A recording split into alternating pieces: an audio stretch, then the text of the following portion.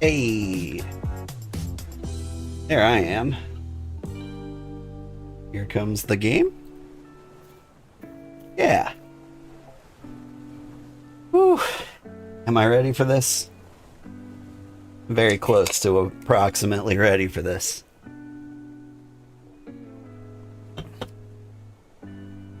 Hi everybody. Good afternoon. I am Old Man Sugarheart. Today we are playing BitCraft online. And not a ton has changed. Honestly, I think everybody's kind of slowed down a little bit on the game. I think there's still some people going strong.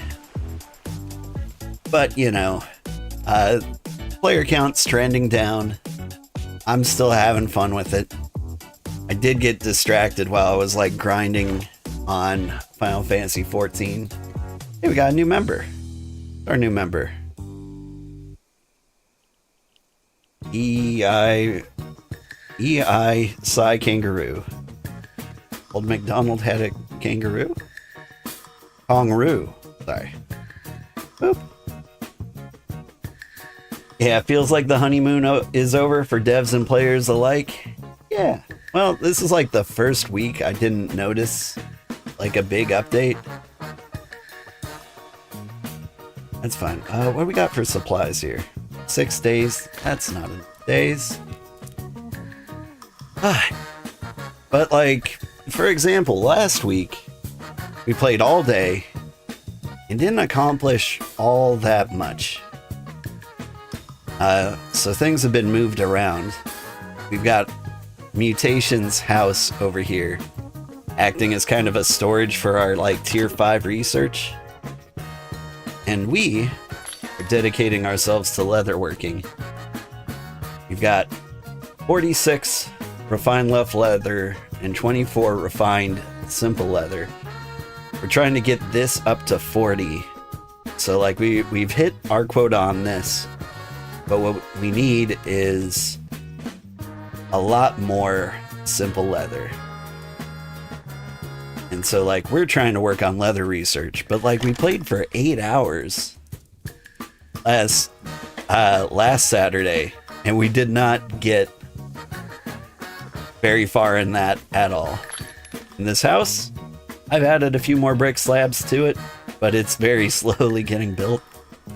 Brick slabs aren't really what I'm for, but it's fine. Like we just got to the point where like less exciting things are popping up and it's more of a lifestyle now, you know?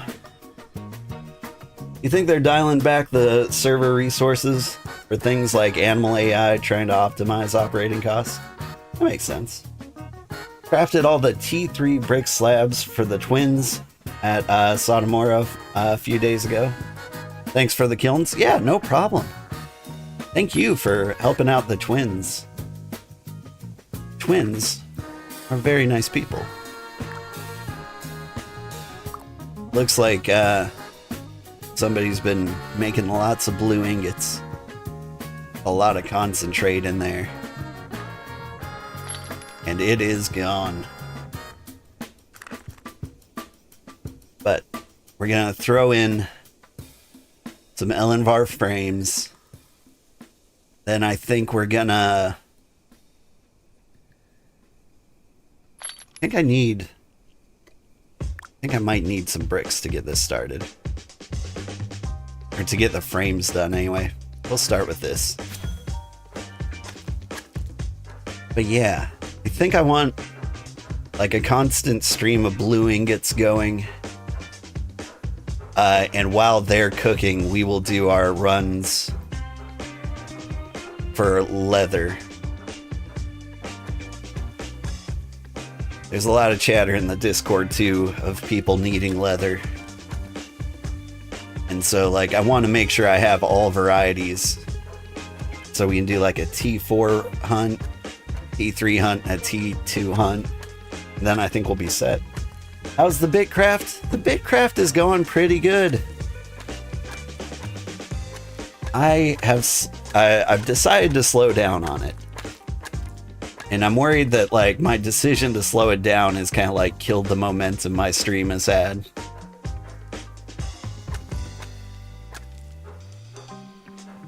But like, I feel like it got less entertaining to watch.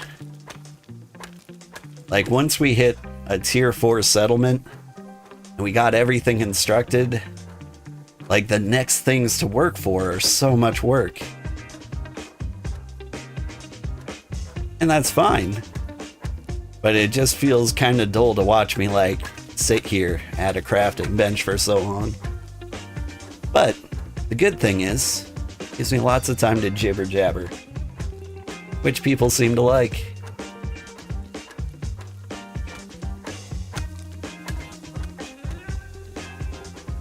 But I'm also getting like tons of requests for like new games to play.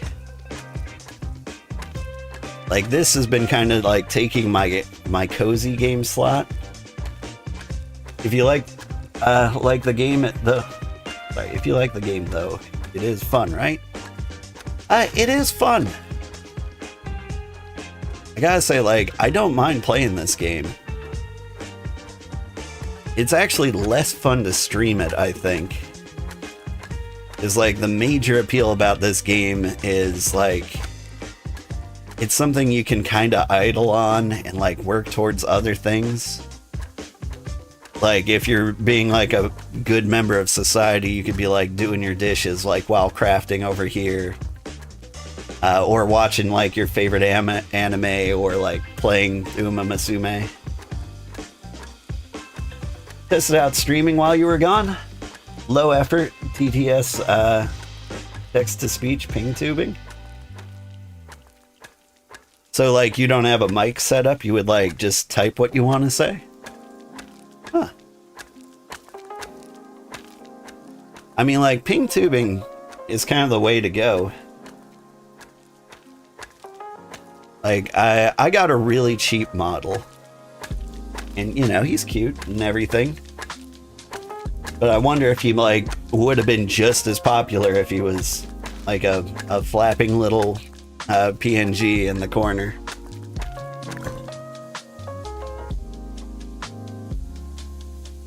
Okay, I was making frames?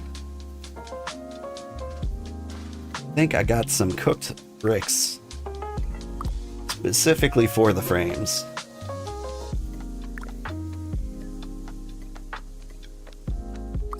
Yeah, that's the stuff.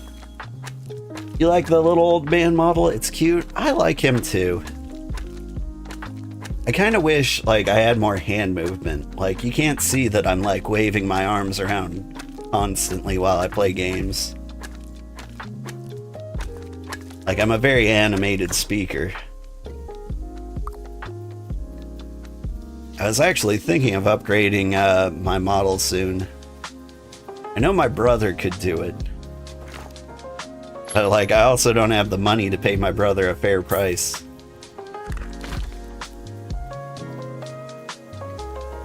Like, if you're not familiar with my brother, he's sometimes in the village.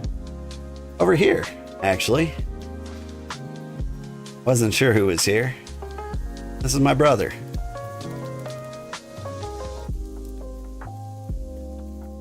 Right here. He's a talented artist and designed his own VTuber model. He did a really good job. I would pay him, but like, how much do you pay for something like that? Mutation is my real life bro? Yeah. Known him for quite a while. He's, like 6 years younger than me. So he's not an old man yet, but he's getting there.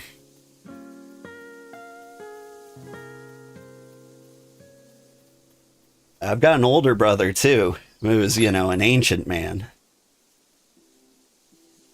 I don't have a lot of tea. Look at that, more tea. Perfect. Alright.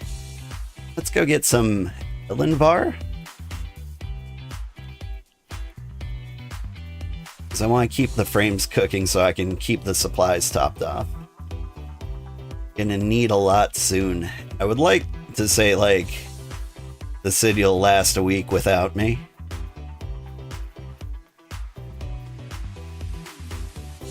Also, sorry, Floopwax, you don't tend to answer other chatters due to being considerate of the streamers? Nah! Go ahead and have a conversation. Like, the biggest problem for me is that, like, I'm used to people talking to me. That's true. But, Elenvar, right there. Usually see it around here.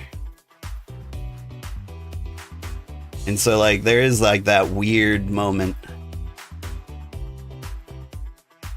where, like, I read the latest chat message and it was an answer to the chat message before it. And so I gotta get my bearings a little bit. But honestly, if chat starts interacting with each other, I think that ultimately helps the stream, even if I look like an idiot for a minute or two.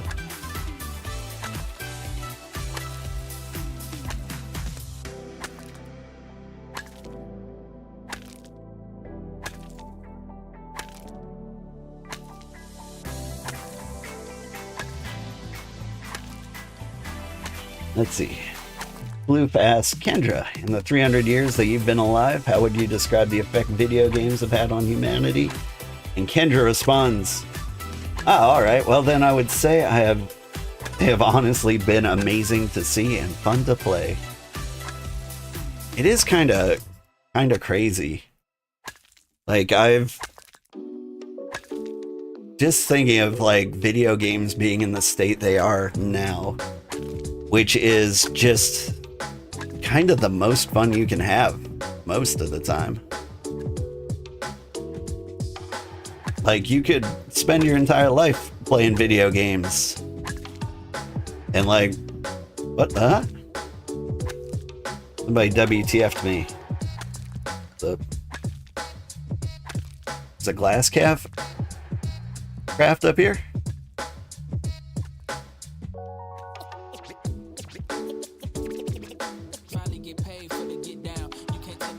Can't see chat, it's too bright.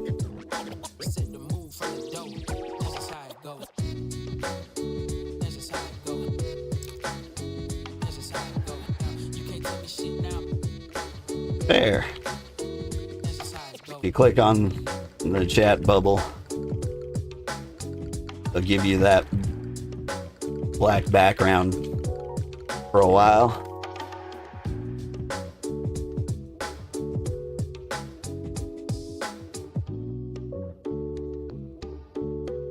That works. Let's go.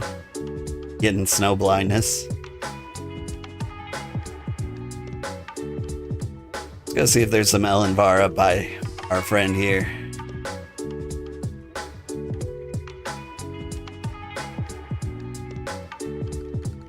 What brings you up to our mountain?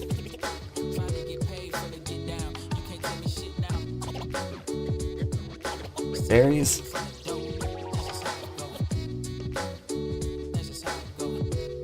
Temple for Heart is here? Dang. Must be pretty high level then.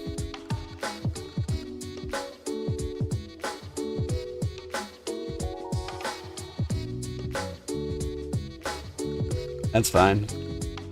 Did that, now stealing my berries. I don't think anyone in our settlement can chop and forage tier 6.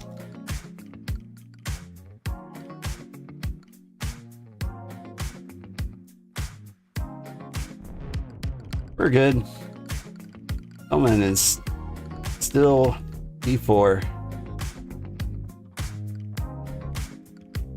Soon to be T5.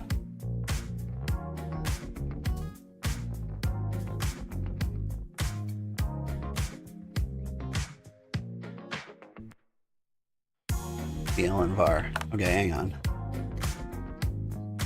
Ellen?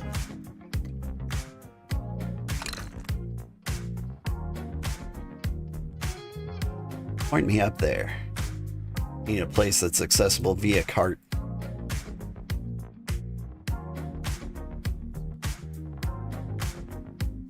Gunmetal can forage T6?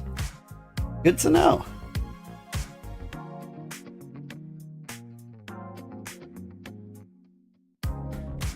When I think of like how my life would be if I wasn't like trying to be an emperor and I just like stuck to one job, I feel like Forager could have been a fun one. Because there's just so many good reasons to like go all over the world.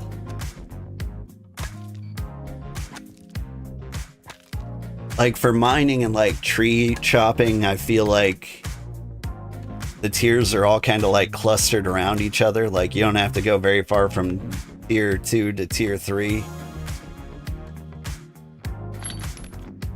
But with foraging, like the plant fibers are so hard to find and the berries are always in interesting places. Same with the mud. So I feel like it's one of the better gathering jobs for just exploring.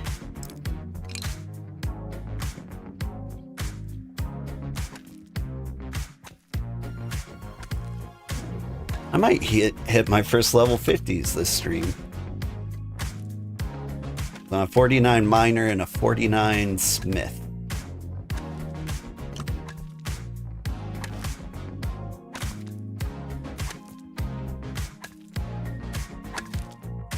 You really gotta get the settlement up to tier 5, then I could actually do something with that.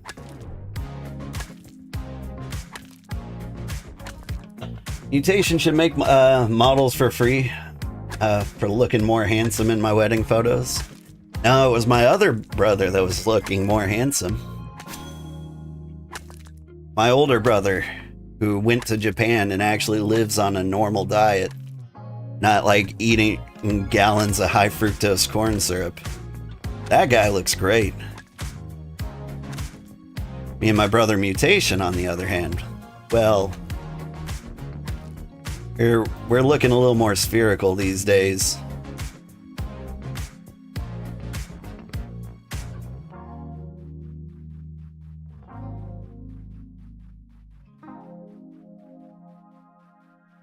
I really didn't expect the snowy peaks to be so peaceful. I really appreciate that about this place. Like, I thought the pine forest would be safer and generally nicer. But like, just the fact that I can wander around here and not worry about like enemies at all. Are we close to the Starcrotch Lakes? We are.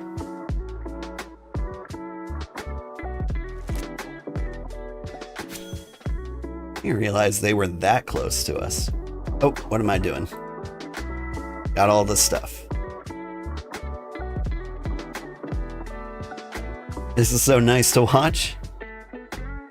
Well, thank you. Like, this has been possibly the most successful game I've ever streamed.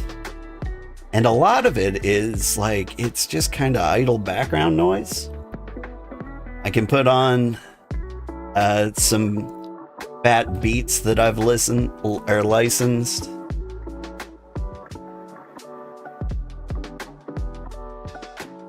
Like at one point, for the stream's sake, I was like, I need a way to like inject music into what I'm doing. Like either for videos, like tutorials and stuff like that, or when like a game doesn't have that good of music.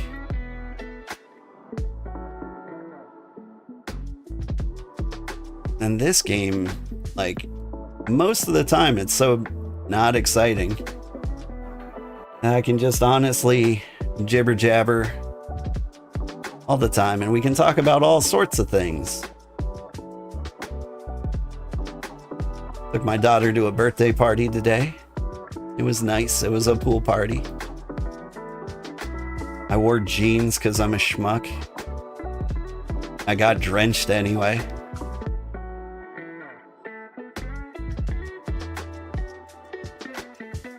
I'm worried my daughter is becoming shy, which was something she wasn't before. Like, I think she just didn't have to try so hard for attention because she is tiny. Like, I'm a pretty short guy. My wife is under 5 feet, 4'11" and a half if you ask her. And so, like, my daughter is very tiny. You know, the offspring of 2 hobbits. And so, like, she was used to just being, like, extra adorable. I think she kind of hit, like, a mild growth spurt. And now, like, her height matches some of her classmates. And so now people don't, like, think of her as, like, the cute tiny one as much as they used to. And so they don't approach her and say, like, oh, you're adorable.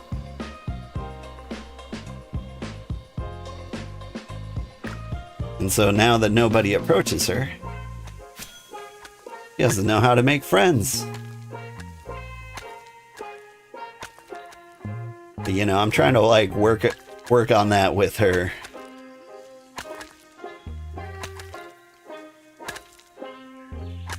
You know, teach her proper introductions.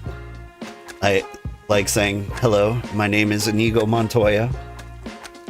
You murdered my father? Wow. See? Nailed the proper introduction. He's gonna do great out there in the streets. Your headcanon is that old man Sugarheart is Rob Swanson with a voice changer. Man, I wouldn't mind, like, a super deep voice. One of the nicest things I've heard while streaming is that my voice isn't bad. Because, like, in my head, my voice has been terrible this whole time. Pretty good. I was chatting about you in stream.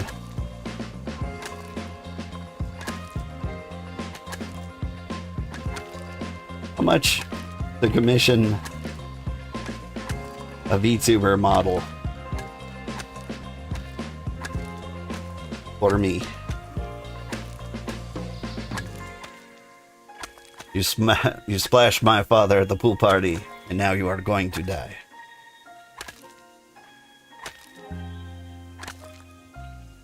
Feel free to reject me. Alright.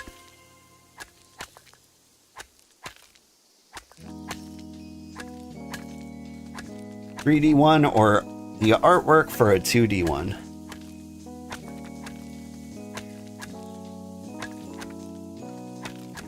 $3D. Mostly looking for arm control.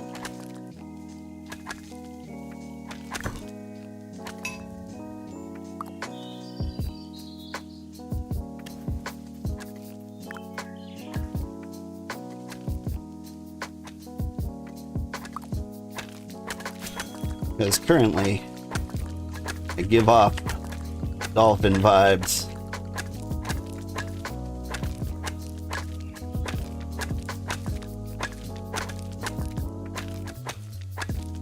Okay, that's not too hard.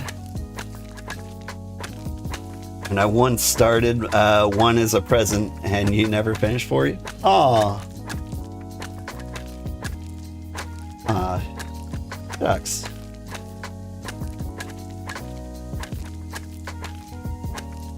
.3D programs you use are Xanimator and VNYan. Those compatible with VTube Studio?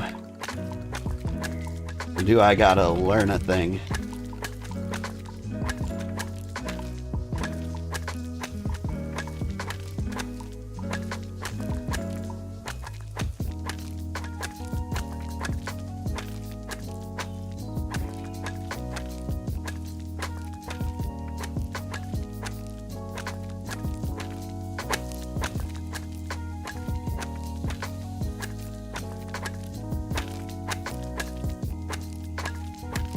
Cube Studio is only 2D, right?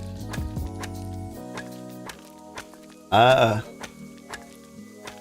don't know. If it is only 2D, there's some pretty impressive 2.5D business going on.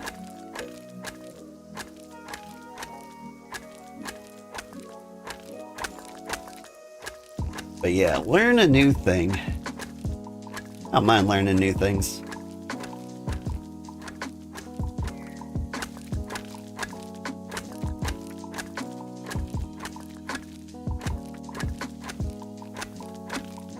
Honestly, I was thinking about like how much work it would be to use like some of my tech skills. Because like, if I could get like a face tracking library or some like webcam plugins for like Unity 3D, I could build my own studio. And that might give me more superpowers that I could work with.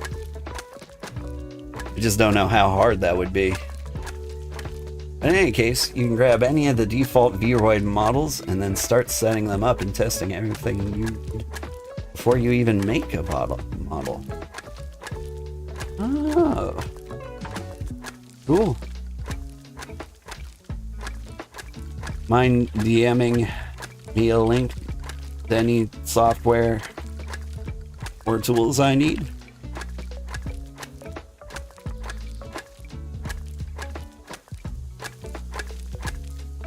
Because one of the things that's always bothered me is like sometimes I want to show you guys like a picture of something.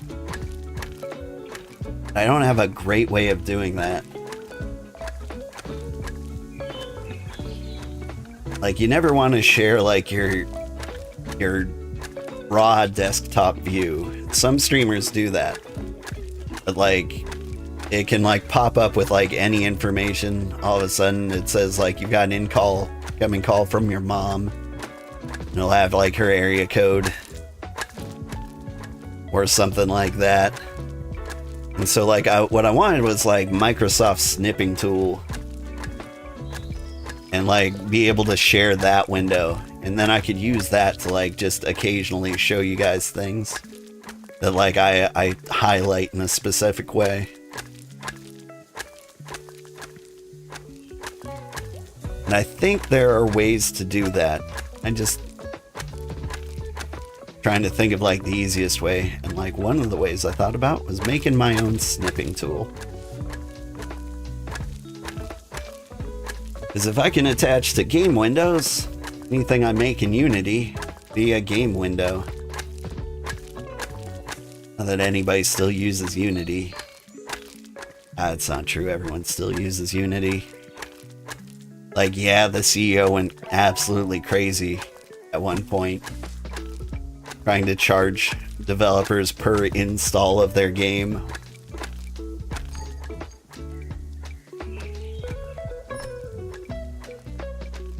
Which can get pretty bad, especially if you make free games, which a lot of people do. Like, imagine you wanted to dip your feet into like the free-to-play with like freemium purchases.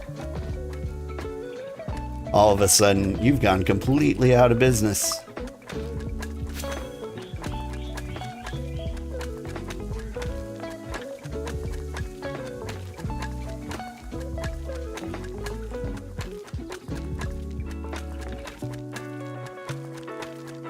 For the craft help.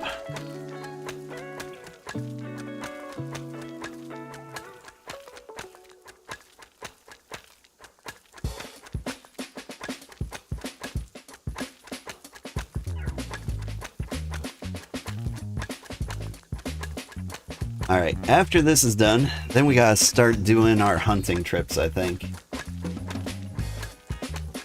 Best dox is a self-dox, yeah. Honestly, I wonder how much my, like, physical coordinates I've already given away.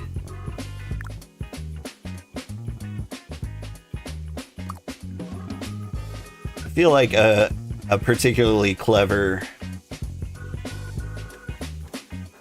person could probably piece together like where I live from various context clues.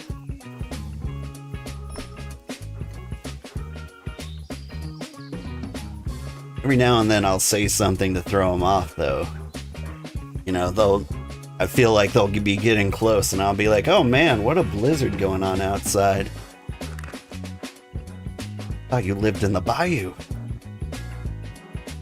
He's got to be in Saskatchewan.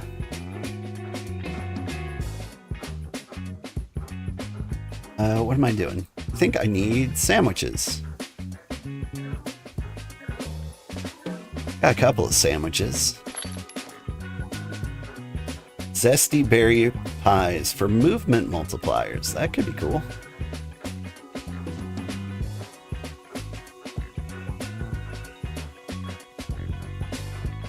And then we've got the hour-long bowl brawls. I think let's steal the berry pie.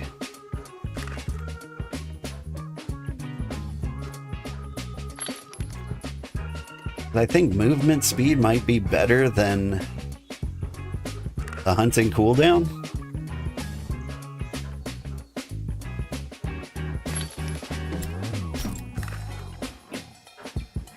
Alright, off on a T4 hunting trip.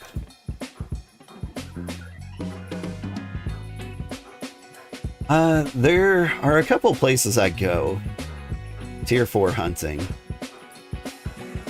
Redacted, it's kind of a fun place to stop by. I like it because sometimes there's critters like right inside of it. But it's also got some elevation problems. But yeah, like I just hit tab and it immediately targeted me on somebody who is hiding around. Where am I running? There they are.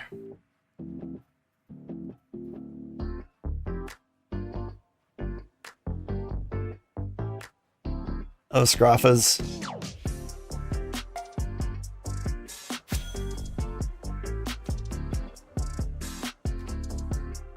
Yeah, make sure they don't like fall off the cliff here.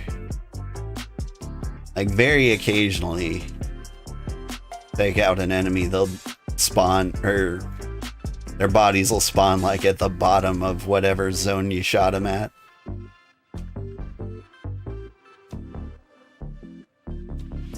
I think they deliberately raised this so that they wouldn't fall down.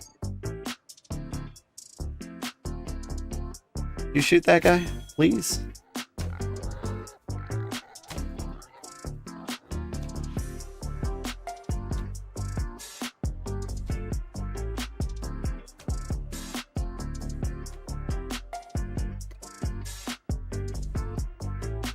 We drop a card up here.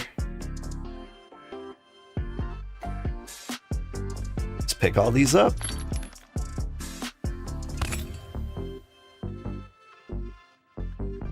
These. You.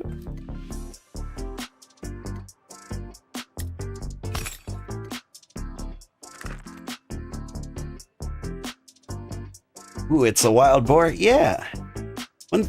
One thing that made me happy in this game was there's a variety of like tier 4 animals. In tier 3 as well. But like with tier 4, you've got like males and females.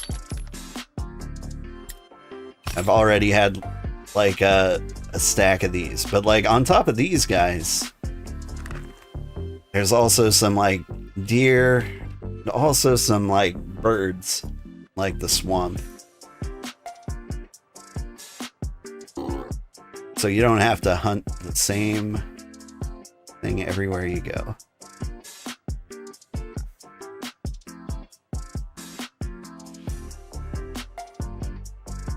I see you.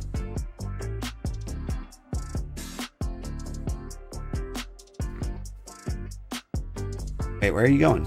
I guess you're hunting that one. Okay, that's fine.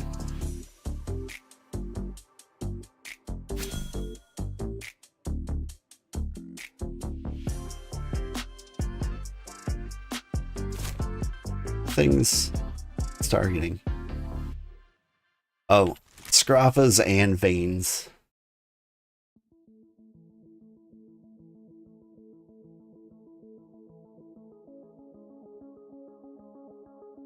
Get the cart down on ground level.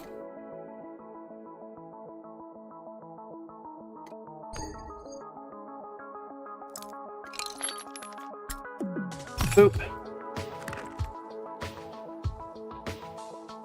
Yeah, Kendra, you said this looks like a fun game, or at least this is a fun stream to watch. I do honestly recommend this game. It's a fun game.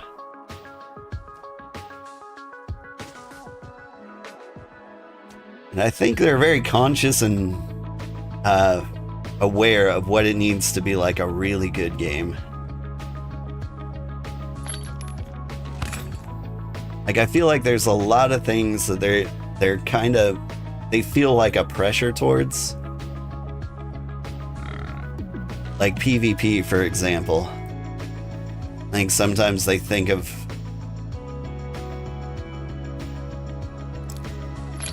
like what kind of crowd they could draw with that, and I think people like specifically request it. Like, they'll say things like, what's the point of this?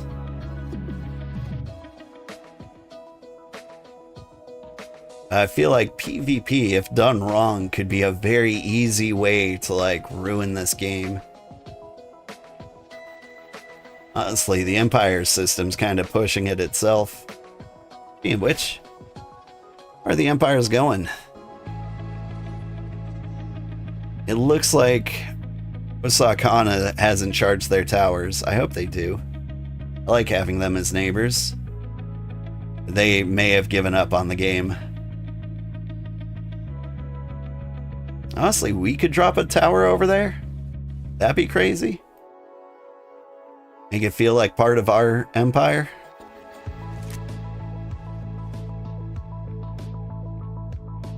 I wonder. Like, I just haven't seen like a member of Osaka in 1,000 years.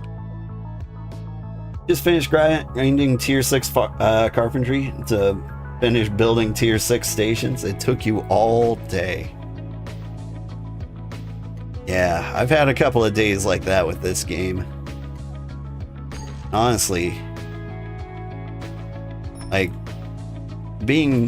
needing to grind in Final Fantasy 14, like, I feel like really put me behind in this game.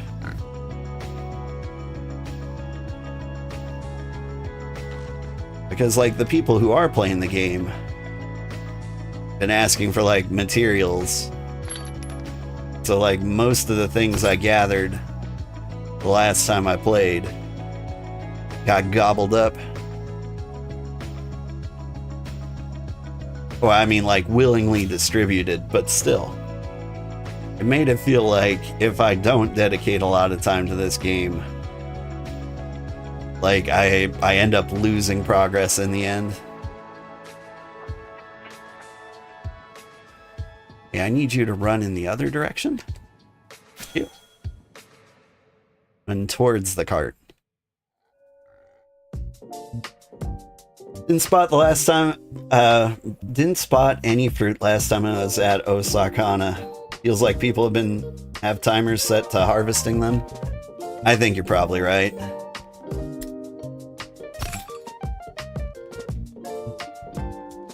Like, I believe I don't know if the devs have given full API access to everybody yet, but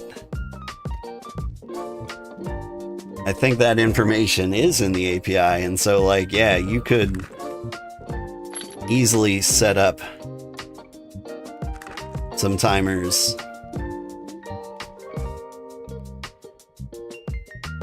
to, like, figure out, like, when those respawn back in.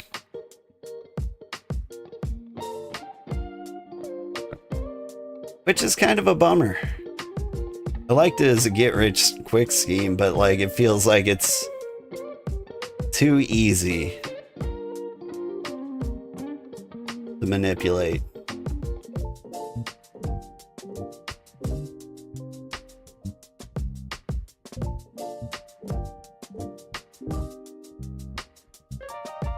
Then the average person just kind of has to buy them, I guess.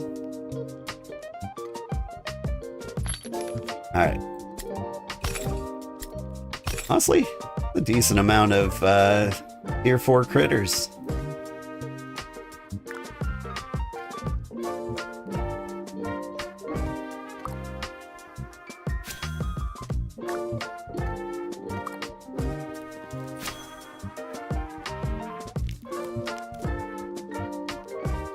Where is everybody?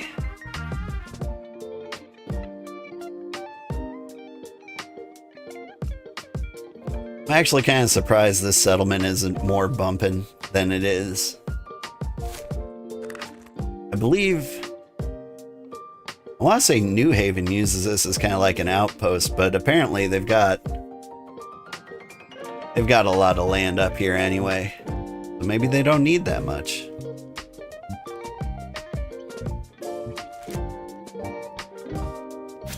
No easy way to disrupt them other than stealing the fruit, which maintains the retimes schedule they use to hoard them. Yeah. A Port Taverna outpost. That might be true. That would make sense. Because Taverna doesn't really have land.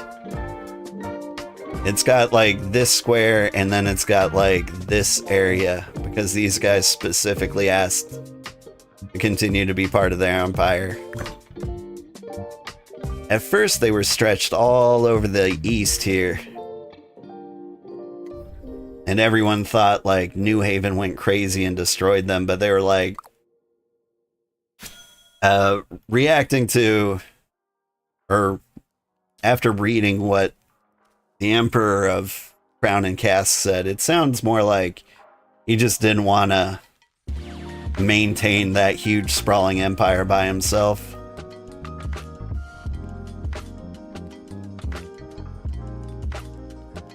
You're pretty sure this is a Port Taverna outpost? Yeah.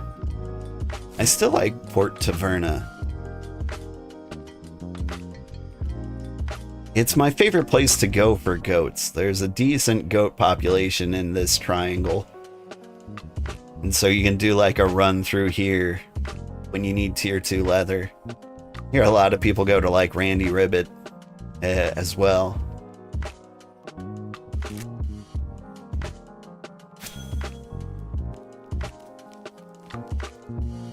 Hey Gamer Foltzy, how are you doing? I heard you are also in the leather business.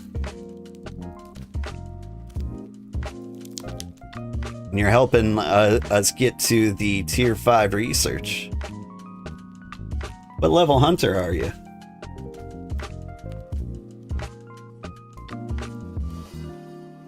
Good day, good. Today, you are in the leather business. Nice. Not high enough to help? Well, you're high enough to get goats, right? Because I do need goats.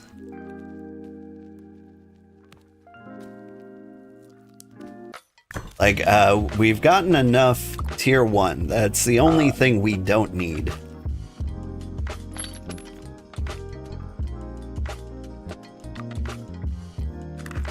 And take this tier 4 back home. Goats are fun to find? Yeah. I was just talking about my goat route. There's this like triangle that goes alongside the mountains here to like Orinor, the watering hole, and back down again. That's my goat triangle.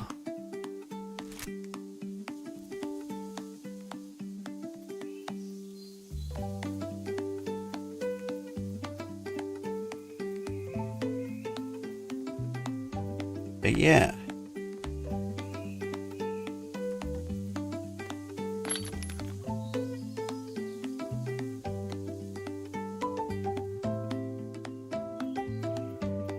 I'd be pretty happy to pay for some like tier 4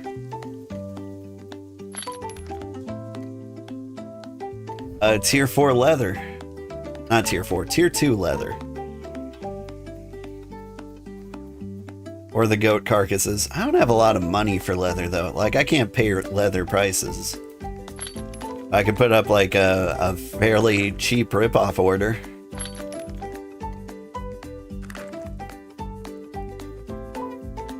You have a triangle outside of Charlotte? For goats? I mean, you have to like get kind of outside of Charlotte then. But maybe like Willow Glen, Grindhaven, West Side. Okay. But like around here, huh? Interesting. Apparently I've never explored there.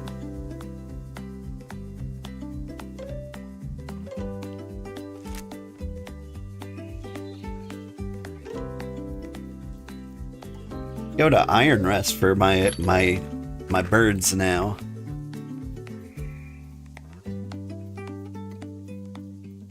Just because, like, I used to go to Charlotte because it was closer, but it feels like they have less birds. Critter fur. Alright. Now back to the grind.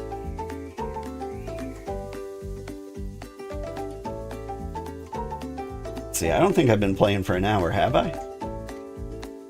No, so like the tier 4 ingot should still be cooking, so I can just sit here and grind for a bit. Whew, can be fun if others are after them too. I haven't encountered like a hunting wrestling match yet, where like everybody's after the same thing.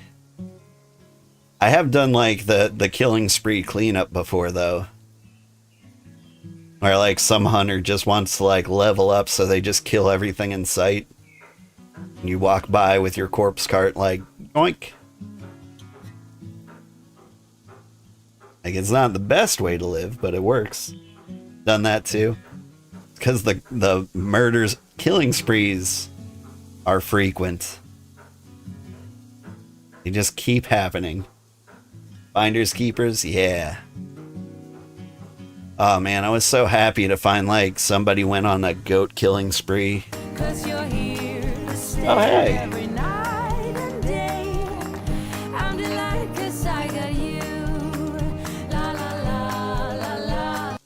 Thank you so much for the subscription.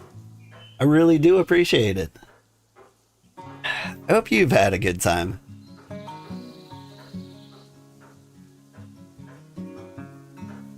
I'm wondering if my BitCraft content is coming towards an end.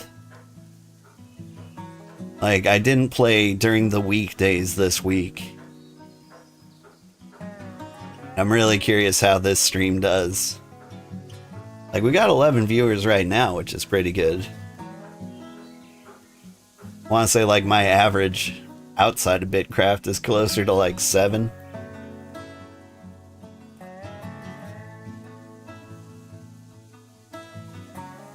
Your numbers have grown since playing BitCraft now? Nice!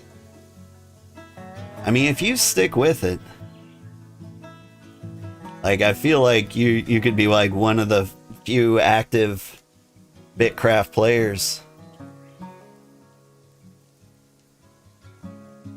True, worst case scenario, it's a neat little community hangout. Yeah.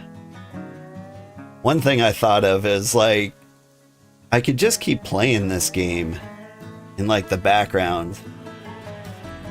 Like I passed the Empire to somebody else, somebody who wants to play this, who like found their like permanent game and they want to stick with it. I give them the crown and then I just pop in and contribute. And then every now and then I could do a stream where I like pop in and be like, look what happened. We built new houses. We're tier 5. Yay! You love it because you get to play while at work? That is probably better than what I do at work. My company blocks Steam, so I can't install games anymore. But, like, honestly, this is kind of a good ADHD tool. Like, you just pull out your wagon, like, say, hey, mine this node until it's all gone. And then you spend those 30 minutes, like, working on whatever it is you're working on. Your other monitor's tied up, so you're not, like, watching a million YouTube videos or reading Wikipedia articles. Because you got burnout because you work in IT. You work in IT, you have hidden connections. Yeah.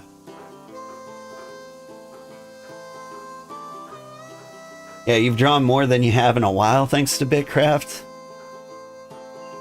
Like, it's a fun game for me, like, when I've got, like, stream work to do. I can, like, just queue up something to craft while, like, I chop up my YouTube videos or write YouTube descriptions, things like that. And honestly, I get done faster.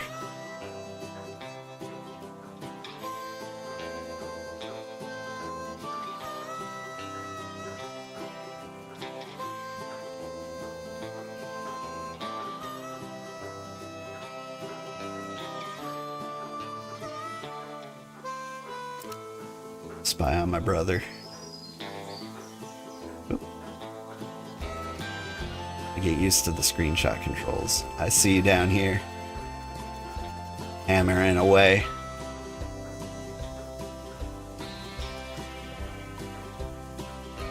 I wonder what mutation's working on. Like a million things, probably. But I see that blue hammer. Whatever they're doing, it's tier 4. Or up to tier 4. You're doing tier 1 refined ingots. Oh, nice. Yeah. Once we get the leather research down, I think the plan is to start working on the ingots. Like, I'm capable of doing so many things. Like, I can do the wood research, I can do the leather research, I can do the stone research and the metal research. I can't do the cloth research. But if I could choose my 2 favorite things, number 1 would be smithing. Number 2 would probably be hunting. Honestly, like the making bricks and making timber. It's kind of like my least favorite of the 4 researches I could go for. You got the juice, might as well use it. Nice. Wood is almost done, at least. Now that's probably something you can just like set and forget. I think the best part about wood is if somebody doesn't like the artificial timers. So like we're gonna get these tier 4 pelts in here, and then we have to wait an hour before we can put more in. If somebody didn't like that, like carpentry is kind of the way to go, because there's nothing that slows you down. I personally don't mind the slowdown. It honestly keeps me from like spending all day at like a crafting bench. Mutation gave you some juice once? It was a rush. Good trade for tea. Nice. Yeah, Mutation's got lots of juice. I always give them my rare items. I think I do anyway. Do I have... Yeah, I don't have anything in here. Got some tannin. Oh, I've got some tea? When did I get that in there? Oh, right. Stop by the market. Speaking of which, I should stop by the market. Yeah. Somebody's been making me bricks.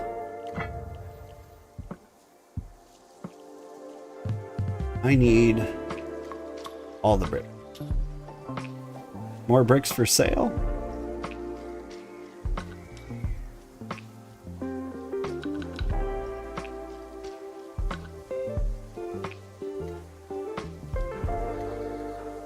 Buy brick.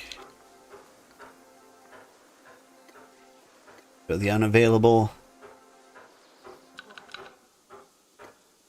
I don't know, what's a fair price for tier 2 bricks? 30?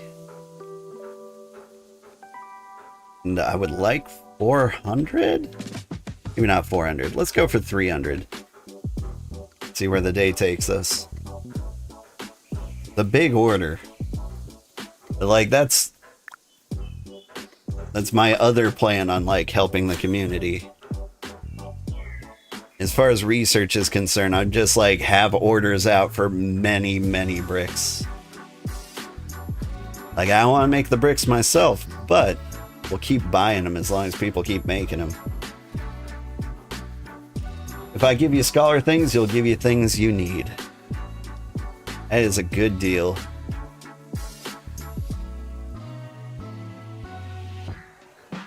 I feel like the hardest scholar things to come by are like crop oil, straw. Probably those two things, like crop oil and straw. Because like you need somebody basically dedicated to those crops. And like you just don't need that much ember grain and star bulbs. Farmers needed, yeah. I know a lot of people joined the Cozy Empire because they wanted to be like cooks and fishermen. Like for a while I was worried we'd have too much food. And that might actually be a problem because like I can just open like the food chest. There's high quality food in there all the time. Like I stole all the pies today. They really should be charging for those. Because if I can just take them for free, which is very generous and very appreciated, anyone else who wants to be a cook can't sell theirs in the market because like they're just for free. Got plenty of food, but not enough crop oil, straw, and fish oil, right? And so that puts you in the scholarly position of needing to like make food just to not use it. Although, can you convert star bulbs to I think I need to tan? Boop. Oh wait, filled with bricks.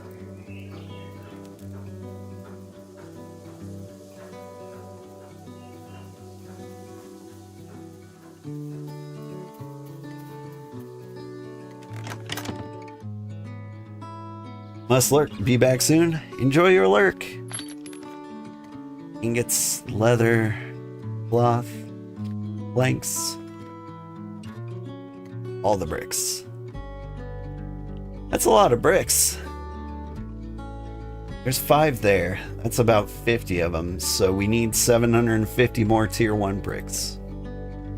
Or we need 750 bricks. We had like 400. So what we need, 300 bricks, give or take.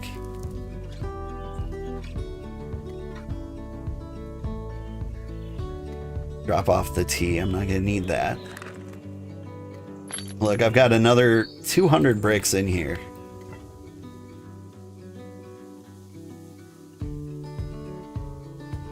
Yeah. Yeah. I'm gonna hang on to my tier 2 and tier 4 for a little bit.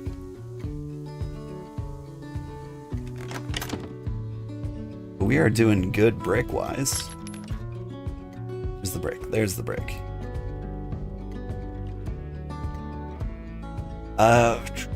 500.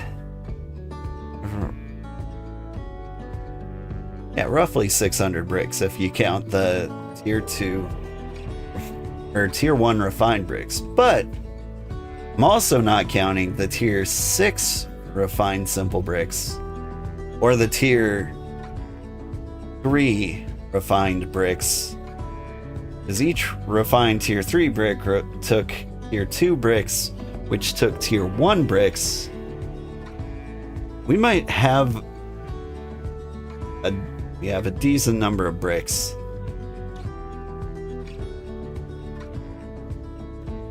We're very close to having the correct number of tier 1 bricks. You can math it? Good. Good, because I need to stop trying.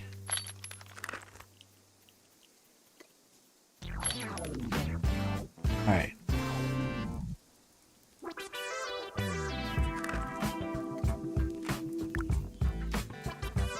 Thought I queued some stuff up. No, that's right. I couldn't pick up this.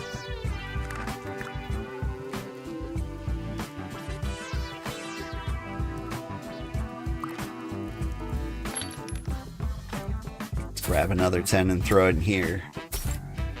That way. Oh, I've got more bricks. We've got all the bricks. We don't need any more tier 1 bricks.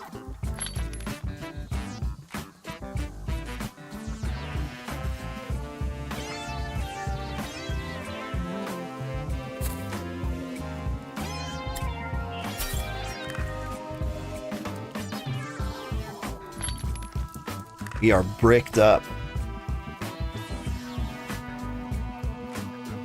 In fact, here's my buy order for tier 1 bricks. Wait, my buy order for tier 1 bricks was completely filled.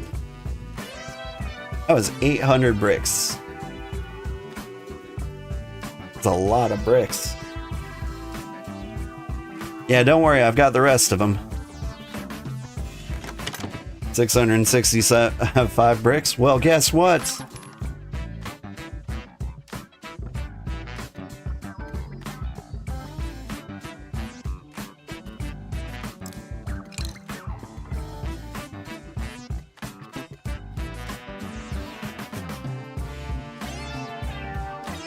Let's see, 400, 800, more than enough.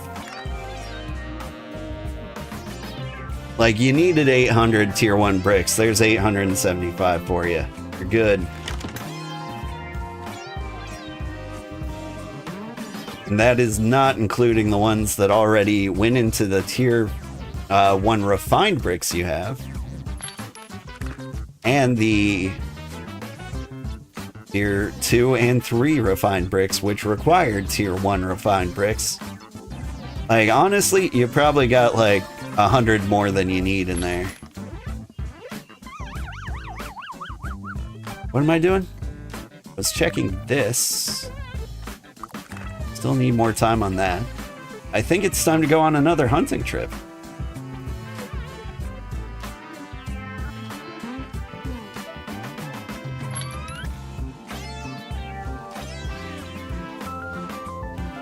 So now we need the tier 3 leather.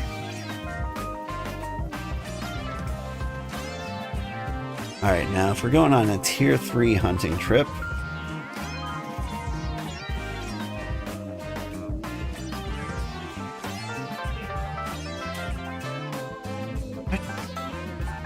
that's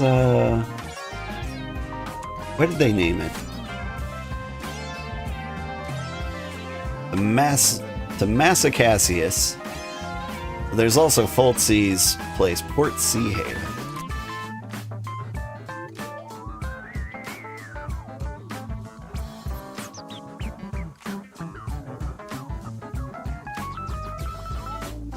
And yet I don't have any of those.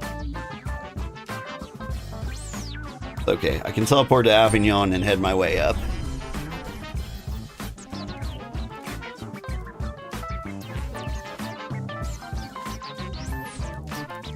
$980 tier 1 bricks with the refined total. You don't have a waystone yet? Yeah. Oh hey, it's our friend Volman. Hi Volman. He's our cloth guy. I think he's been hooking us up quite a bit. Like, honestly, we're gonna get... I want to say we can get at least one research done today. That's the goal. I want to have 20 tier 4 refined leather for mutation. Ew.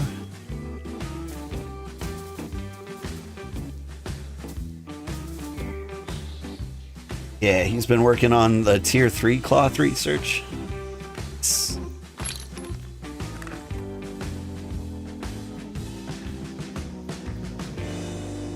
Now I see critters to hunt, but what I'm gonna do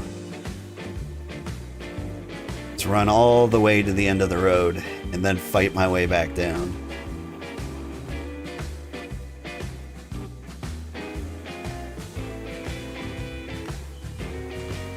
That way, when like the hunt ends, we'll be back in Sotomura.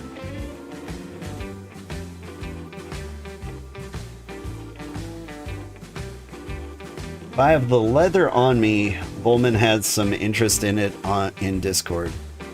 What tier does he need?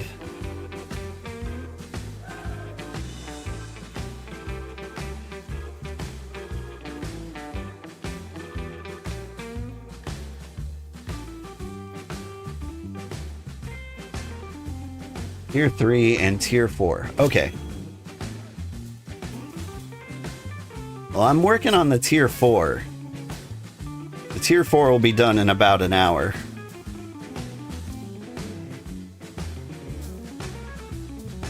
And Tier 3 is coming after this hunting trip plus half an hour.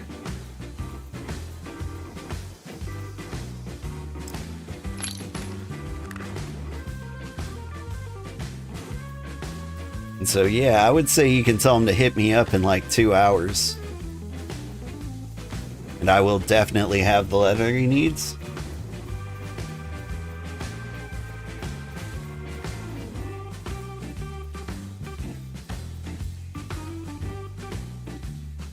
You'll be working on Tier 1 and Tier 2 per bowl as a trade for the cloth. Man, that's nice. We'll get him all the stuff he needs. Ew.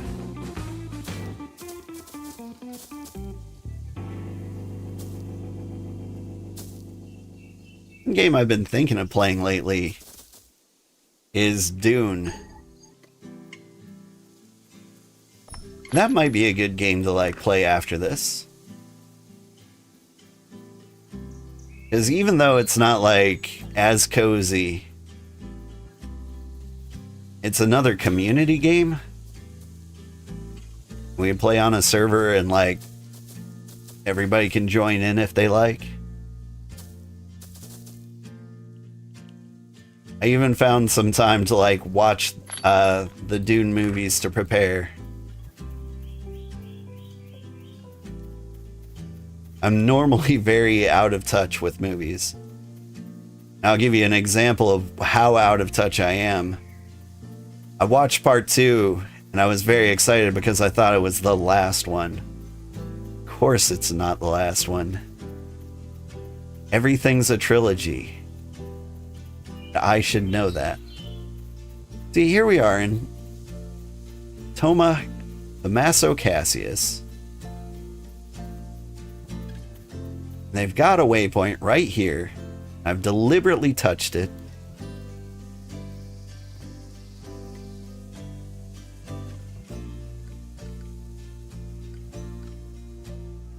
But for some reason, can't search for it.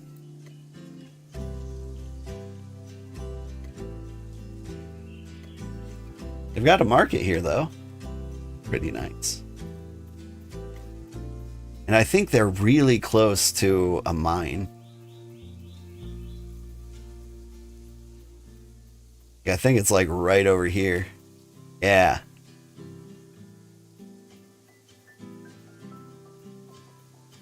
So if they really wanted to go absolutely crazy with like the smithing and the mining, they could have the greatest supply the world has ever seen.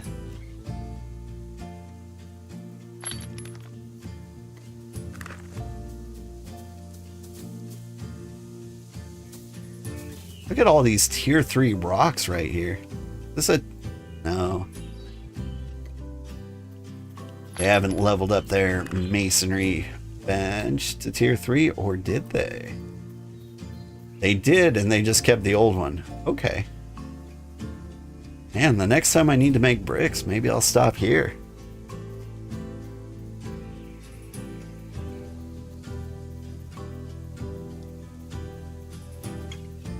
Yeah, you've touched it, and still can't get there? It's such a bummer.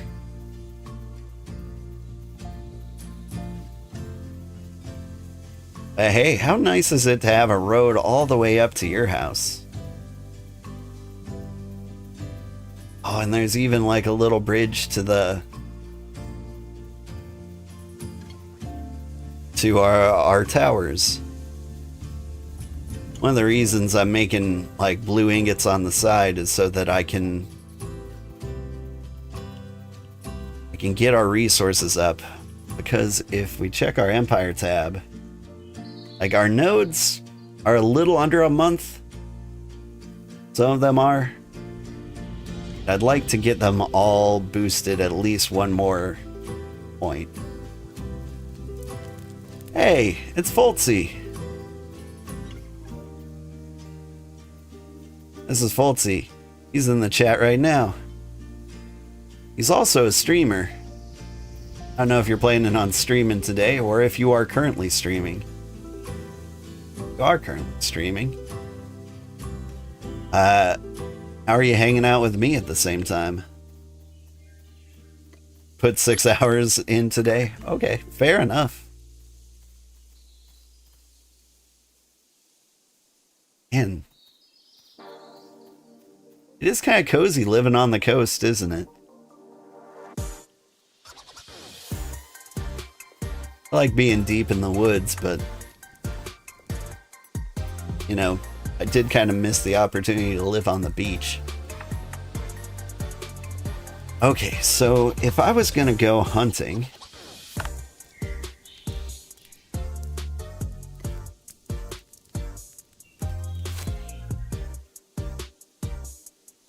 some services directly south of us, males, some females. We're on the coast.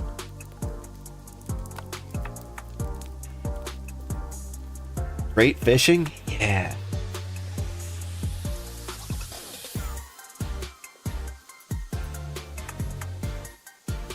I'd like to be a fisherman in the game, but I think I would like want to stick to the lakes all the time. It's because the scenery is so much better there.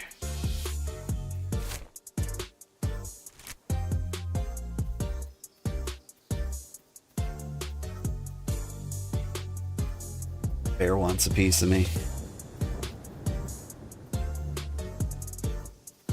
Let's hamstring him. Can you figure out how to get to me? You're acting like you can. I aggroed you from across the room. Now you found me, but you're half dead. Still just kind of considering it? There we go. You could do it, big guy.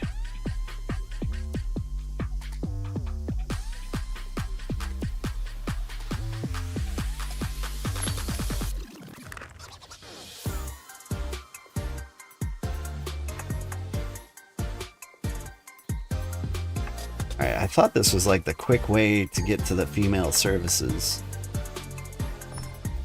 Female services sounds very creepy. Probably not a phrase I should use ever again.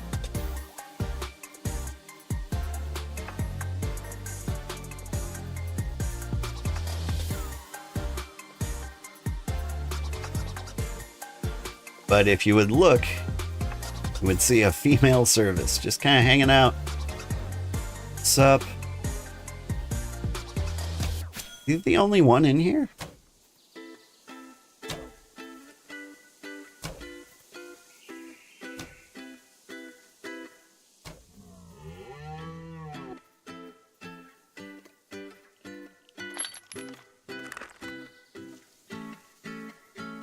There's the other one. Usually when you hunt something, something pops up immediately.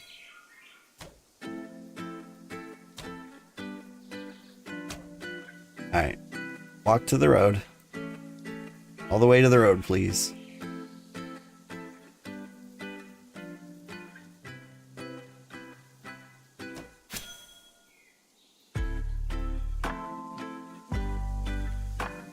Good enough.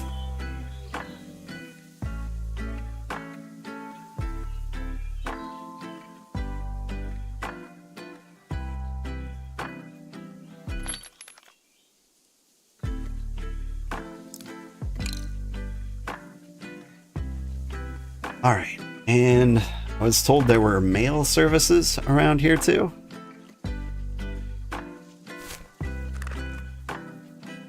Right to the west, a little too off-road for me.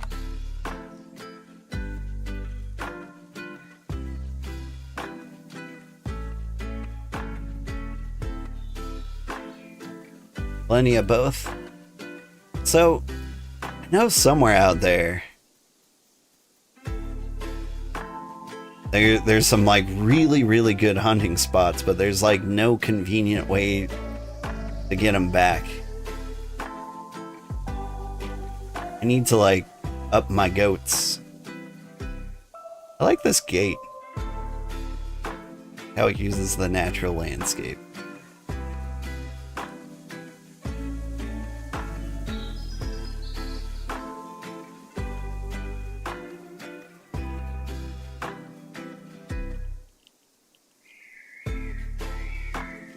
Like, there's a place out there with like 12 to 15 services just kind of like stacked up in one general area.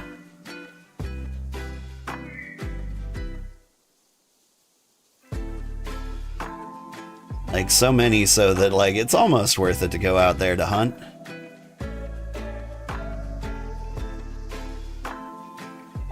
But man, I am not hunting without the convenience of a road ever again. I guess we'll see, like, once we get to tier 5 animals. I don't even know what tier 5 animals are.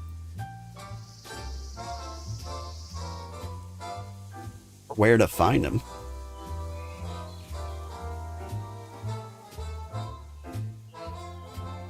Could be some males along the road as well. Yeah.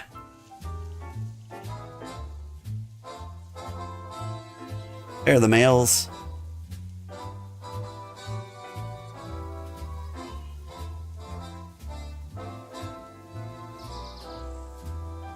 Let us park the car. Howdy, male.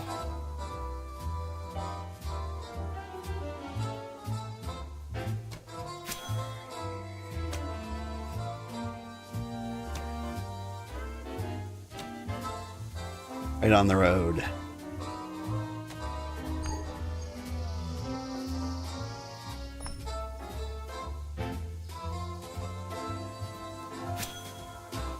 We got one of those psychic jackals.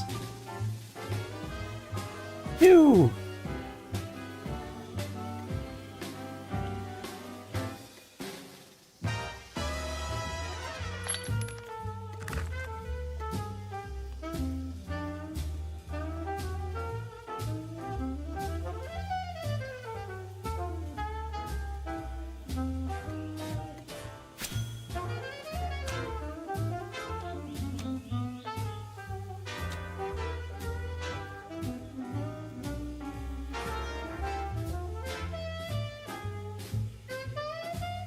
You get all the way down to the road?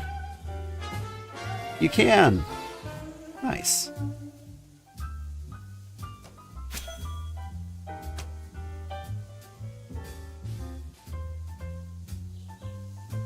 feel like these guys are making bigger jumps down than they used to.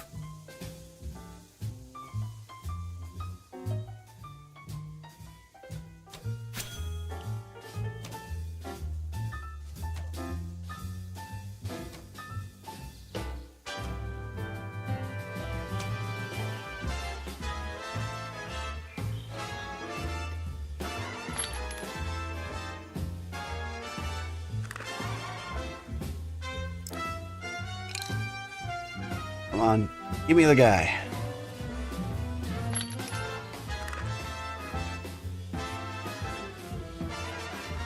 Whew.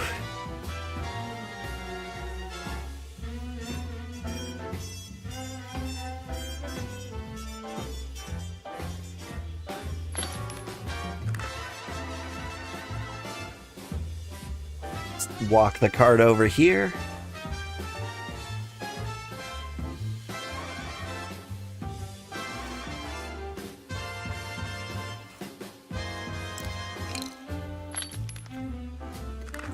What sand is this?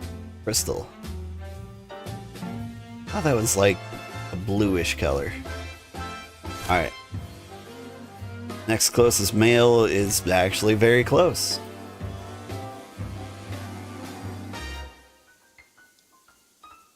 Actually be down there.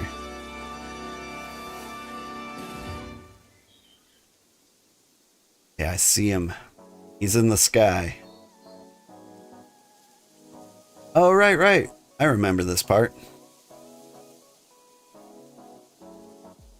The Port Avignon cave.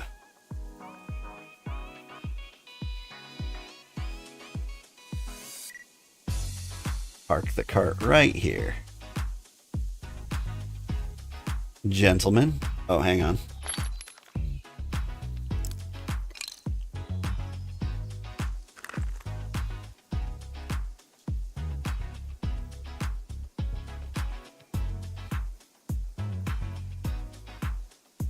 Always start in the back so you can scare them all towards the cart.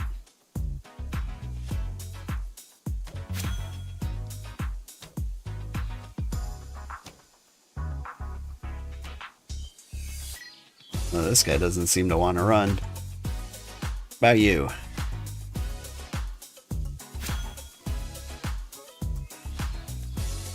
There's a jackal? Oh, I see.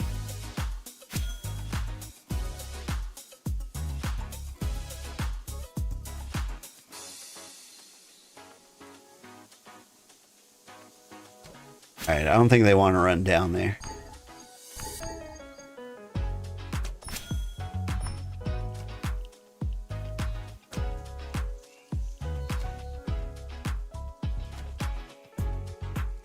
You kinda do.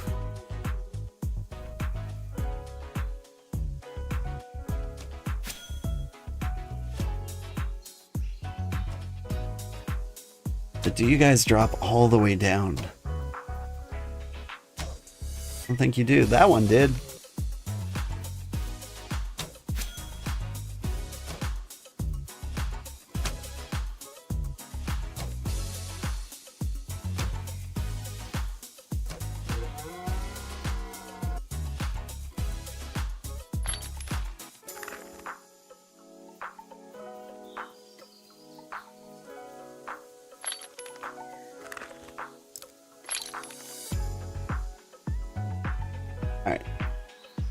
So once we get tier 3s back, tier 4 ingots should be ready.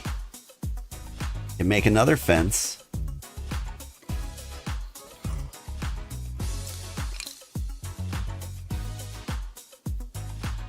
Once the fence is ready, the tier 4 leather might be ready.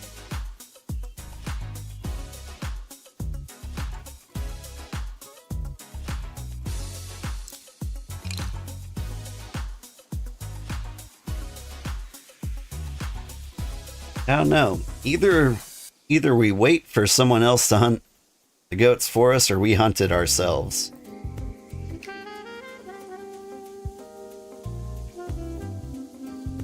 I might get impatient and just hunt the goats ourselves. Because we really are so close. I think I need 2 full goat trips.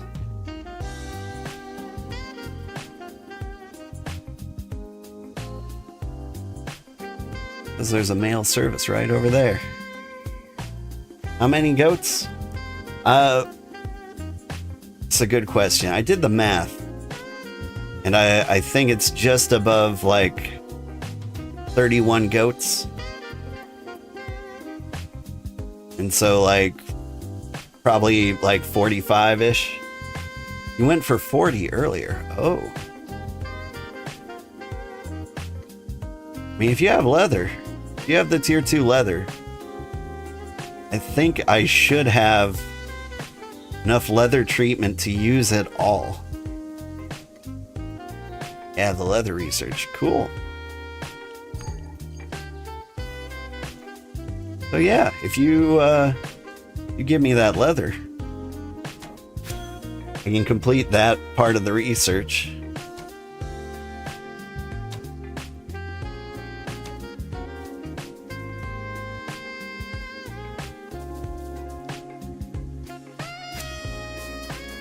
Hello, Jackal.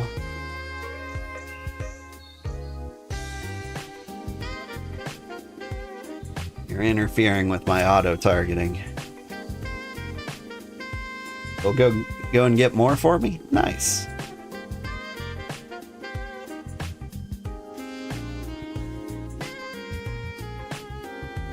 Ooh, jackal fangs.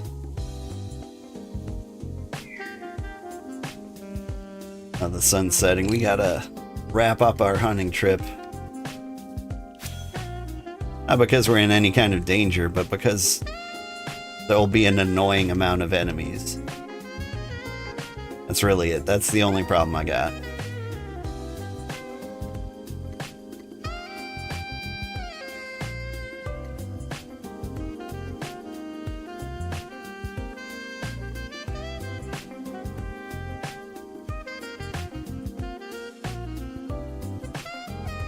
I really chased them all over there.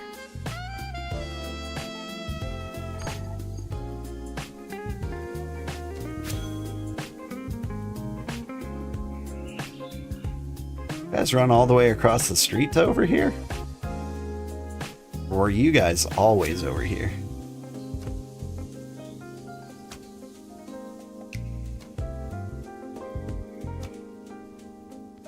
Right on the road.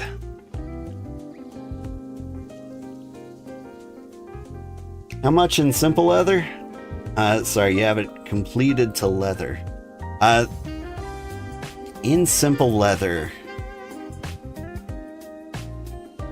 How much is it?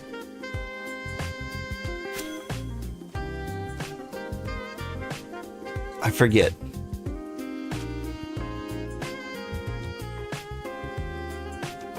I genuinely forget.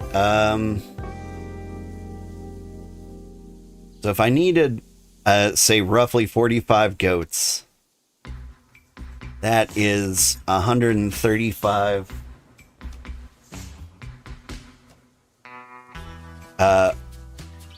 135 pelts. And I think simple leather is a 1-to-1 from that. And so it's probably 135 tier 2 leather is what we need. Oh, not that close. But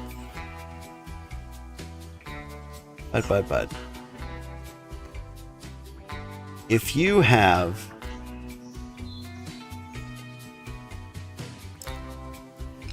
what was I gonna say?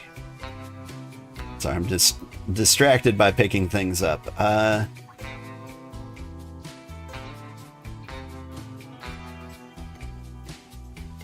If 30 goats would be 90 leather. If you had 45, I think that would be enough to put us over the top, assuming like I did a full goat run as well.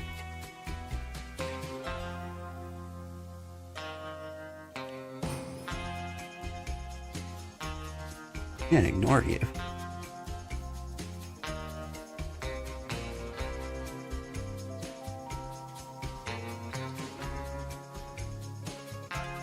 We're almost to Bakeko. Not Bakeko. Port Avignon. There's one thing I really like about Port Avignon. You can park the cart here. You can hop on a raft.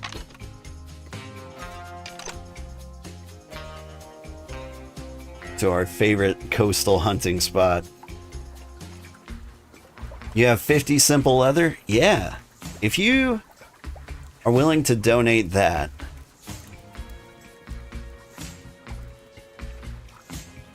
I think one more goat hunting trip will do it for like the tier 2 portion of the research. 57, yeah. And I will pay you back with whatever extra we end up with. It is possible other people have done like some hunting. And I don't even need that much.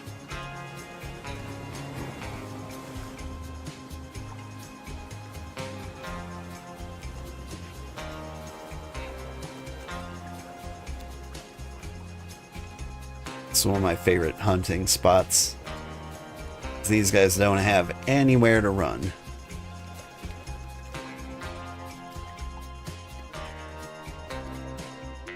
Park the boat down there. Climb up here. If I can't one-shot a jackal.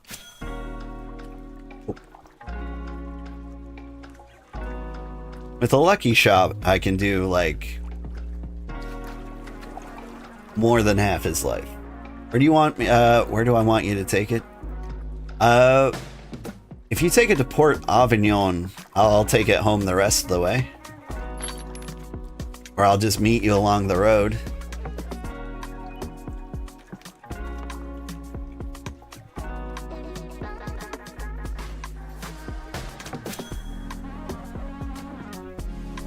Or you could take it all the way to Sotomora. I have given you... Surely I've given you permissions to put things in the storage. I did.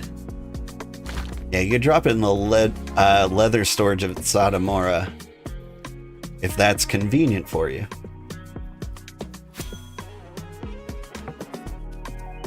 Or, I don't know, that feels rude of me. I should run up and get it.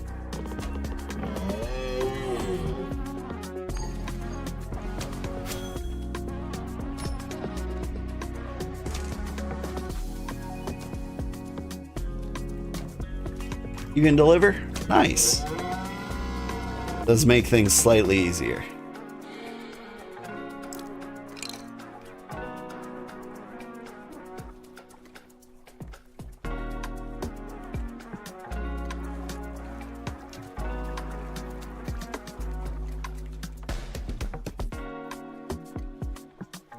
They all died exactly one stair away.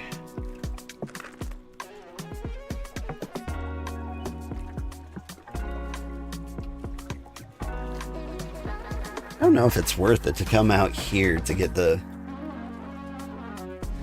tier 3s. If it's just the 3 of them, they... I know the northern lake also has some interesting, like, little coastal hunting grounds. But there's no, like, ground level connection from here to there, I think. Sea level connection? Lake level connection?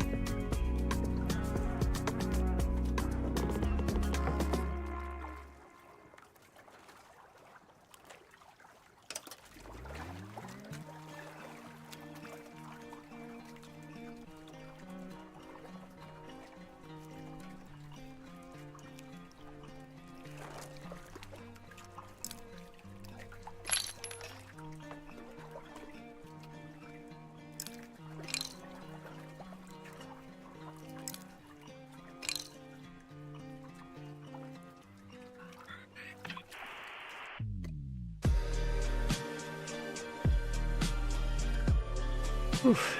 I think there's like a couple more good hunting spots. How many more things I can carry? I can carry like another wad of females, or like 2 or 3 more wads of males.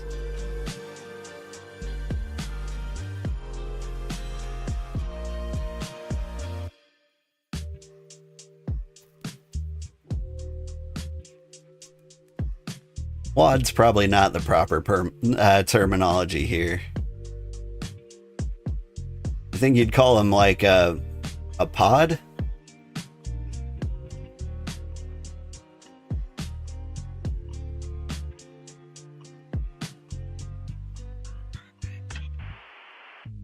Like in XCOM, whenever you like come across a group of like 3 or 4 people, they're called like a pod.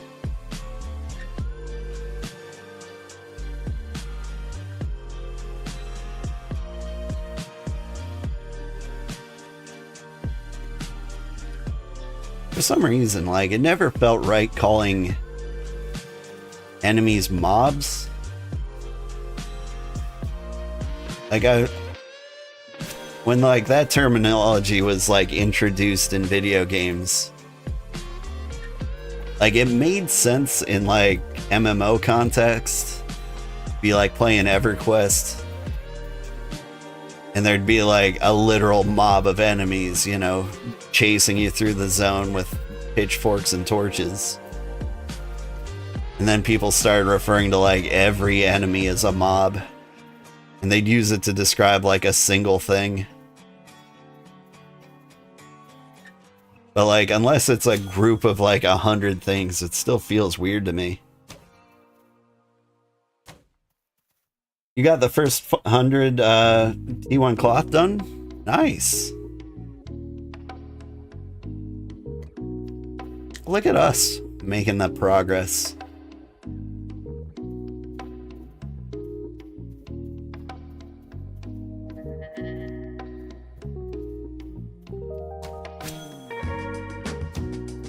Just want to get their research done wins. Well, I guess that's not fair. I got Foltzy helping me with the leather.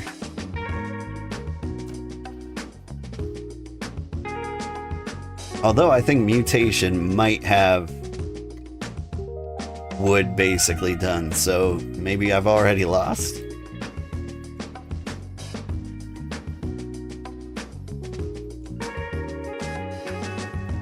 Oop, there's another one.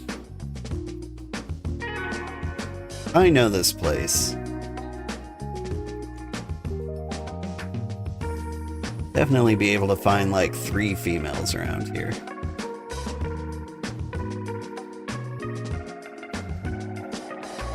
If I can find 4, there's one for the backpack too.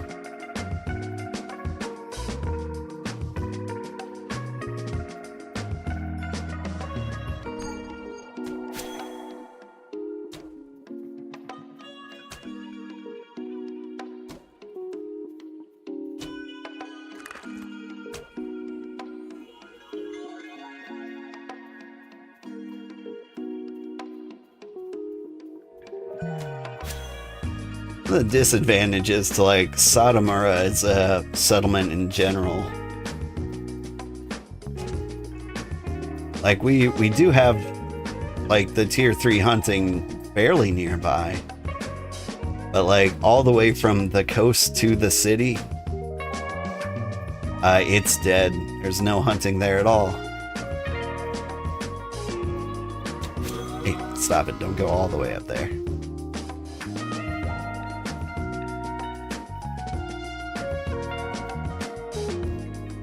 Like, you can't get to the hunting without, like, wandering off the road or into the woods or across a river.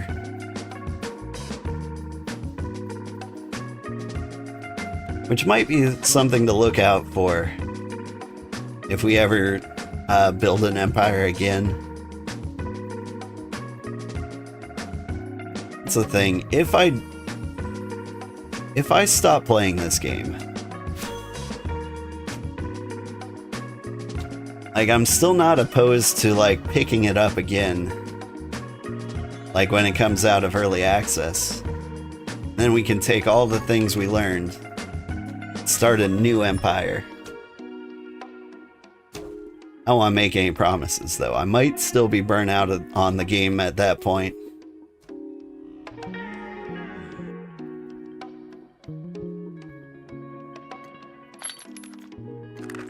Although I do have some friends who are deliberately waiting for the early access. From what you understand, they're going to wipe at least once? Yeah. And so our choice then is, do we start over from scratch? Or do we just move on to the next game we want to play?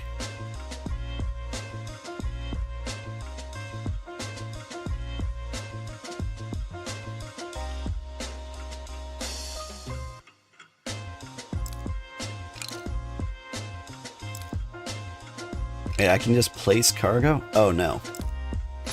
Drops it on the floor. That's no good.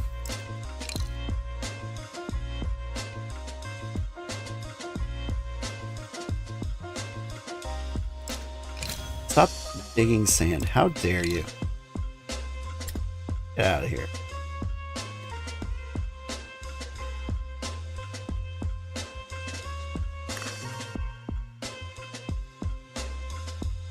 You quite enjoy the game, but it does feel rather repetitive. Yeah. I mean, it's kind of like it's not the game, it's me. Like, the game is great. Highly recommend. I'm just not like the type of person who plays the same game for a very long time. And to be honest, putting 300 hours into this game is insane to me. It's what I did. But that doesn't mean it's not crazy.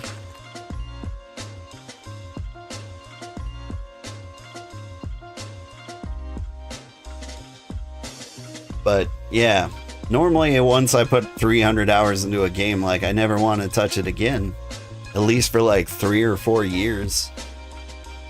And so when the game comes out in early access, I'm not sure I'm going to want to play it again. But who knows, maybe I'll be craving it by then. It's definitely like the only game of its type that I play. It's like I looked into Albion Online. I skipped RuneScape entirely. But you know, I've heard nothing but good things. Okay, so I think we're loaded on females. We keep an eye out for males, which do exist, but they're not along the road. I think we're all decked out. Yeah, it's entirely fair. You played a few games for over a couple 100 hours, but usually they have more varied content.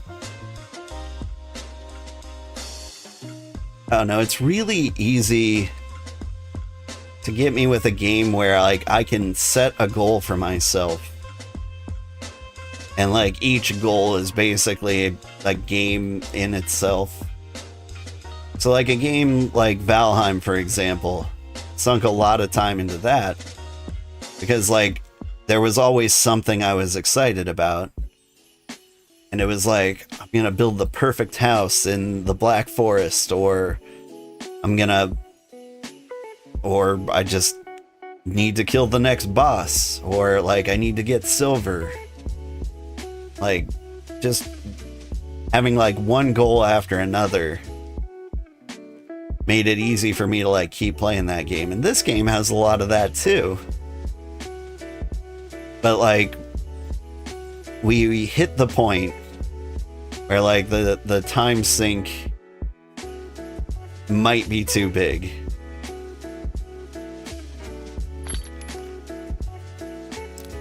Because like we spent an entire stream hunting leather last weekend, and it was like 8 solid hours of hunting leather, and to not accomplish your goal after 8 hours, or like I think we got like half of our progress basically, that didn't feel good. Like at that point you're like, the work's not worth the payoff. Like we get like the tier 5 settlement, and then like what do we get? Like the ability to bring rocks back here? I don't know where I'm gonna find tier 5 rocks. I think tier 5 ore is in the snowy peaks, but what about tier 5 fiber? Or tier 5 trees?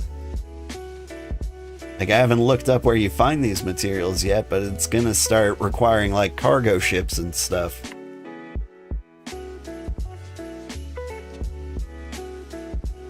And so like if the grind feels a little intense now, like it's only gonna get worse. I think it's more accurate to say we have too few people according to what the devs decide you need for tier 5. That's fair, but maybe I don't know how I feel about it.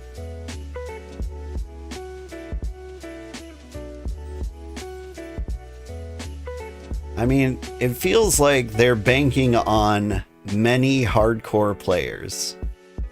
Like people who sink in just insane amounts of time into the game. Like, I'm gonna put in a decent amount of time in the game, but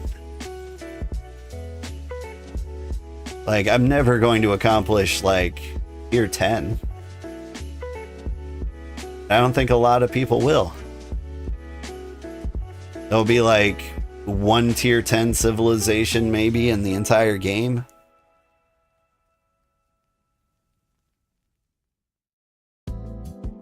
Oh, hey there.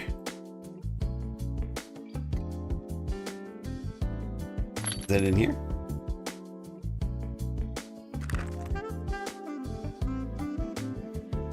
Thanks, Granddad. Oh, hey, thank you for the follow, Ozzy.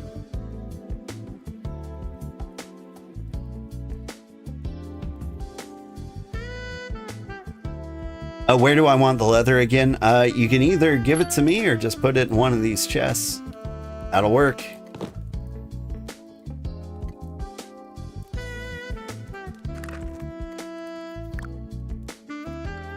Thank you. Really appreciate how well you explain things regularly, since you don't play but you can still follow. Yeah. A lot of people, or a lot of streamers, might loathe that part of the job. But like, there's kind of a responsibility to answer questions over and over and over again that I feel like everyone kind of has to get used to as a streamer.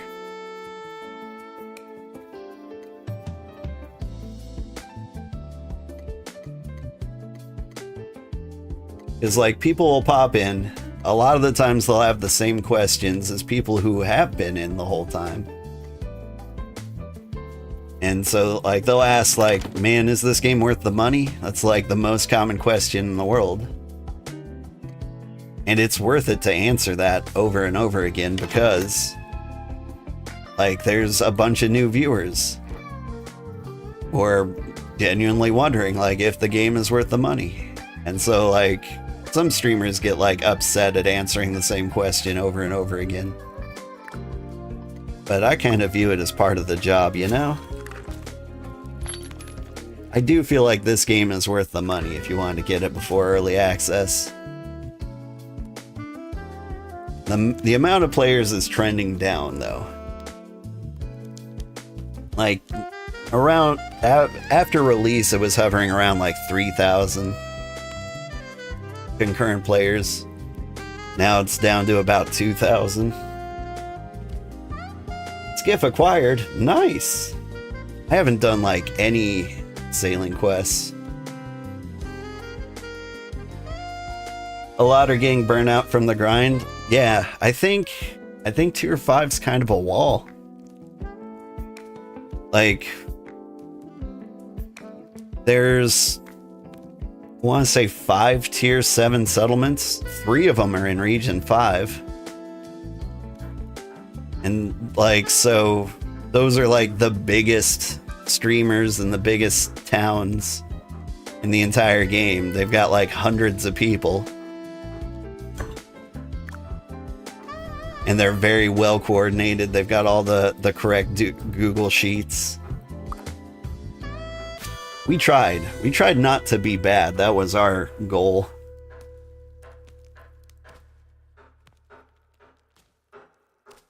But like I feel like we were never as dedicated to the game as the other streamers. I just wanted to make a cool city and a cool empire out in the woods. We accomplished that. Honestly, you feel like there should be something to change up the loop? Yeah. There's gotta be like a better way.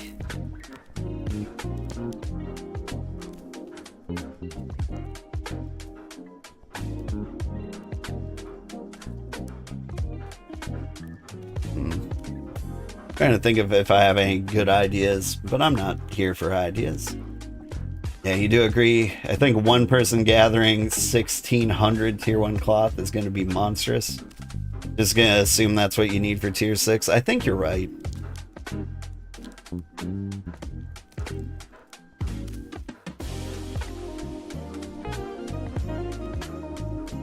You're just doing the solo towning it through the EA stage to learn it. That could be something I could do. Like, say I stream again, but I don't actually have my own empire. What if I just join a different empire? I feel like I would miss my cozy empire. Feel like that might make me a little sad. Well, this leather isn't done yet? Dang. But if the leather isn't done, I think there is a good chance the ingots will be.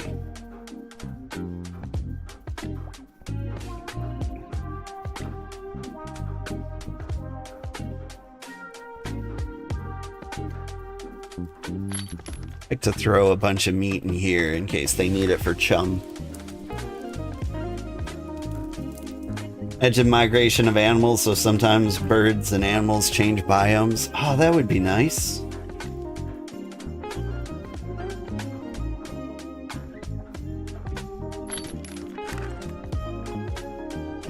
Do you feel like hunting and leatherworking needs a significant tweak? Said that weird. It's like right now, it is a huge roadblock to fun.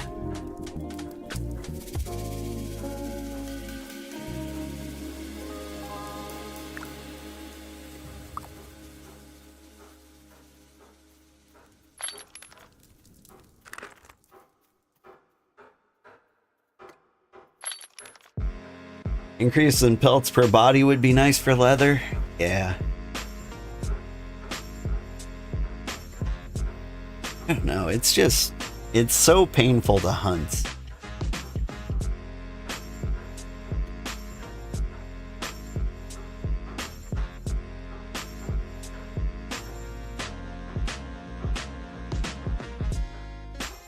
Like, I know it doesn't make logical sense, but if you could hunt and like have the animals be like regular inventory slots.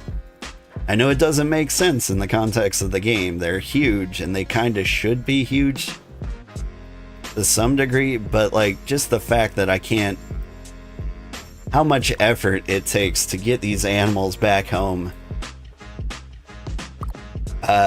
is incredibly frustrating. Like, that's the part I hate the most. I don't mind going out and hunting.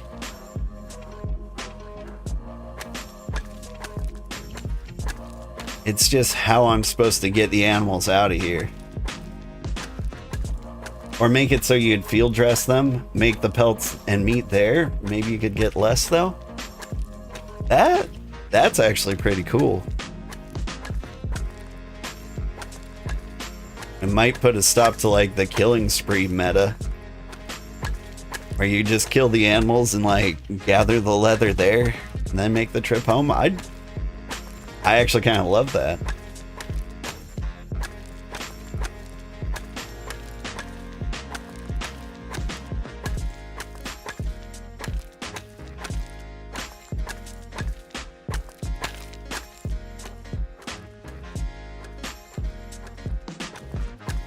It finally crossed my mind.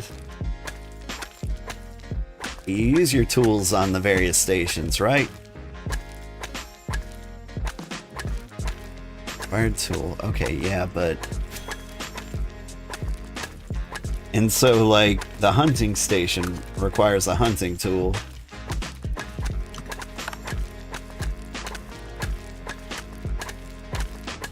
Yeah, there's an example one. Well, yeah, that's what it requires to build, but like once you have it, to tell you what tool it uses. Because I think technically the hunting station uses your bow. Which is about as silly as your machete turning into a shovel when you gather sand.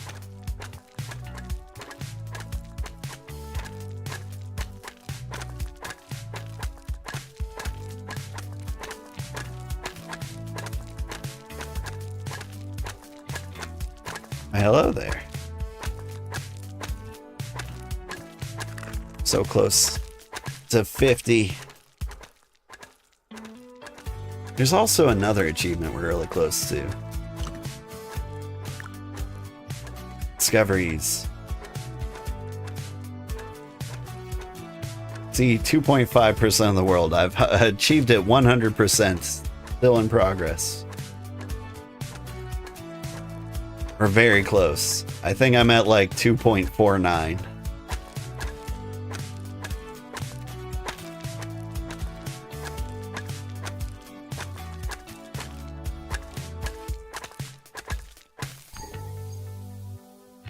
You feel like you barely get anything for how hard it is to gather animals? That's true. It wouldn't be bad to like get a lot more leather out of it too.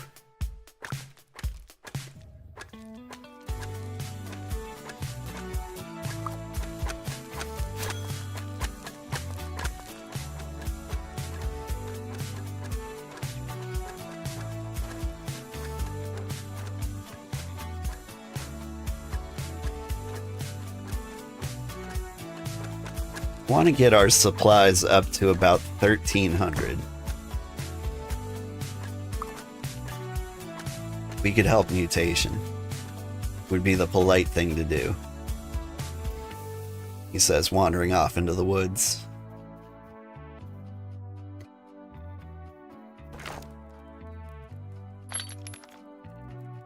It's like 10,000 is 7 days. And that's what I like the supplies to be at. That means, like, if we take a week off, we still have an opportunity to, like, fill her back up again. I want it to be 1,300, because then I can use the rest of it to fuel our watchtowers a little bit. Speaking of watchtowers, mutation. Have you noticed Osaka's kind of falling apart?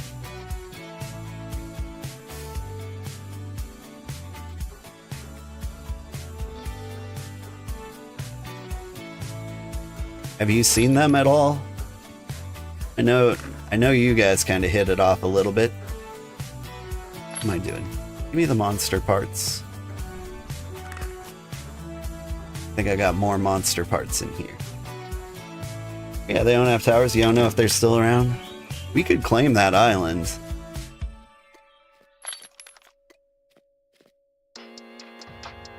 As like a silly final act of our existence out here. We can just be like, yep.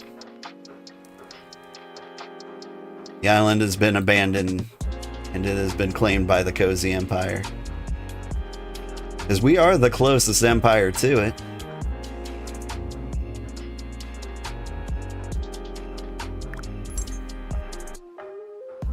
Heart and Shell, Umbara Fang, Umbara Fur. Bummer.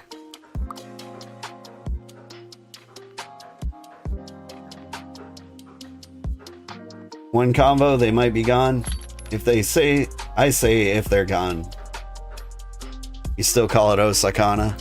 I'm down for that. Like, yeah.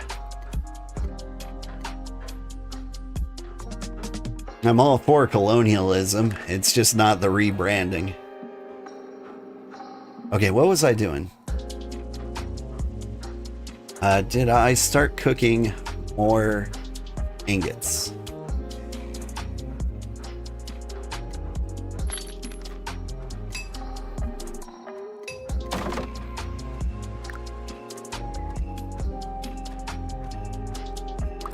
Go. Cook more ingots. You make signposts for the original owner here lies. Yeah. Be a fun little discovery. You know what? What do you think? We can claim it this stream.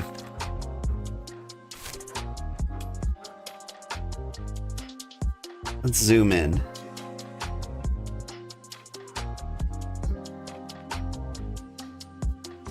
The way the grid is built, if we put one right here, basically right on top of the tree, we get the entire island.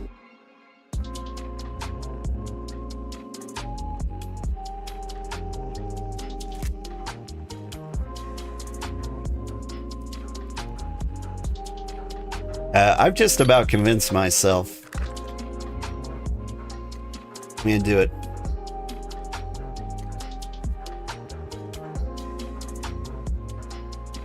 Okay, now,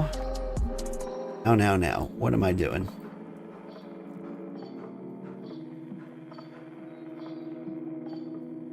Leather, that's what I'm doing.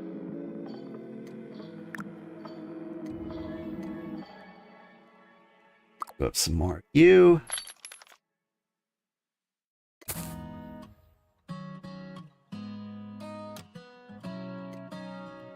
I want to get some tier 3 going.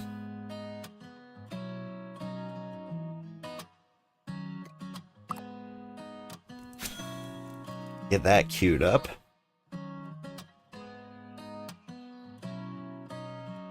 Good evening, Sugar. How's the housing? The housing's good. I mean, we've got more houses than people want. I don't know if you're really asking about the housing specifically. We've got this giant house being built that I think can hold like 20 people. But progress on that is very slow. I'm more focused on the next settlement level research.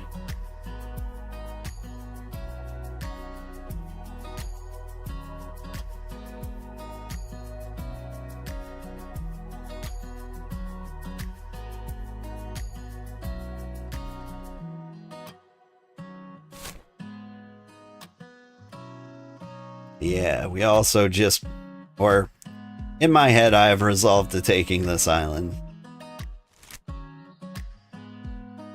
Mostly just because I don't want like anyone else moving in there.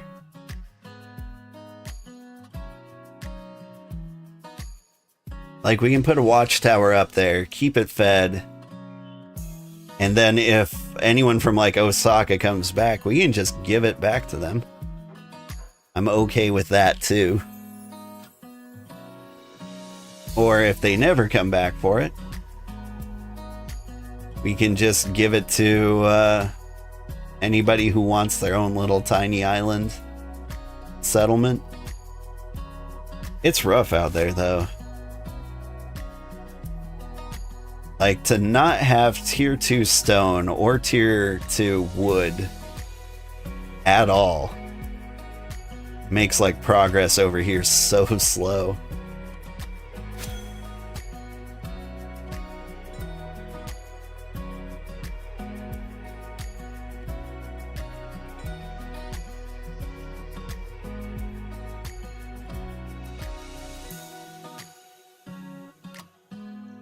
Anyway, JC, welcome in. I saw you were really enjoying the Date Everything series we're doing. I'm enjoying it too. Date Everything. Such a good game. Like, it's very rare that there's like a dating sim worth playing, or at least speaking about openly. Like, there are some good ones, like Doki Doki Literature Club. There's the actual dating sims if you're actually trying to, you know, brush up on your dating skills. Which, honestly, I can kind of recommend. Like, you can only imagine how in touch game devs will be with the actual dating scene. But like a lot of the times they've got a better pulse on what it's like to date than I did when I was a teenager.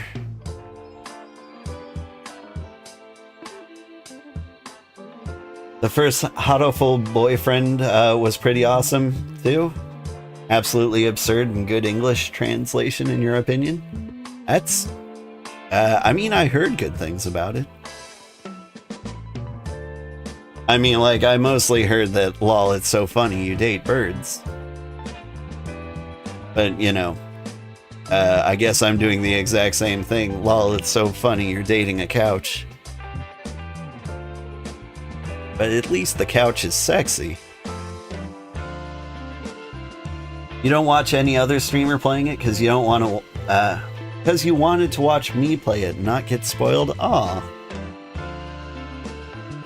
That's so sweet. I had to play it. Honestly, I was gonna like put it on the back burner for like a long time, but it's such a good game that like I kept seeing clips and streams of other people playing it. I'm like, I gotta stop this.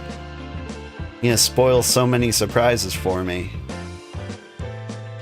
And so like there's a few things or a few objects I'm deliberately not talking to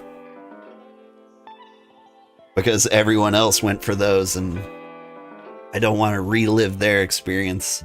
I want to like wander off and have my own experience. So I haven't talked to like the computer desk because I am absolutely in love with her. But someone beat me to her. I also haven't been talking to the bed because the bed is super easy. And everyone else has slept with the bed. Because of course they have. It's a bed. The ghost story is really interesting. Yeah! I didn't know there was a ghost, so that one has been like new and exciting for me. Really didn't think I'd hit it off with the dead body in the attic, but here we are. I mean, she's from the 80s, like, I can already relate to her.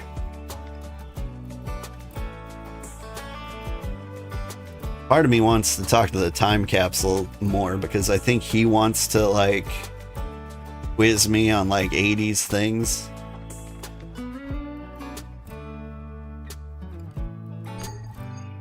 And speaking of which, there was somebody in like my channel chatting about like Commodore 64. Every now and then like someone will come into to our channel or in my YouTube comments, and they will be obviously much older than me. And it's always a shock when the 90-year-olds come out of the woodworks, you know? And they were talking about, like, loading cassettes into the Commodore 64.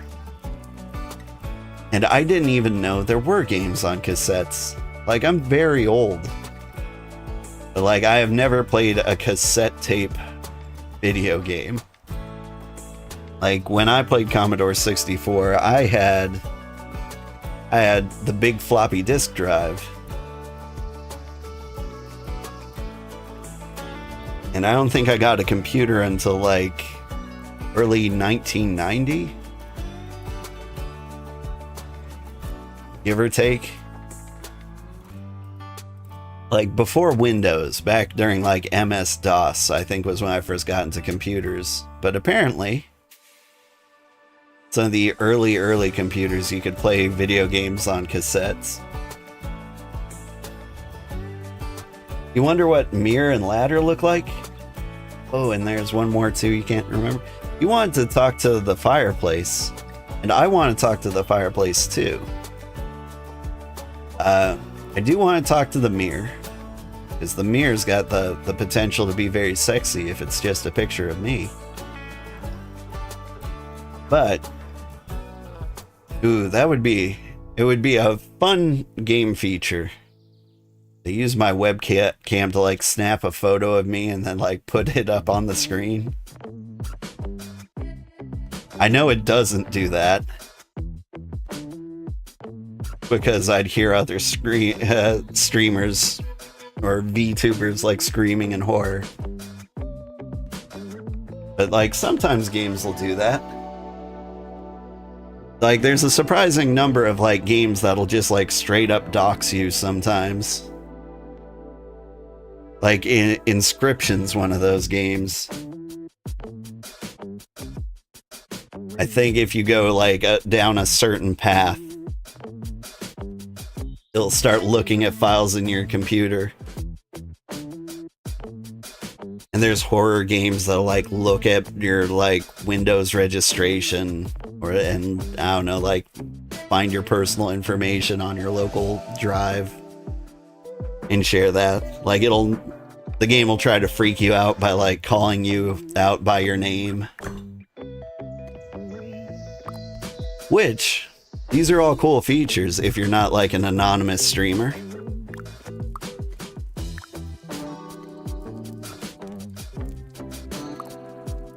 Okay, so let's see. Got all the leather cooking. Chop that up. Yeah. I think that's what I want to do. Oh yeah, inscription. It asks you pretty openly and plainly. I never got to that part of the game. It was really hard because I was like trying to not spoil it for myself, but at the same time I was like, what do I need to do to not like give out my name and phone number accidentally?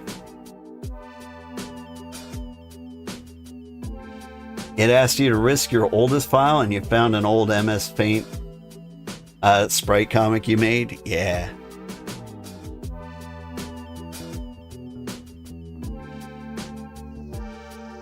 Oh, but you actually have to like look up what file it uses.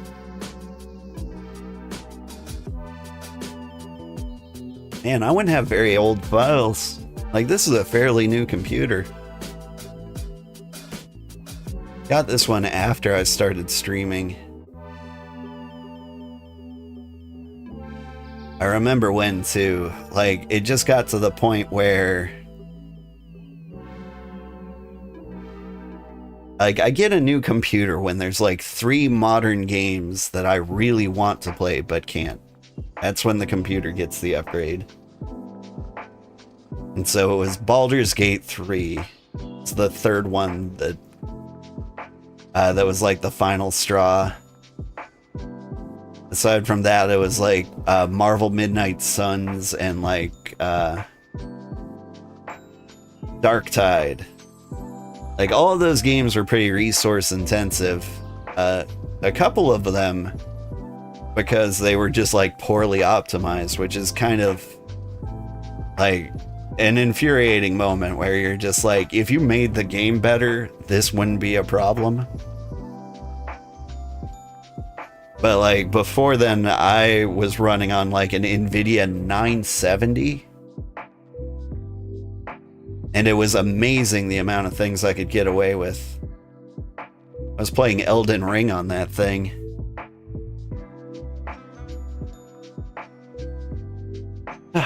Let's see. Headset has been on all day, got a charge, so hopping out of stream, but still your game if I need you. Oh, thanks.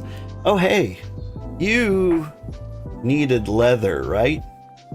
I don't know if your headset has already come off, but if you need tier 4 leather, I can hook you up. I'm trying to have like a steady pile of tier 4, tier 3, and all the other tiers.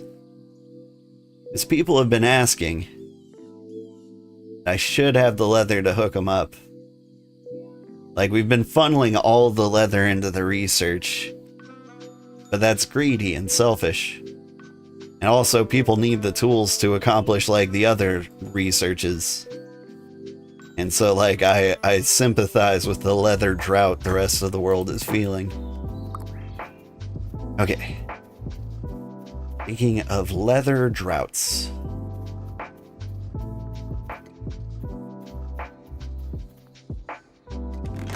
Let's see where we can get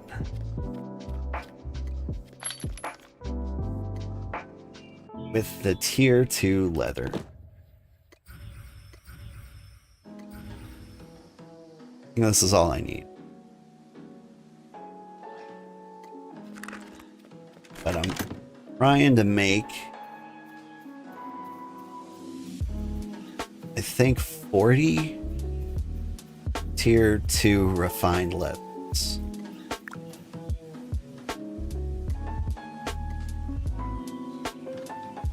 And make 11 right now.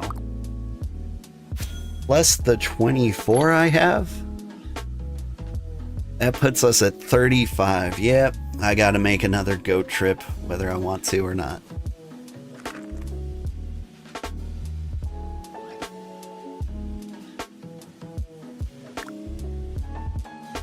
But, okay, so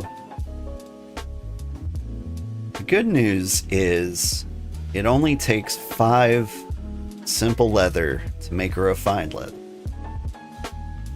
And so if I only need 5 more, then I only need 25 hides. If I only need 25 hides, I only need 9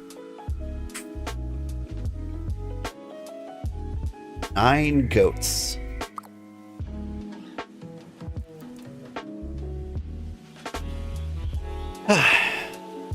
Man, this is a good game to give your kids. They'll be practicing so much math without even like thinking about it. Looks like Osakana is still populated and now it has recruitment, so it'll be fine for now. I mean, you say it'll be fine, but like they still gotta like populate their watchtowers or someone will drop an empire on them. I almost did. I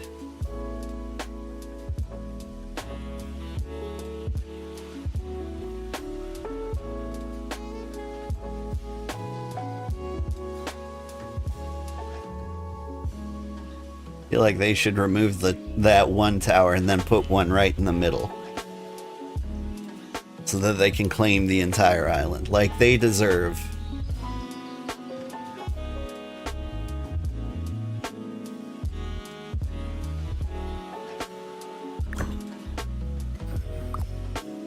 Alright. Bellman is fine. You don't know what they're doing with the watchtowers, right? Would they like to be in the Cozy Empire? Like, I'll drop a watchtower on them. Keep them nice and cozy.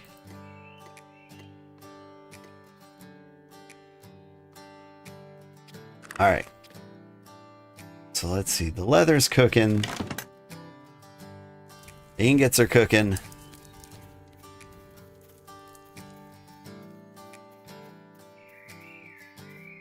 I think it's time for another hunting trip.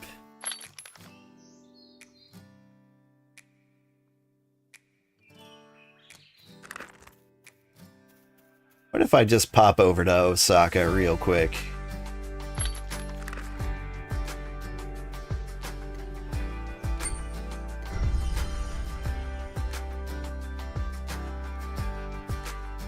Say hi to them.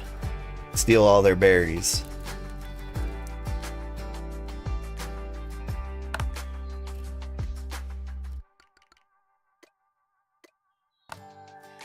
They got berries? Nope, it's a service.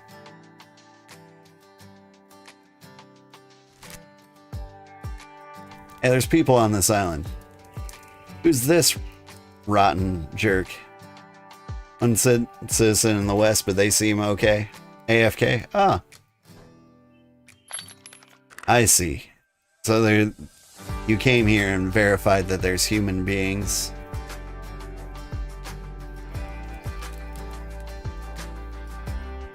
Citizen of Kitsune no Kuni.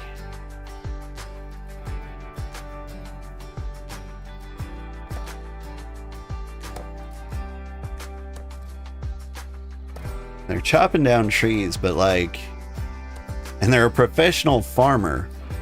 But they're wearing like, I want to say that's journeyman masonry gear. So like they've got like the anime outfit.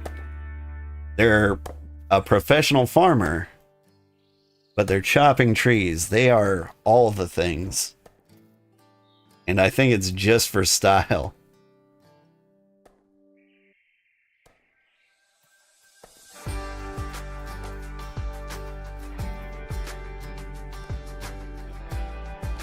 Well, if she's a citizen of Kitsune no Kuni, You might be from somewhere else entirely.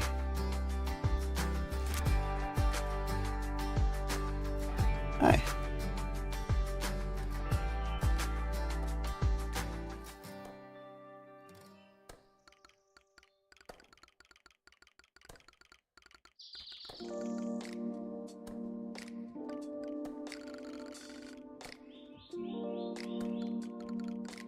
Yeah, we were checking on our neighborhood.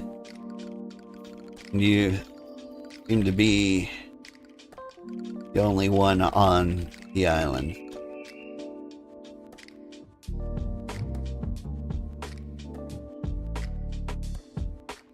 Nice.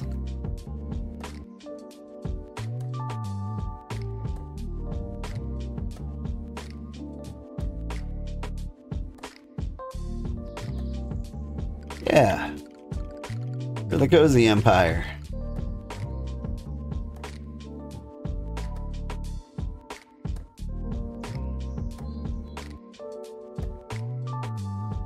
And among our friend, only 2 is left.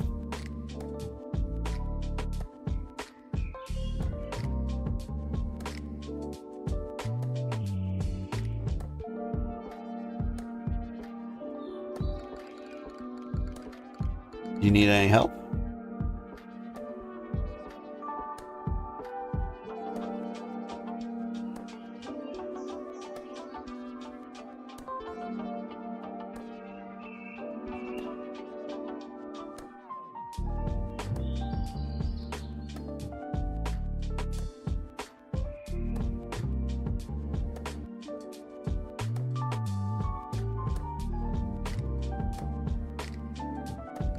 Okay.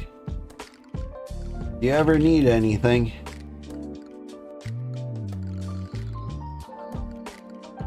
Not really. I like to steal traveler berries from time to time. Nah. Not really.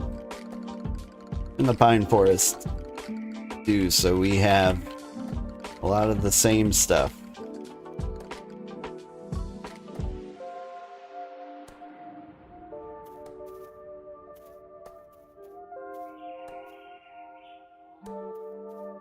Oh yeah.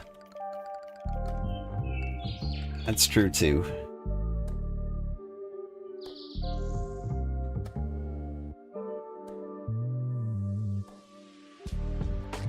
Working on tier 4 tier.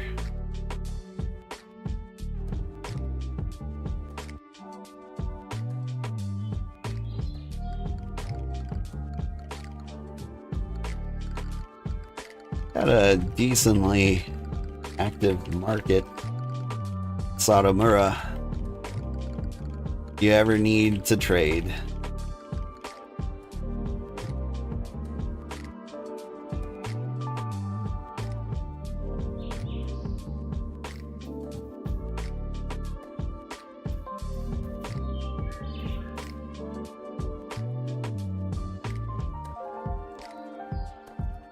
Cool.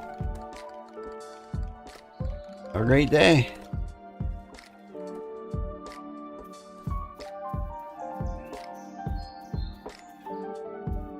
Yeah, we like the Osakans. They've been super nice.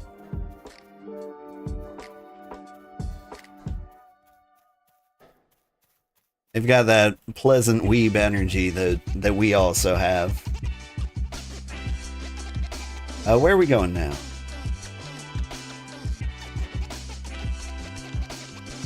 We were going on a goat hunt.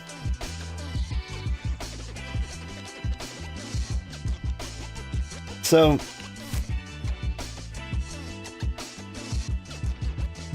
someone said they've got a triangle over here. Maybe I should introduce myself to some of these villages. That would give me like the World Explorer 2 bonus I've been hoping for. Tier 3 claim. It's not great, but let's give it a shot, shall we?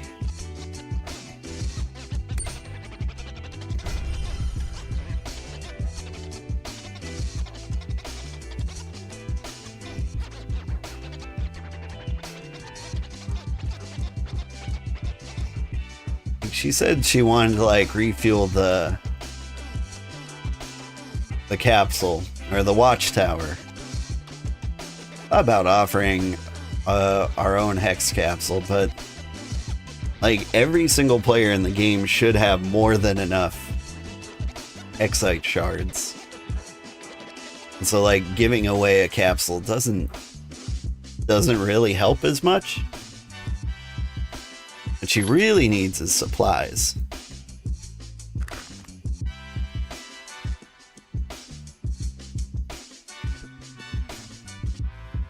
Alright.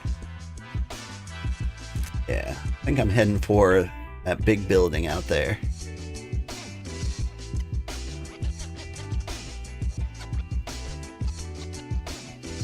Trying to play laid-back music. This one just kind of sounds a little too generic. Where are we? I think we need to switch it up. Change the genres. Let's go back to folk. Everyone loves folk. I'm gonna go to alt folk. Let's do indie folk.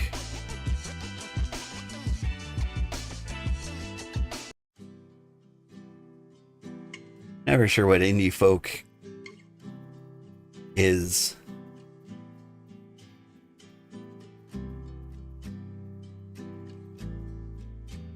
Really, I just kind of expect like an acoustic guitar and then like some soft female voice singing about home. 2.48% of travels.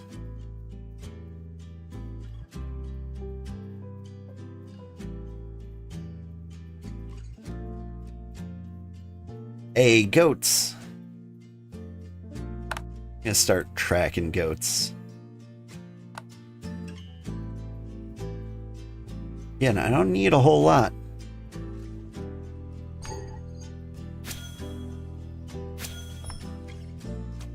Just need like 9 of these guys.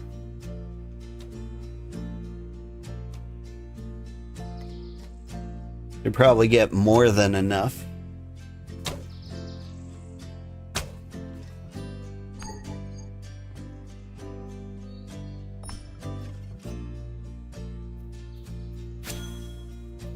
You there. Run towards the cart.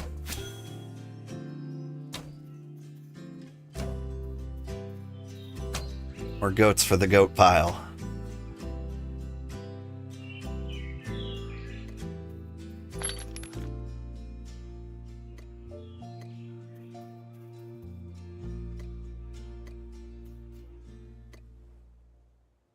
A friend of mine mentioned that they were considering moving.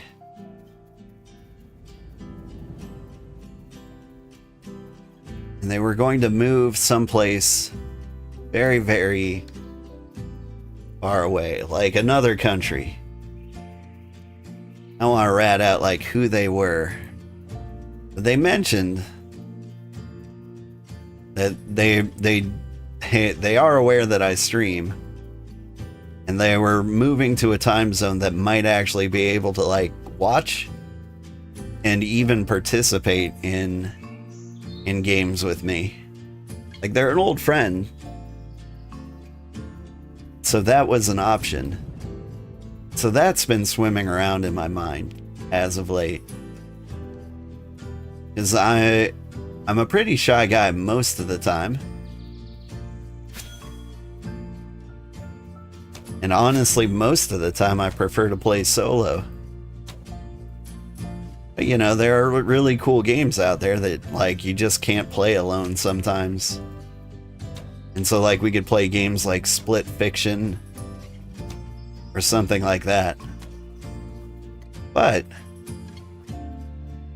like streaming with other people is a whole different experience. It's like when I stream alone, you know, I feel like I'm kind of on stage in front of everybody and I'm talking to everybody. But when you play with other people, usually it feels like you're hanging out with other people, and people are just kind of watching you do that. Like, it's a little more less performance, more exhibitionism. Probably not the best term for it.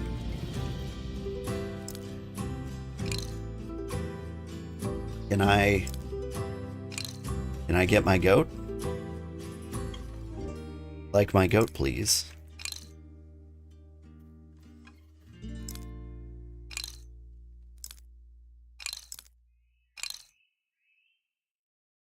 Alright, that goat's gone forever. Rude. And so, no, it doesn't feel like it would be as good. Especially when, like, people have gotten used to, like, chatting with me. If I suddenly go silent because I'm talking, or I ignore chat because I'm talking to a friend, then, like, it feels like a massive vibe shift for the channel. Like, I've got a streamer I follow, or I like, that I follow, but he's like a strictly solo gamer most of the time. Sometimes he plays like multiplayer games just because, like, he plays all the hottest games. So, you know, when a game like Lethal Company or Peak comes out, like, he kind of plays those because he's obligated to. But the stream's always worse. Because, like, he interacts with his chat more than he interacts with his friends. What about when the chat gets shared? That's the thing. Like, it might be different. My friend streams with me. That is not an experience I've had.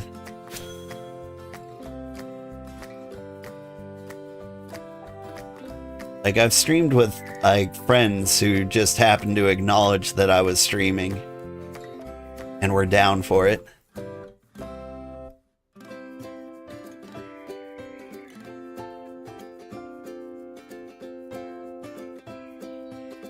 But a lot of people get kind of weird about it. They're just like, I just want to play games with my friends. I didn't sign up for any of this. And you know what? That's fair.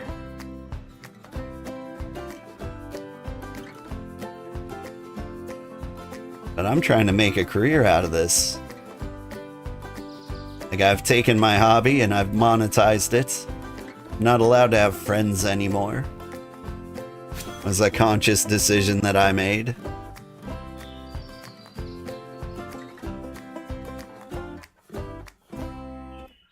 And, you know, it feels a little sad to say things like that. But maybe if I, like, quit my day job and became a full-time streamer, then I'd have time to play games with friends off stream. I think that would make me happy. Didn't realize there was a river here.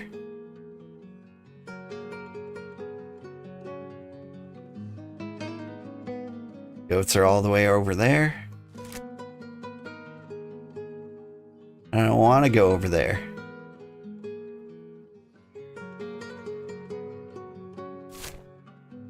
What do I want?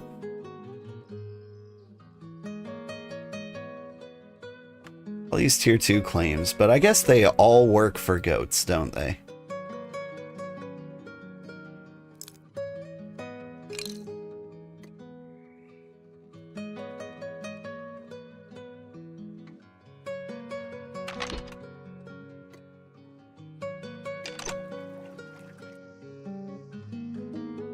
Just put the water in my cart?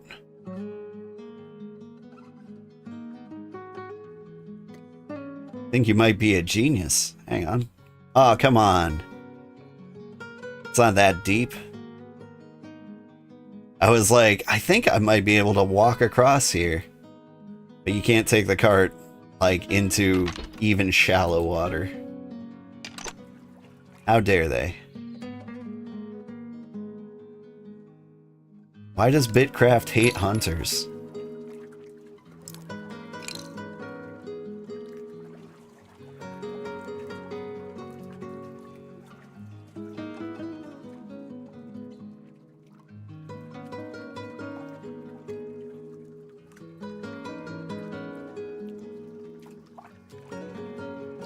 Yeah.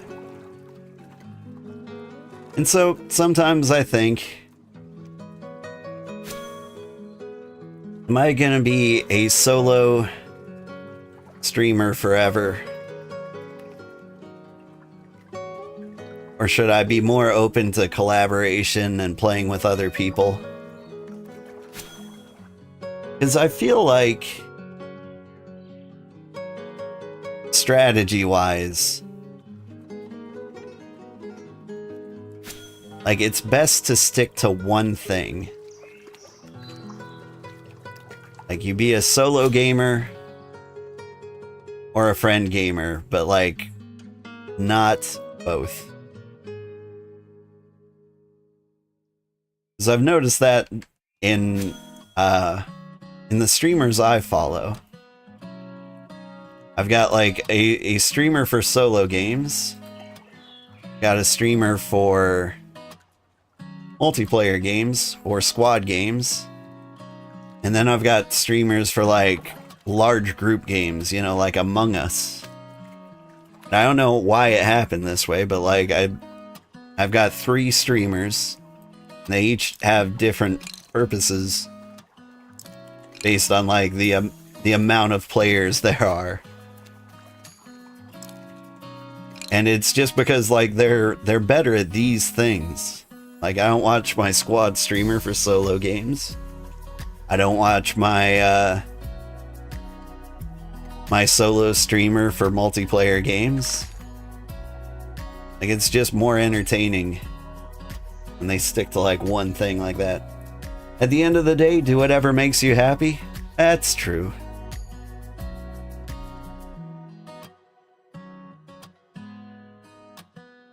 It's kind of a, I don't know, it's a tough decision for me. Because playing games solo makes me very, very happy. I really enjoy playing games by myself. Shoot, maybe that's the answer.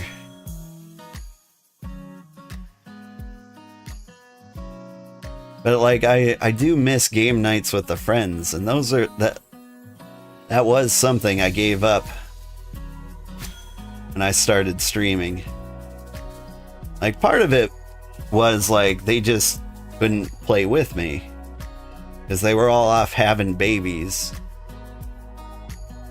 because they were at that phase in their lives. And like, I've had babies before, so I know how it goes. They're just like, we can never play video games again. And I'm like, all right, cool. See you in 18 years.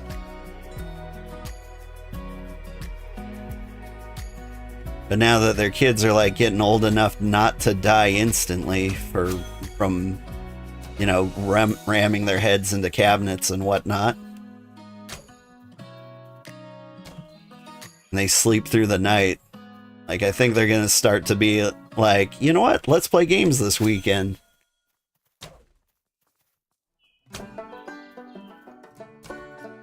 Looks like you enjoy it a lot, to be honest. Yeah, playing games solo? I really do. I mean, I love games to the point where it's almost like problematic, right? Like, you feel you should call somebody.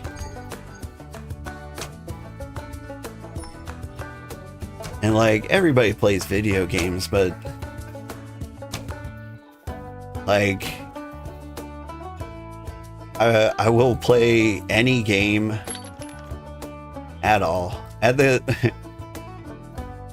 was at a kid's birthday party with my daughter. She was invited. I didn't just crash a kid's birthday party.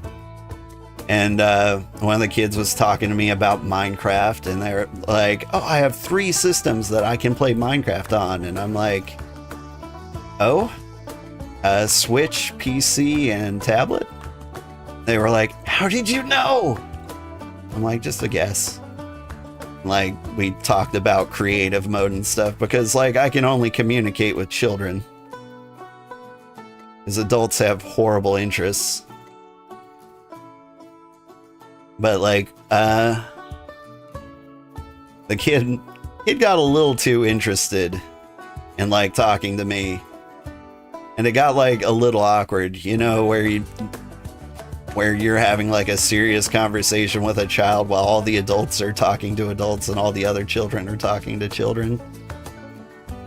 And so like I started up a conversation with his mom just to like not be hanging out with a child. And I was like, so are you a big gamer family? She was like, no, I don't really play games. I did play a game recently though, and I was like, oh, what game? And she was kind of embarrassed. Like, I feel like she didn't really want to talk about it, but it was, she called it a puzzle game. It was like a hidden object game, you know, like the Nancy Drew ones. And like I was able to like talk about it and like engage with her on it. I think she's used to like people being like, oh, nah, I only play Madden or Call of Duty. But I'm like, no, I'll talk to you about like the Nancy Drew series and how like they switched publishers midway through and it's no longer as good as it used to be. For your weird hidden object puzzles that nobody knows about.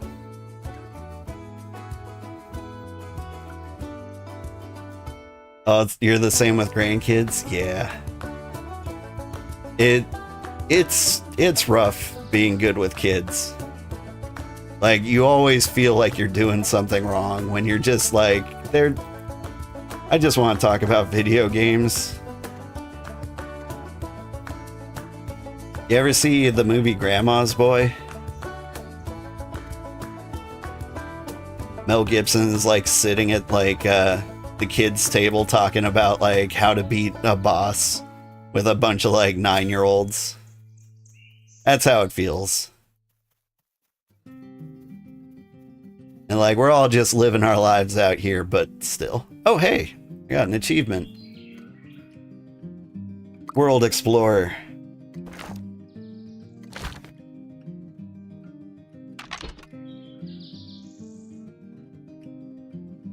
I will be a world explorer.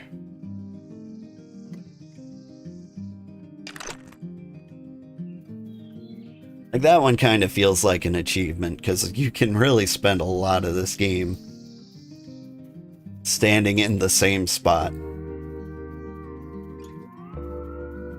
Right now I'm just wandering into the woods, assuming I will get to civilization at one point.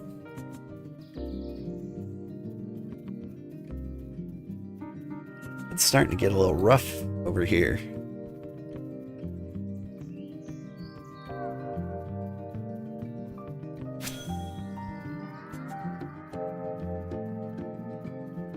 You wonder if it was June's Journey? It wasn't June's Journey. It was like Rise of something.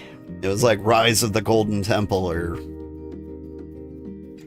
something like that. It sounded so delightfully generic, like it would be exactly the same as any other game. But honestly, it sounds like an amazing date night.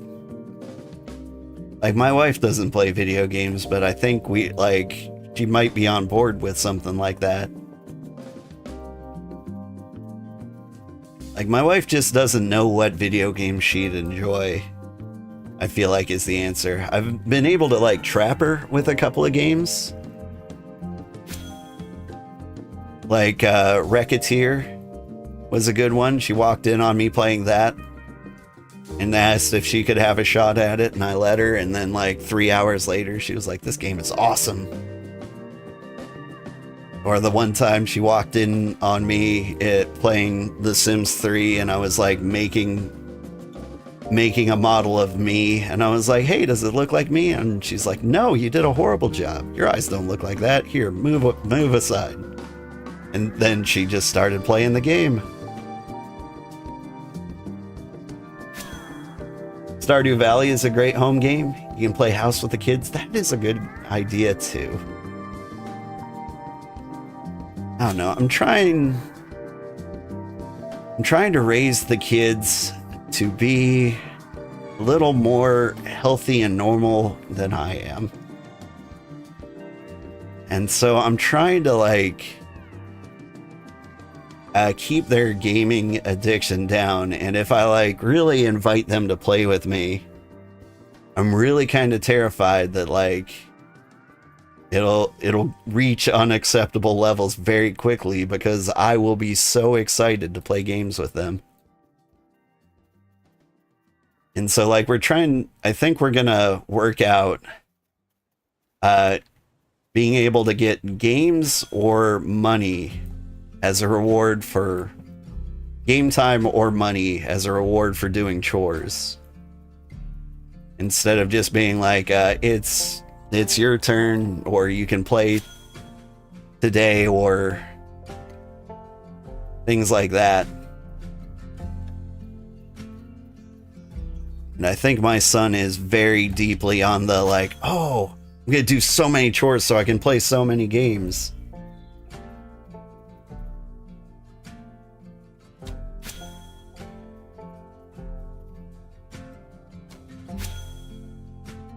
It's like video game addiction is a very real thing. And it's kind of difficult to lead a normal life while being addicted to video games.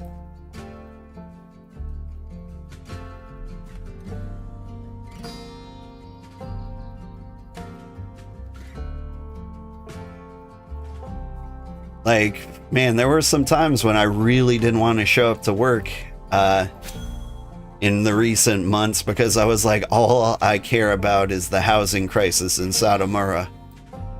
I need to get these brick slabs, and I can't think of anything else, and I'd get excited about it. And every now and then I'd wander away from my work laptop and up to my gaming computer, and I'd see people in the Discord talking about the things I care about. And I'm like, ooh, yeah, I can stop here and type up like a 15-minute game plan for how to get tier 2 brick slabs to the village. Anyway, I had a point in there somewhere. I've forgotten what it was. But the general idea that I'm trying to get my kids to treat gaming as a reward for doing life, instead of just like gaming as the default. And it hurts me so much to do it, because like I didn't have that restriction growing up. You guys got a hunting station in here? New ground? No? You hate me and my goats. I see.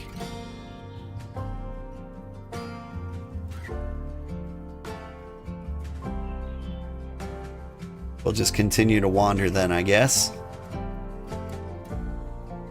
I'm ready to go home, but like I want to find like a place to process these.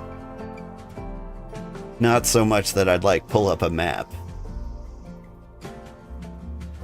Truth is, we addicted to games. We is addicted to games.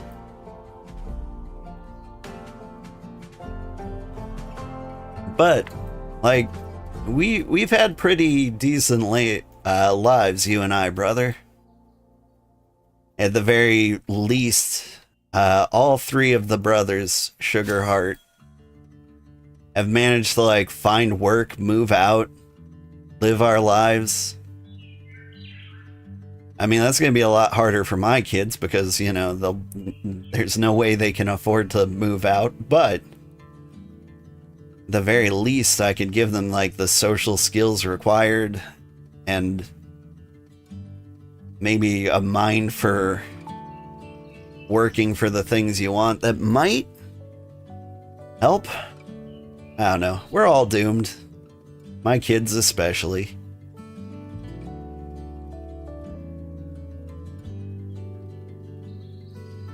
My son said like the smartest thing ever the other day. We're listening to the radio and there was some contest and the prize was like $10,000. My son said like something very, very smart, which was like, if I won $10,000, I would save it for college. And I'm like, that's a really smart idea. However, I don't think college is necessarily worth it anymore. Like, I didn't want to like crush his dreams. So I was like, that's a very smart idea. Set aside money, invest in your future. I'm so glad you thought of that. Like, we can have a more serious discussion of like what he wants to be and like how he intends to get there later, but it was like a little heartbreaking for a second. I'm like, oh, you think money will help? Nah, life's hard out here. Listen, kids, you're all doomed. Sorry about that, right? Like, I'm still paying student loans. I needed to take a lot of them because my family was poor. And I quit like a decent paying job to get something a little closer to my field of study because I figured that would help me, and it did. It was good resume butter to say like I did work study for web design, and I tutored computer science. Before that I was frying chicken, and I actually made a decent amount of money. Comparatively. It was like $12.40 an hour, but back then, like the minimum wage was like $7. And so that was really good. I was doing it like 60 hours a week.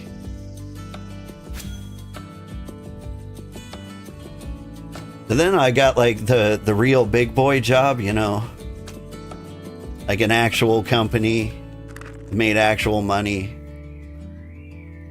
And I discovered that half of the people I work with never went to college. Like they got half, they had an entirely different life path to get them to where I am. And they didn't have the student debt.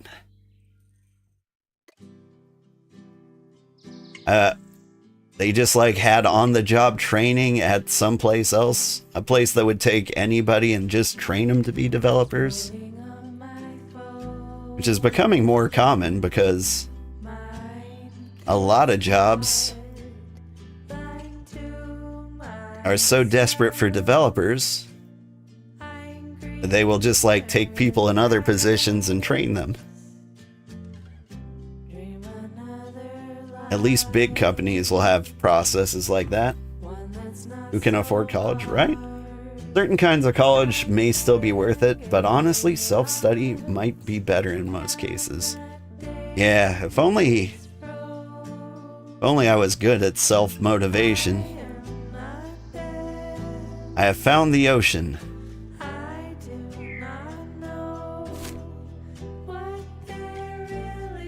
Have I really wandered so far from all the settlements?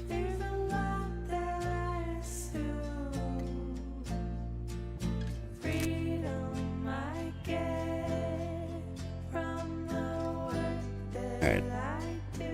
Gonna head for the nearest one. That is probably not over the ocean. We did hop on a raft at some point. It would be absolutely crushing if I discovered that there are no hunting stations on this side of the river. You're going back to school, but is helping you leave the US, so positives? Yeah. Are you? Yeah, you're the other Japanese major, right?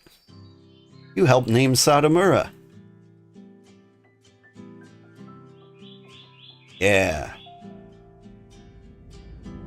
Mutation and I's brother, our older brother. No, that wasn't you. Who was that? Oh no, that was 11. 11 got like really excited about this game. Is it 11 or was it Evie? They got really excited about this game. And we got started, and then I haven't seen them since.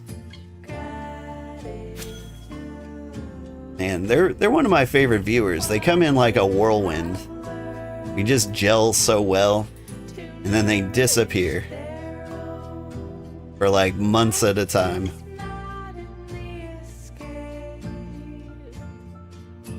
It's always nice to like think of all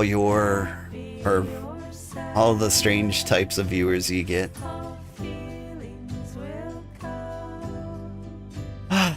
Another village without anything to hunt. Okay. It's the next nearest village. Yakiniku. It's a tier 3 settlement, so they must have had hunting at some point. Real question is, are we gonna stumble across a river on the way? Environmental science is a good field from what you hear. Yeah. Enviroscience sounds awesome. I feel like it could take you to some very interesting places.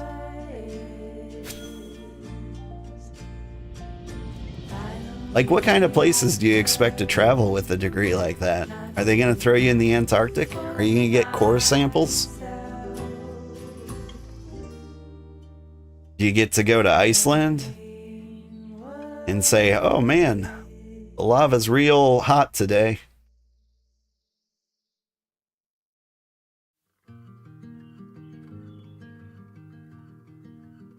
Are you gonna be the scientist in every like disaster movie who's like, listen, the pH balance is way off in this volcano. Better pack your dogs. Because in about a week there will be no dogs. Unless they've been properly stored in the overhead compartment. The neutrinos are evolving, right?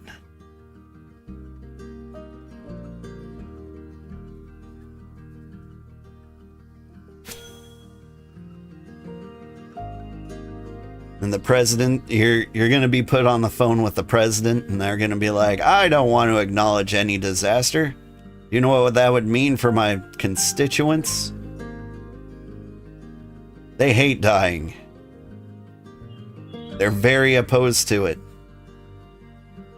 And you're like, Mr. President, please, if we don't get these people out of here, they're going to burst into snacks, burst into treats.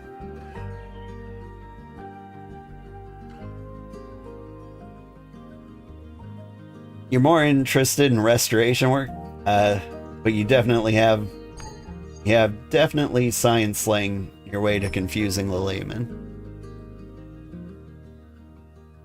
Perfect.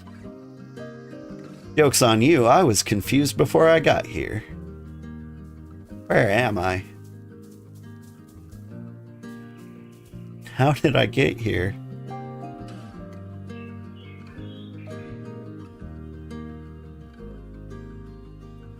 Hey, goat. You were just a little too close to my path. Now you get in the cart. I was born in the confusion, molded by it. Psychic jackals, again. The amount of psychic jackals in this game has definitely gone up, I think. Get in the cart.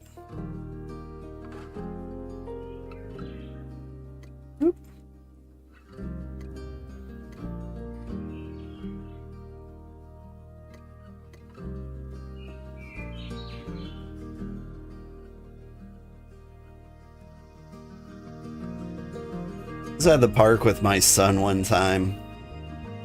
He made a new friend. He was like, hey, you should come over to my house sometime. And his friend was like, yeah, cool. Sounds like a good idea. And my son's like, that's our car. That one right there. Get in the car. Get in it. And he's like, I should talk to my parents. And my son was like, no, get in the car.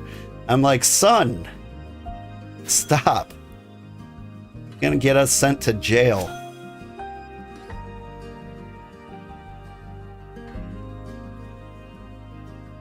He was very young at the time. It's been a while since he, was in his kidnapper phase. They grow up so quick. Kidnapping with a child assistant. I mean, he was running the show. Look, I wasn't trying to kidnap anybody. Uh-oh. Oh, please be on this side of the river.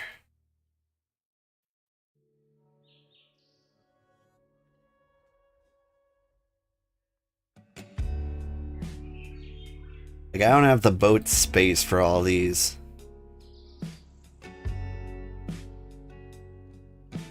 It's on this side of the river. Man, this goat hunting trip, a lot weirder than I thought. I still prefer, like, the goat hunting on the south side of the map. But we did it.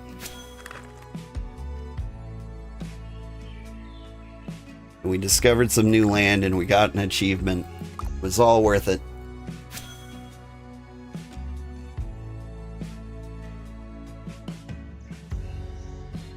That's the Rockies right up there.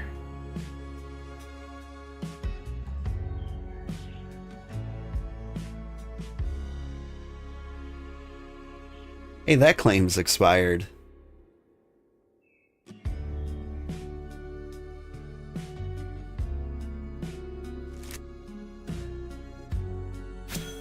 What do settlement foundation kits sell for?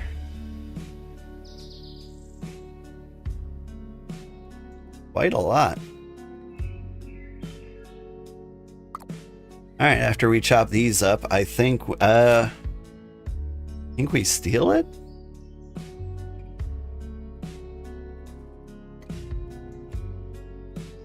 I think that's what that means.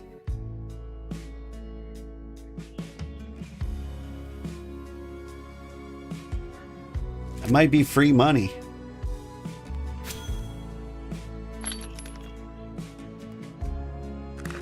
I mean, now that, like, the apathy's set in and people are starting to, like, quit this game forever. Like, we can hop in, get these settlement claim tokens, save a lot of people who want to, like, found their own city. Save them some time and effort. Why are people quitting? I think they're getting tired. I think the general consensus is, after a while, the grind becomes more than you can bear. And there's just like nothing, there's not a lot you can do about it. What would you do about it? Like, the game doesn't change up very much. But like, we're 3 hours into the stream. We're hunting, we're getting leather. We're bringing that leather back home. We're gonna try and get like the leather research done. But that's gonna be like 20 straight hours of doing exactly one thing to accomplish one chunk of the major research we're trying to accomplish. Like, it's just too much.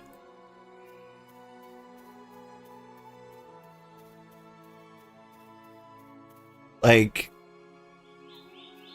you want to say, like, the game doesn't respect your time. But, like, I understand, like, they need to make it like a huge achievement to get as far as you can. Like, if you keep playing to the point where you get all the big stuff and you reach level 100 million, like, it should be like a huge accomplishment. But like, it's just,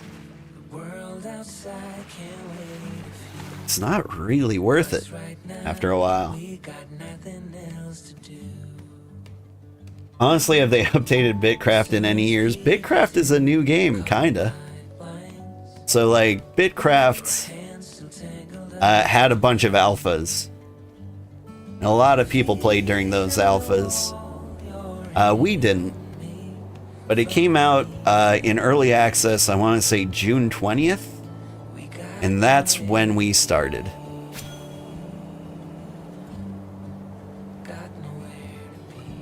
And it has been weekly updates since then. This week they didn't really do much of a content update. Hang on. Stop searching for goats. It confused me while I'm trying to find this abandoned settlement. But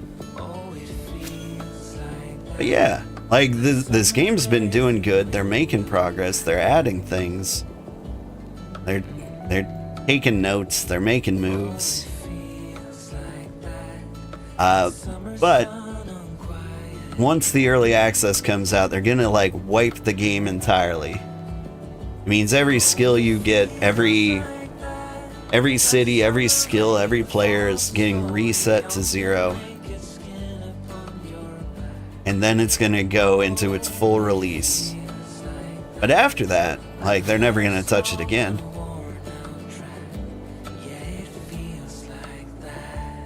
It feels bad hurting the settlement.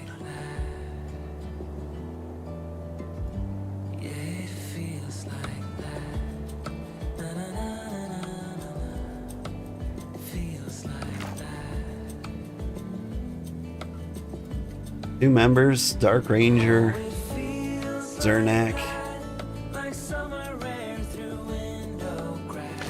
I mean, it's just 2 people. I think they abandoned it. They don't have a market or anything. It's a lovely place.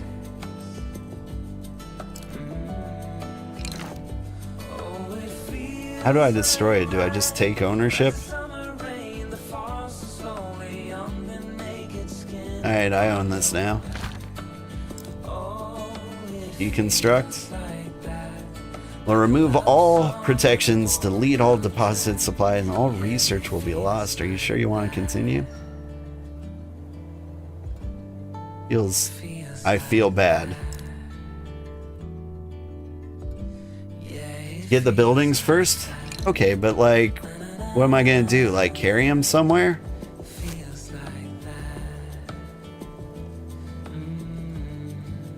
Like, if I'm lucky, I could take a wagon down the hill up to Yakiniku?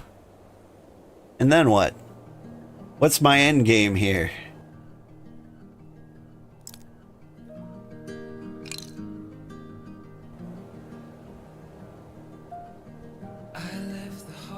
Bank, etc. Okay.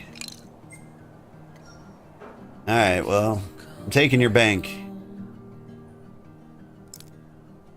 You gonna take your rampart?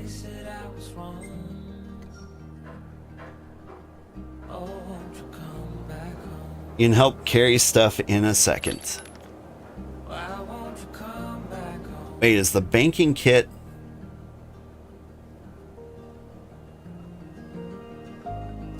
The banking kit is a full thing?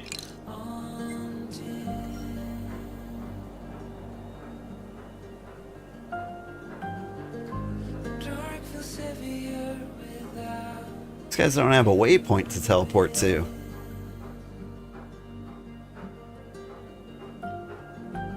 We watching a Vegeta settlement sniper stream or something else? I just stumbled upon it. I was hunting goats and looking for like a nearby settlement. We found this, and then I noticed this one had been abandoned. When you see a settlement with like a clear flag there, you probably know this. This is for like the sake of anybody else. It means it's either a ruined city or it's a settlement that's run out of supplies. And so like I didn't deliberately snipe this one. I wasn't like waiting for the next one to go down.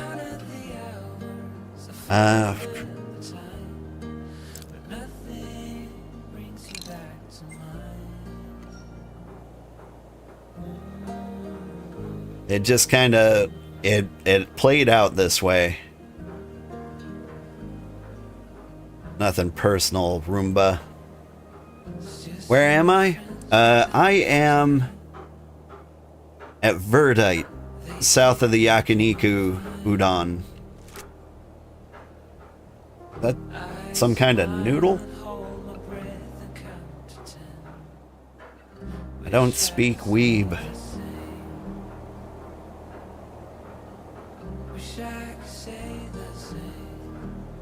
Yeah, I think I'll teleport all this junk back.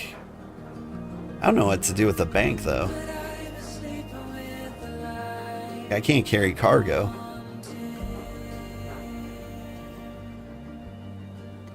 I think I have to put the bank back.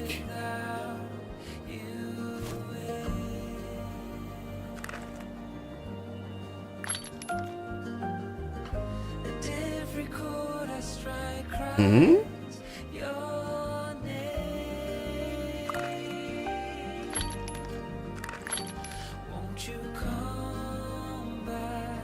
Okay, I'm just gonna leave that there. We'll come back for it. Why don't you just sell the location to someone who's looking for one? Can I sell those?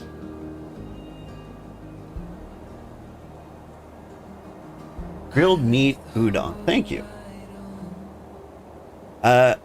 I mean, so the plan is to sell the settlement claim token for big monies. Like the settlement foundation kit. Because people do apparently spend lots of money on that, which makes sense. Like, to get one of those, it's like a lot of work in-game. On your way to help loot? Cool. When you get here, I believe I can give you... Join the claim. I'll give you build permissions. You can help me disassemble this.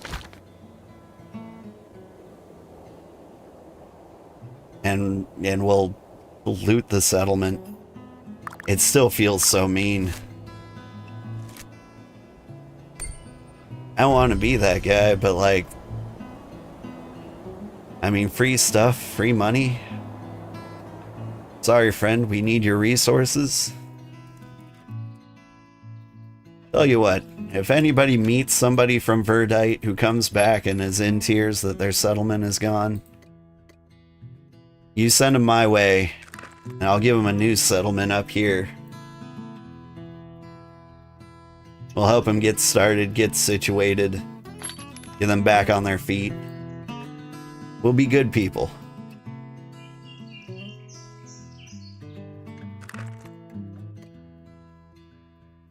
Because it's not my intention to be like a little sneak thief here. Like, we're the cozy empire. We're not like here to like ruin anybody's day. But nah, people abandon the game. You were looking through the Vegeta. People haven't played for weeks, and so with supplies running out. It's kind of what I figured. It still makes me feel like a little uneasy. What if they're in a coma? They wake up and they're like, how's my BitCraft settlement? Did somebody forget to feed my settlement?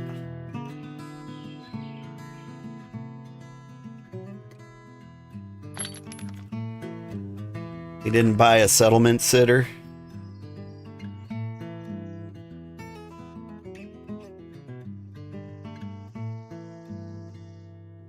Alright, speaking of things that are important to me.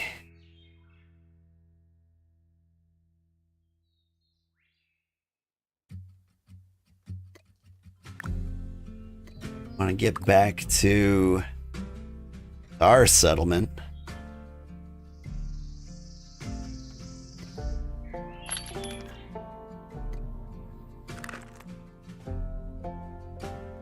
And at least make sure my expensive like queues are running. Tier 4 stuff running. I am out of the concentrate. Well, okay then. What's the name of the settlement? This is Satomura. My weeb advisors tell me that's Japanese for Sugar Village. We are the capital city of the Cozy Empire. A place where you can move and live your life however you want. Why is this marked for expansion? Who said you could be marked for expansion? Ooh, I think these guys like creeped up a little bit. I like that.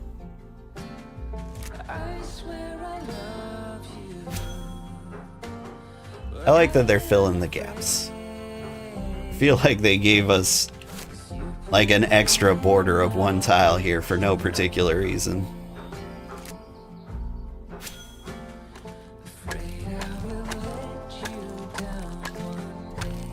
But yeah, life's pretty good up here. It was hard to get started, but once the settlement hit like tier 3, like it started to be like a place you could actually live and work.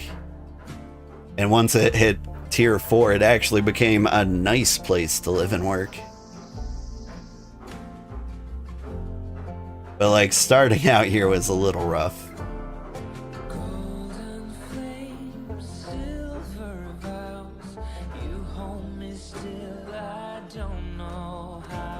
But yeah, I don't know. We've been kind of talking about it all day, but I don't know how much longer I'm gonna play BitCraft. Because I gotta say, after we get the settlement to tier 5, I'm not sure I've got it in me to go for tier 6.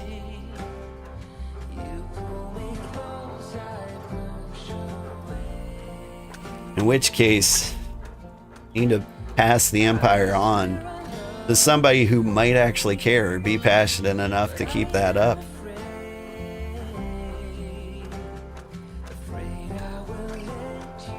We could give it to Sergeant Wiki, Port Avignon, and he could move the capital over there.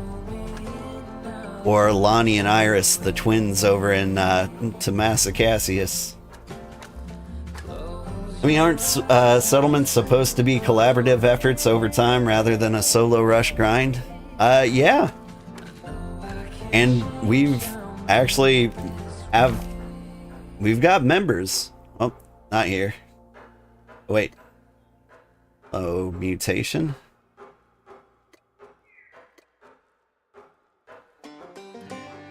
Oh, mutation claimed the settlement from me.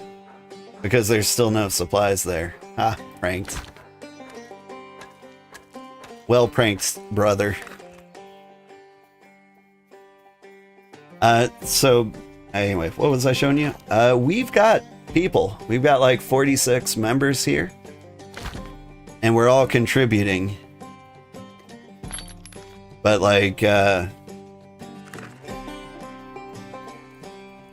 it's usually like 1 or 2 people who are still playing, who are dedicated enough to like grind their own particular research. And so like for me, I'm trying to do like the hunter grind.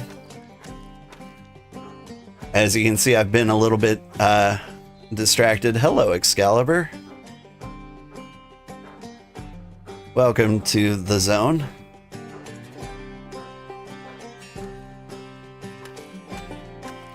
Your headset's charged in your back. Welcome back.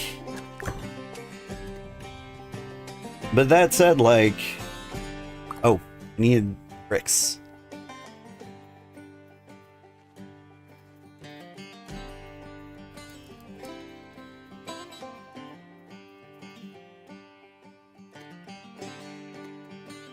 Oh, I sold something for $5. What am I doing? I'm buying bricks. Bringing bricks.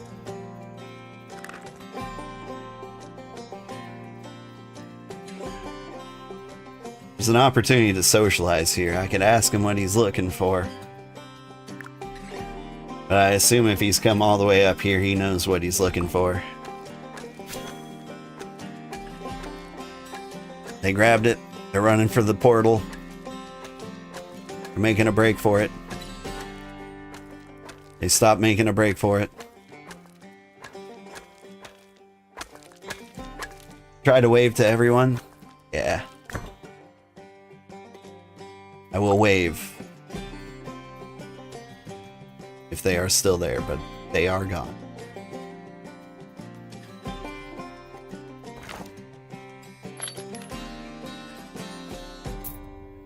Alright. Got lots of supplies. And we check on the leather grind. Yeah, we took a long hunting trip. I need more goop. I need more of this goop. Need some tier 3 tannin.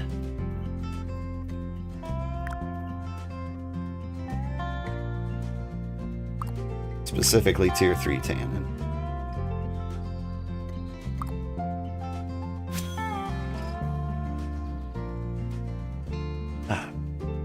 But anyway, yeah, like, it's gotten to the point where the collaborative grind is kind of like not worth it anymore.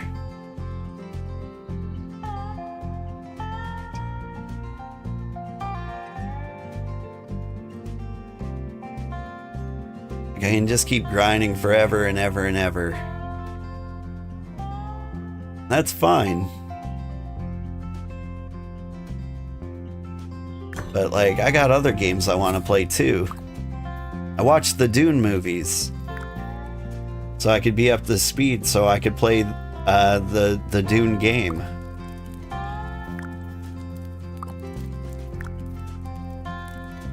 And I'm excited to do that.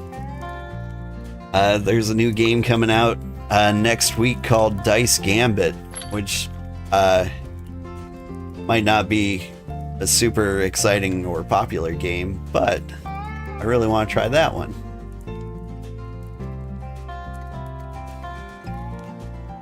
I'm really excited to. Okay, hang on. Alright, so all my stuff's cooking. And we can go back to looting that place. Get the good loot food. Have I ever played Balatro? Yeah. I got fairly far in it, but then like I got to the wall. I forget which stake is it they call it? Yeah, I'm looking for udon. There we go.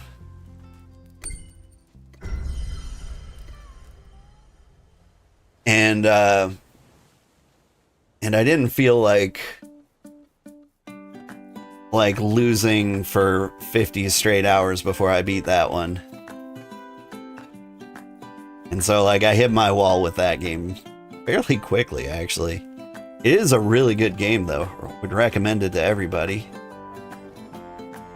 Some people told me it won Game of the Year. I'm still not 100% sure that's accurate, but it is a really good game. And it deserved to be nominated for Game of the Year at the very least. Alright, I kind of want to see if there's a walking path that can get me up there.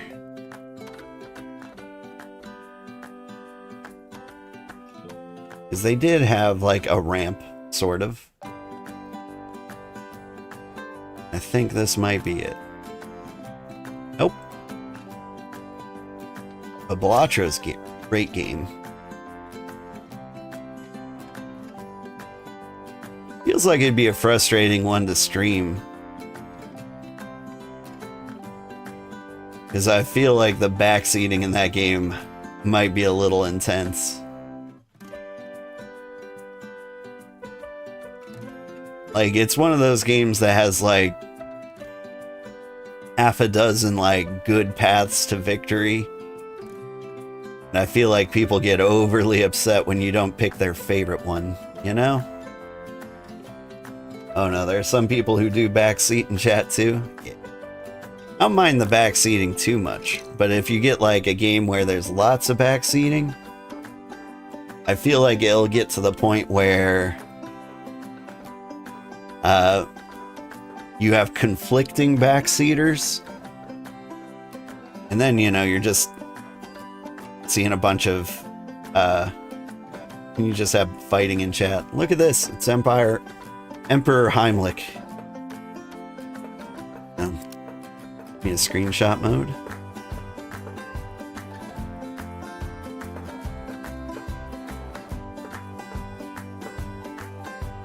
Timed the screenshot just perfectly. For Emperor Heimlich.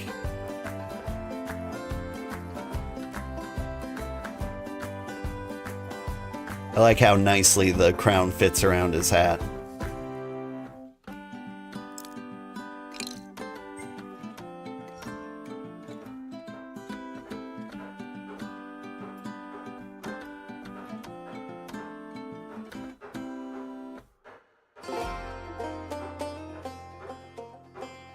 So, Mutation, I'm happy to, like, tear this place apart, but, like, what's the game plan here?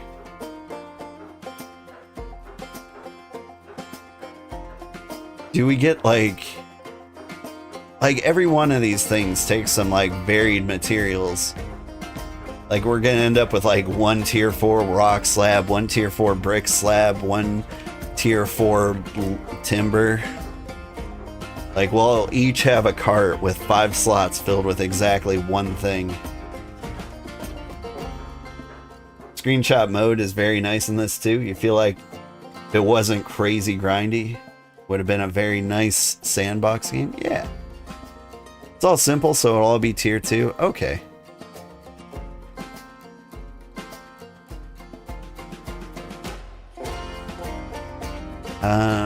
Let's see. I want to grab all of the NPCs first, because they fit conveniently in your pocket.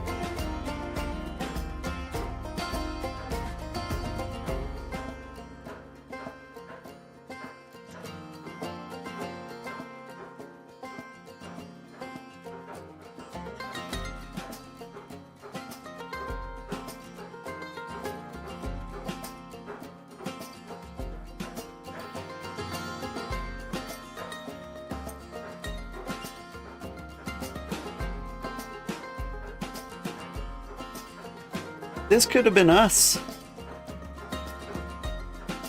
Not gonna lie, I did spend some time looking at the Rocky Gardens thinking if I wanted to live here. I tend to prefer, like, greener places, but the rocky places have some fun canyons like this. So, like, I really like where they set up their base. Alright, I'm gonna pull out the wagon, I guess.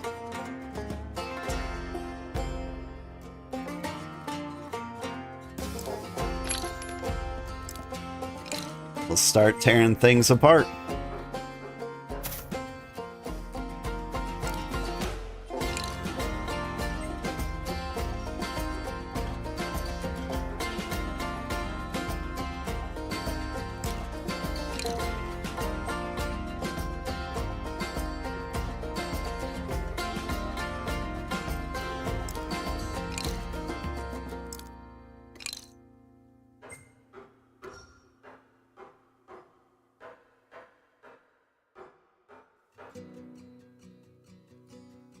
Move this over here.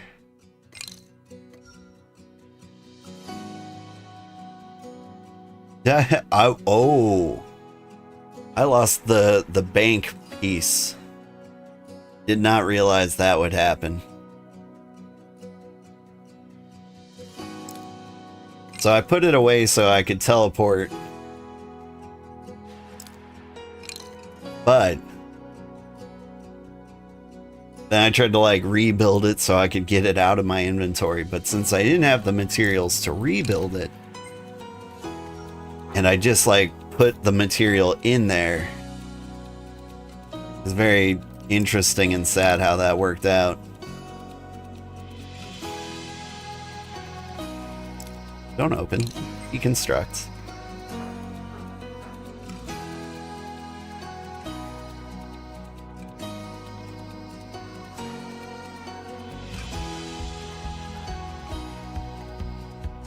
Oh wait. There's a brick slab. No, it didn't drop anywhere. Oh well. Keep smashing.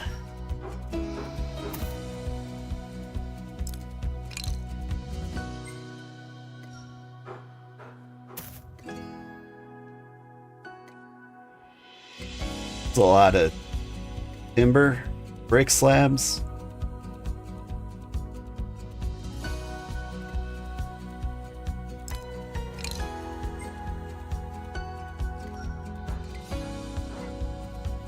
Did I just lose money? I lost a lot of money.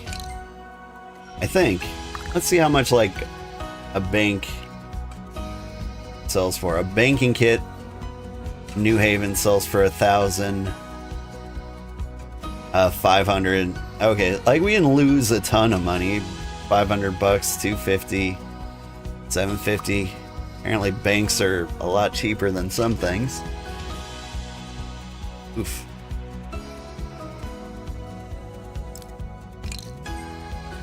Deconstruct a crude workbench. It was made out of sticks.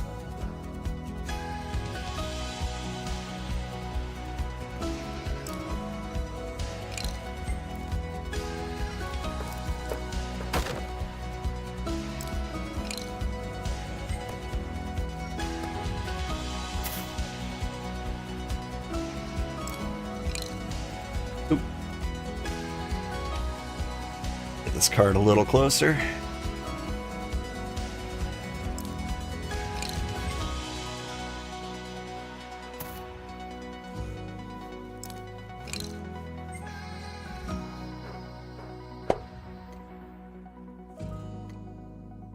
Honestly, not too bad. Forgot how many slots the wagon had for cargo. What are you doing?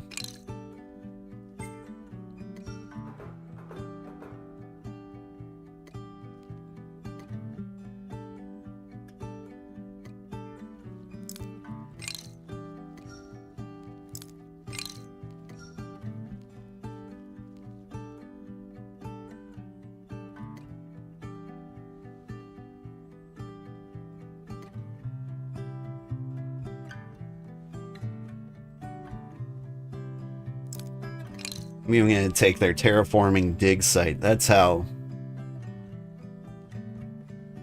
thick with piracy I am.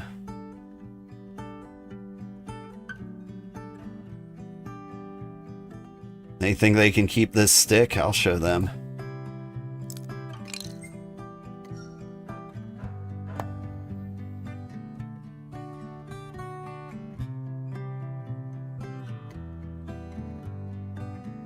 Here's 49 sticks too. I'm taking those.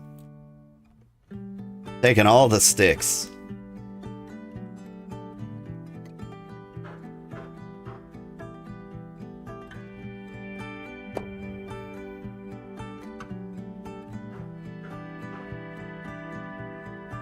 Oh, right. And now for the final piece.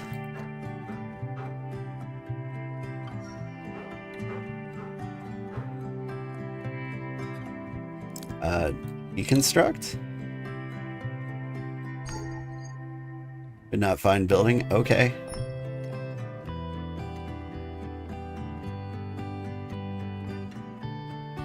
It's also a heavy piece? Mutation, are you willing to ship all this stuff somewhere? 'Cause I will give you... Oh, no. Oh, no.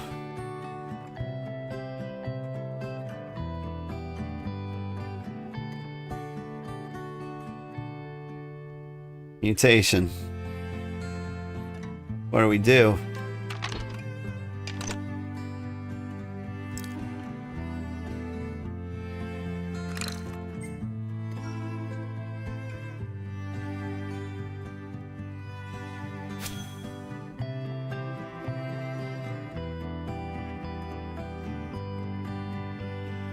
That looks like a big step, but maybe if I go down here.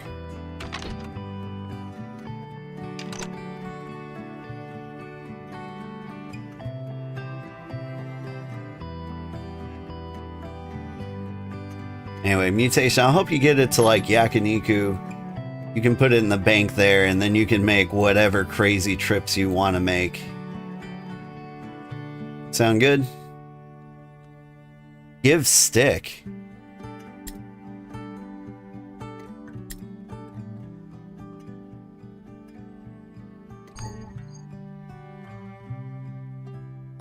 Alright. Yeah, I just dropped stick. It's not giving, is it? Give me the stick. Give me the stick. You cannot trade right now.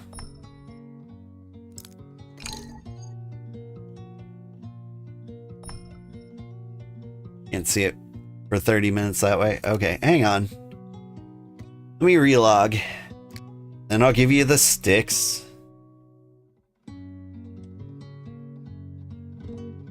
Are you really like planning on terraforming this? I don't think it's worth it. Oh my god, it might be worth it.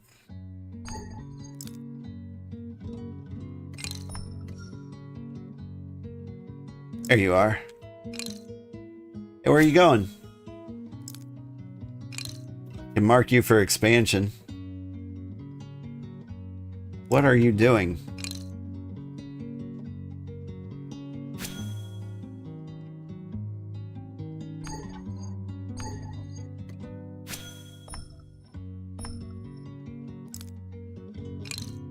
Let me trade with you. Thank you. Take the sticks. Crazy.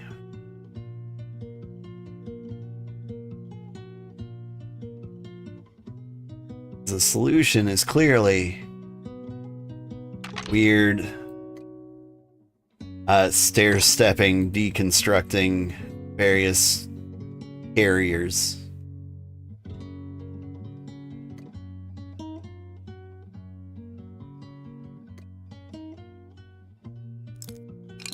I'll remind you, you don't know what these original heights were. This could be a ton of work. I'm gonna be in the next city over. Drinking mimosas.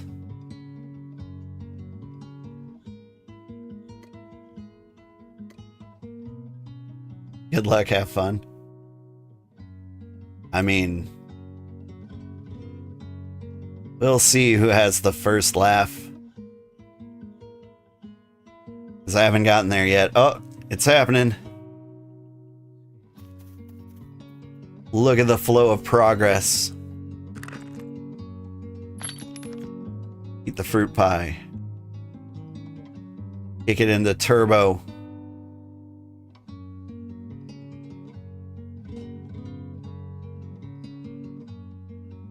Nyerm. Where does this road go?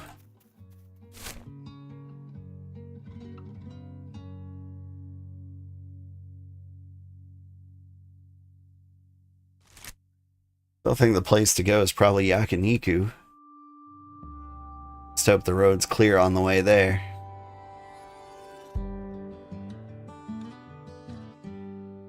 I think it's fairly flat most of the way.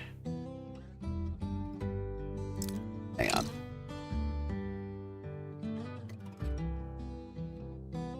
Phew!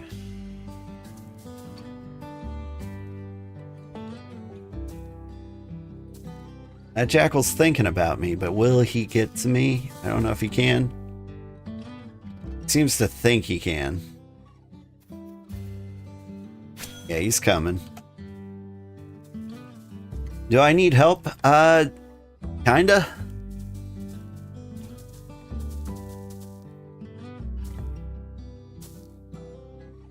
Mutation is refusing to do the hop skip.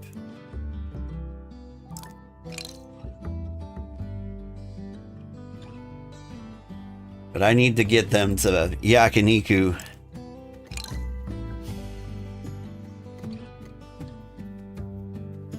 So that I can trade them all the junk in this wagon.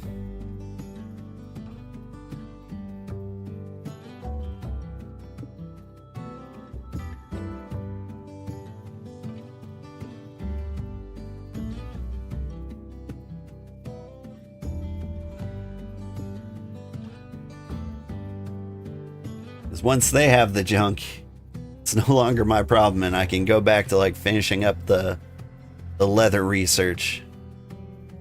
But hey, I got to showcase a settlement raid.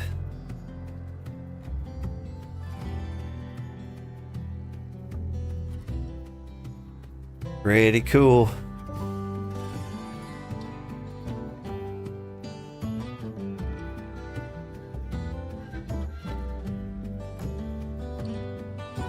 Come on, let me squeeze through here.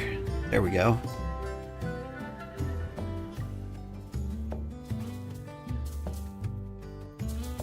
How nice it must have been living in the calm forest.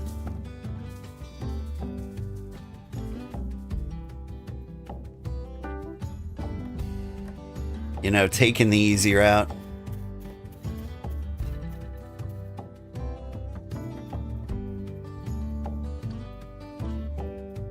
Being able to like drive here with various flat things. Alright. So I take these things out of the wagon, throw them here.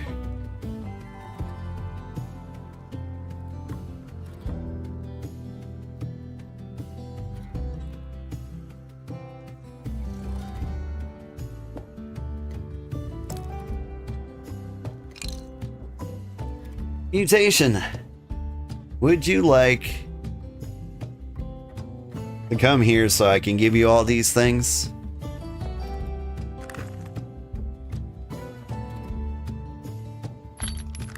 Before I teleport back home? Alright, perfect. Then why did I put them in the bank?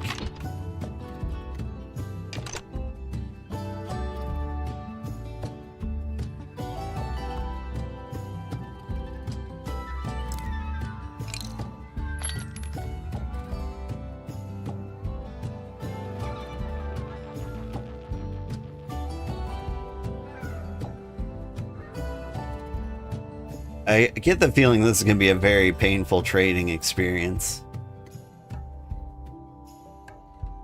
Because I think it has to be in my inventory in order to trade. And I think I can only trade one thing at a time.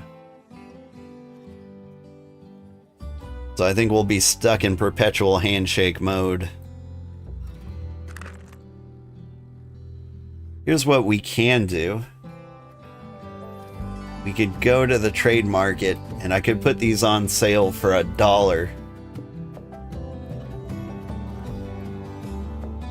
Oh, you have a trader stand to buy the items you have. Oh? You have an idea if there's a waypoint. Okay, there is a waypoint.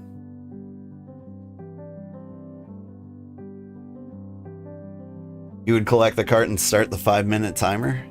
That might be the way to do it. Someone out there. How do I know that's... It is mutation.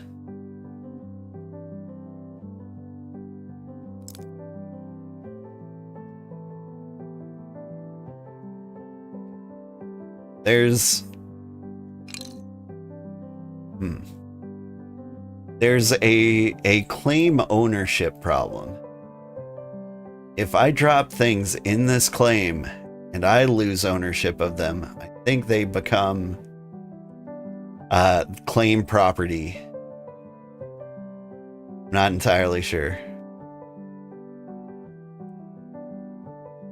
All right. So you're gonna go teleport. Hold up. Let me see the market. Like that might be the fastest way, the old dollar transfer.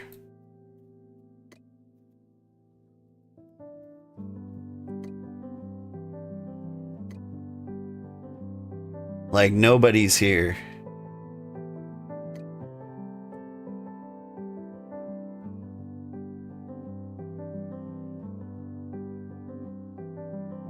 You want to do the quickie dollar swap? The old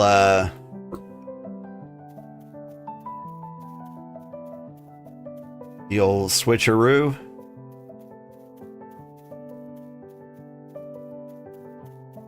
Think you'd be that quick on the trigger?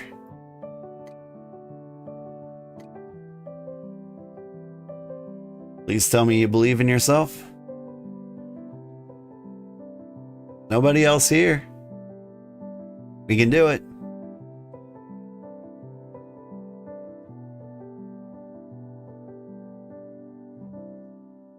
Buy orders. Oh, you're putting buy orders in. Okay.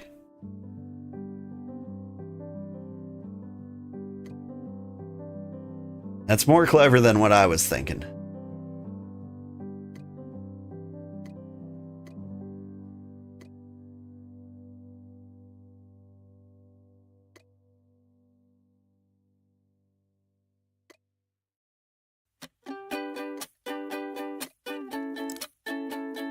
Here, let me keep my advanced storage open so you can still see the things. Like I still got tier 2 tier 2 whatevers. Don't have any more stone chunks.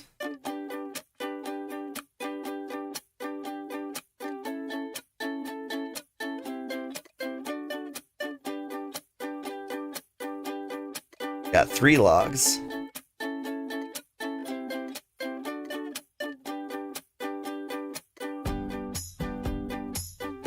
Got 1 rough wood trunk.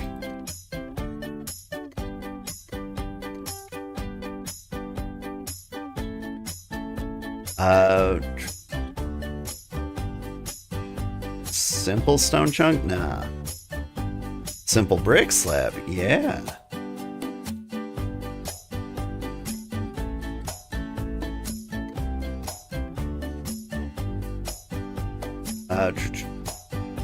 Well, no. Simple. I got more simple timber, simple plant roots, rough brick slabs. I've got none. I've got, like, rough stone chunks.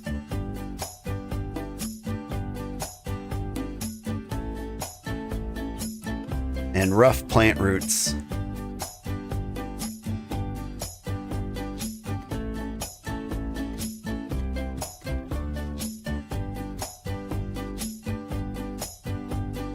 Simple. That wasn't a thing I had. Plant roots. Rough stone chunk. It's a rough plant root. Then simple plant root and settlement foundation kit.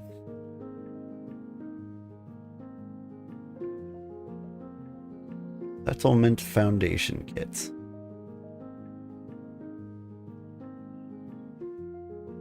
It's behind my VTuber. Oh. Super useful, isn't it?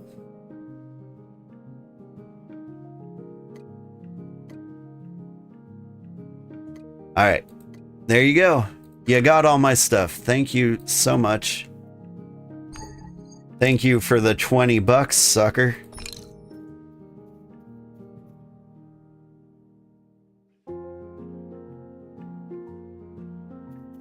Put it all in the bank, deconstruct the bank, and it goes to recovery. That would have been much smarter than what I did do. That's very clever. I like your line of thinking there. Good, thanks. Alright. Now I got stuff. Let's get the heck out of here. Good luck transferring all of that stuff to wherever you're trying to go. Hope that river connects to the ocean. I don't think it does. Whew.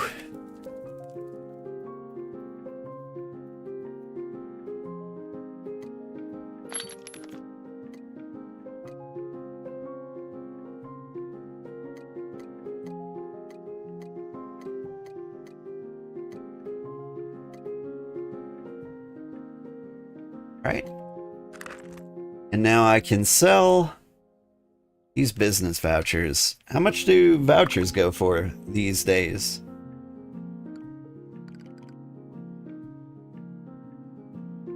$14.99. $14.99 it is.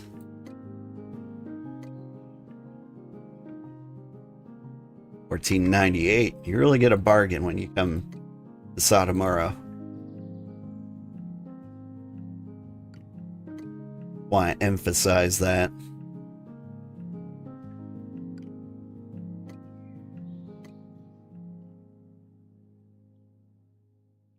It's all going to Bakeko, if anything, so do you need these things?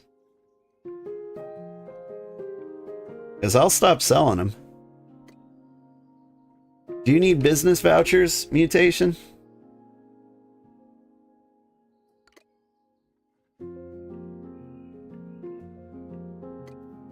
Because I'll give those to you. Might be better to put them in for sale in Port Avignon if they're gonna sell. Nah, you're Gucci? Good. I mean, if people want them that bad, they can walk to Satomura. But you're right, like, Port Avignon is a better... It's a better positioned marketplace, for sure. But, like... The only reason you would go there instead of here is if you wanted to pack things up in a boat. And if you're just selling like items, I think Satomura is still the best place to be because it's the closest to like the processing equipment, you know? But if you were selling like the brick slabs or things like that, Port Avignon is the way to go. Alright. So I think it's time to get back to our real job, leatherworking. Oof, remember when we had a purpose? Been so long.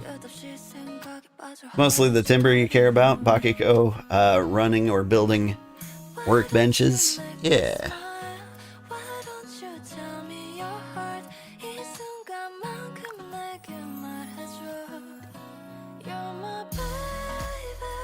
Ah, fine leather. It's been a while since we had that. Volman, I think you needed fine leather, right? Did you want to call dibs on the first batch?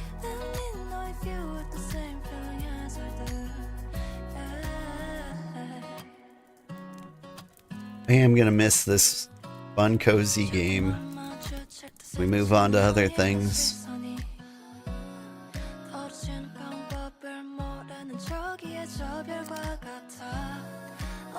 Let's just admire all the things we've built, shall we? Got the cloth district, the hunting zone, the woodworking and furniture making area, these lovely gates.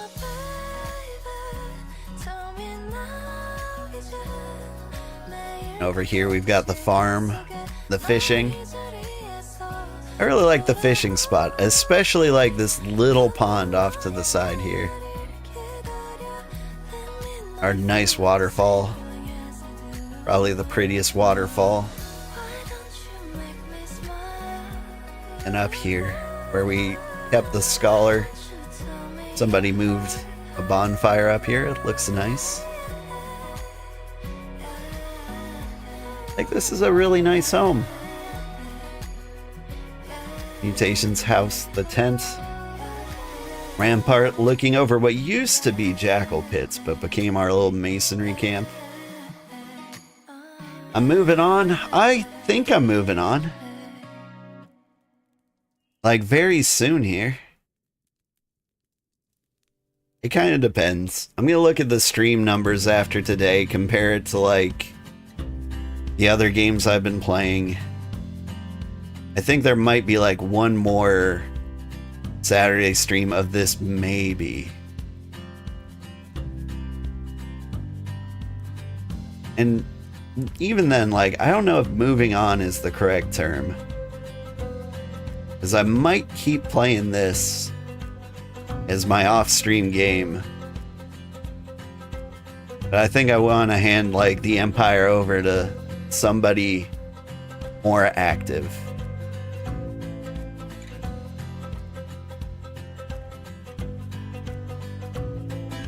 RIP. I mean, like, the viewers are starting to move on.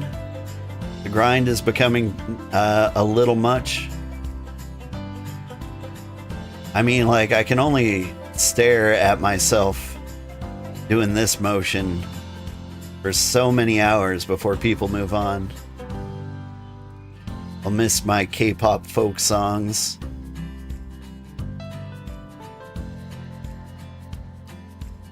But, like, it's just gonna get less and less entertaining as it goes.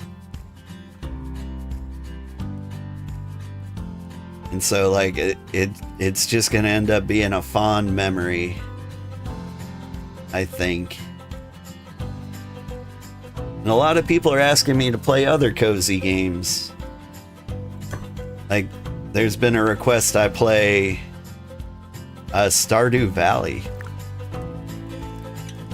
I haven't played that one in a while. Ooh, I should have been working on this one first. Gotta get the goats in the other one. It's EA, park it for a bit, revisit once in a while. Yeah. Becomes more of a Discord community game. Yeah. It is a good Discord community game. Like, our Discord, like, changed a lot when I started playing this game. Everyone got, like, super excited about it. Now, like, half the channels in my Discord are BitCraft specific. And the whole time, like, while everyone was running wild with it, I was kind of thinking in the back of my head, like, we're not gonna be here forever. And so part of me is thinking, like, do we split off the BitCraft stuff into its own BitCrafty Discord? I don't think people would hang around then. Maybe I just leave the BitCraft channels in there until BitCraft actually dies.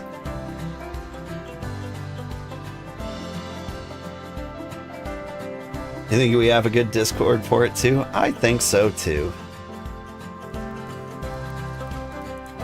Honestly, keep it.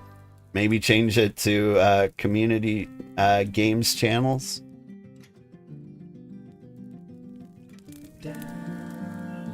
I could, you know, actually learn some Discord skills and maybe make it like a role-based channel where people interested in BitCraft can be in the BitCraft channels, but like nobody else can see it.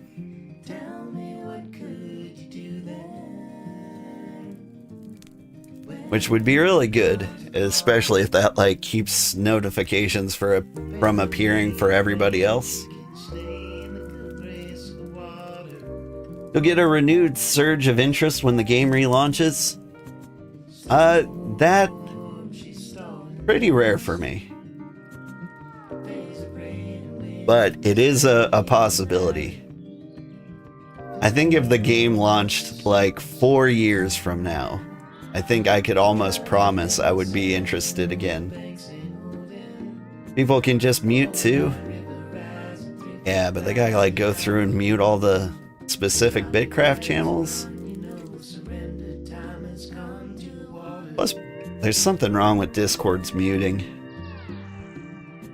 Sometimes it works. Every now and then something like goes wrong and you have to like re-mute all your channels. People have free will. They do. They do. I've tried to stop them. They keep thinking and doing things on their own. You can mute a category. Yeah. I usually mute whole servers. I've got like a problem with notification icons, right? So like, for example, I can't sit on like achievements just like sitting here.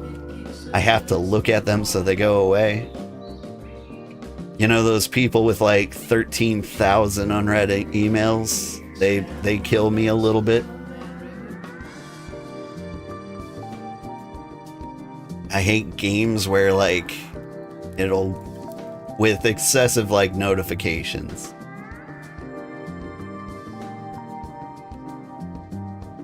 One of my like least favorite game mechanics is like codexes where they have like a notification icon. You'll be playing a game and I'll be like, you looked at this type of grass. Click here to see like the description of that blade of grass.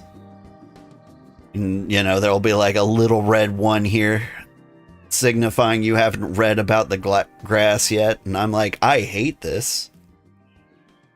It makes it seem like it's something important, but it never is. It's cool that it exists, but I don't ever want to learn of its existence. Beyond, you know, like the brief codex tutorial there when you discover something for the first time. But like notification icons make me feel physically ill. Especially if I can't get rid of them. Infinite breadcrumbs of notifications. Ugh. Hate them. And so in Discord, I'll mute everybody. I'm like a member of like 13 different Discord servers, and I've muted them all.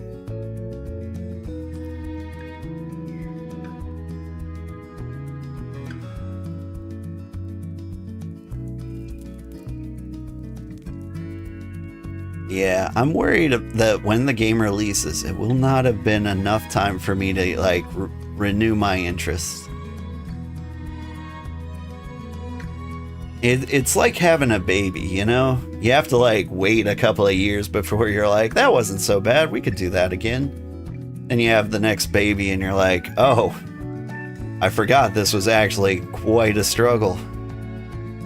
Ugh. You mute everything, and if someone DMs with you with important things, they instantly lose social credit. Yeah. Sad to see you go. Hopefully you'll find happiness in the next thing. I've already found happiness. And I haven't actually decided to go yet. I just think it's happening. Like, I do Final Fantasy Fridays where I'm playing through the entire Final Fantasy XIV main story quest. I got to this point where I needed to like grind levels off stream. And so I stopped playing this off stream. And I came back last night, I think, for the first time. And just kind of like saw how things were going, and we had like 2 days left of supplies in the claim. And I was like, oh, am I really holding this place together? Like, I didn't think it was just me. I mean, I know there are a lot of people running around doing things, but no one's keeping an eye on the supplies. And like, what if I was grinding for another 2 days? What if I took a weekend off? Somebody would swoop in and steal our claim. Who would do such a thing? Like, exactly like we just did not too long ago. Waking up in this bad dream. Yeah, I'm always hopping a game. I'm a variety streamer. Even the Decent donated 1,000 shards. Thank you.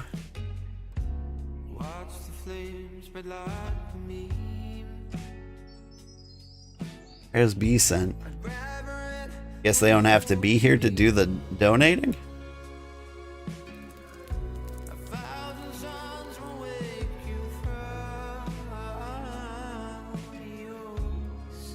It's you. I thought it was you. You in Sotomura somewhere? Or are you donating from the other side of the world?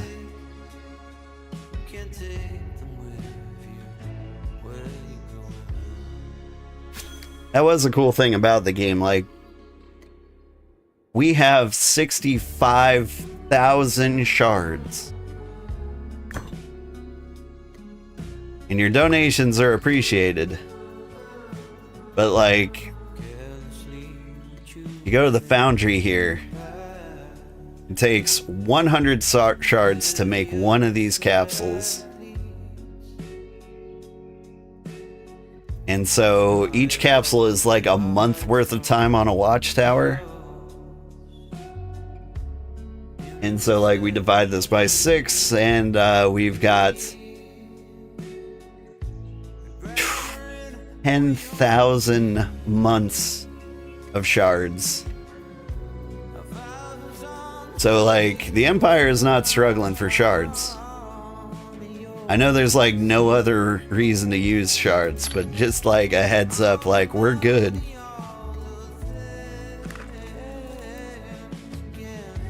You don't have to be local to donate here in Charlotte. How are things in Charlotte? Pretty cool? Kinda cool? We need cannon. Oh, I don't have... I need more wood.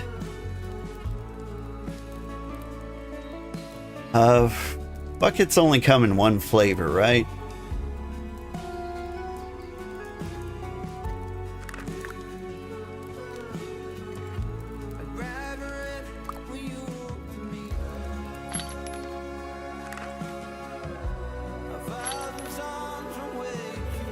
Now I need normal trees.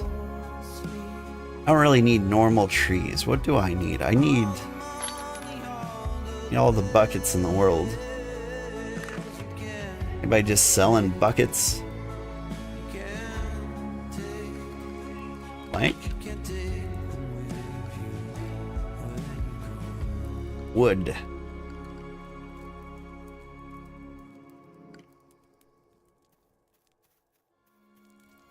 You make buckets with any tier of plank now.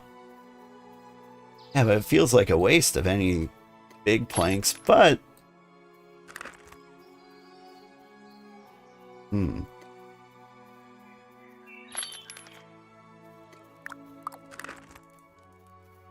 Like tier 3 and tier 4 planks require stuff.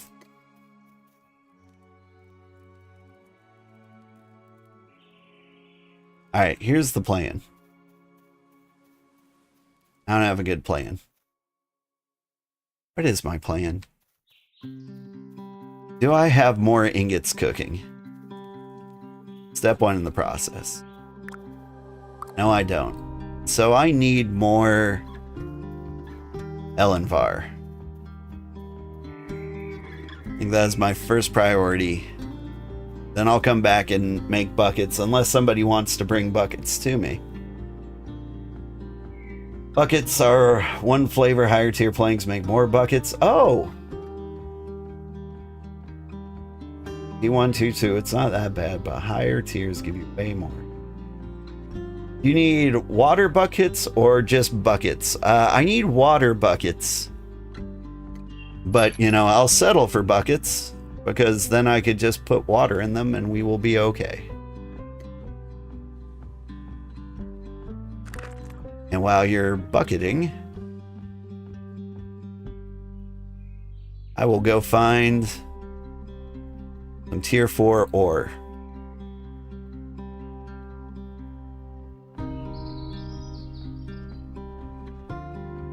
I can keep the supply grind going.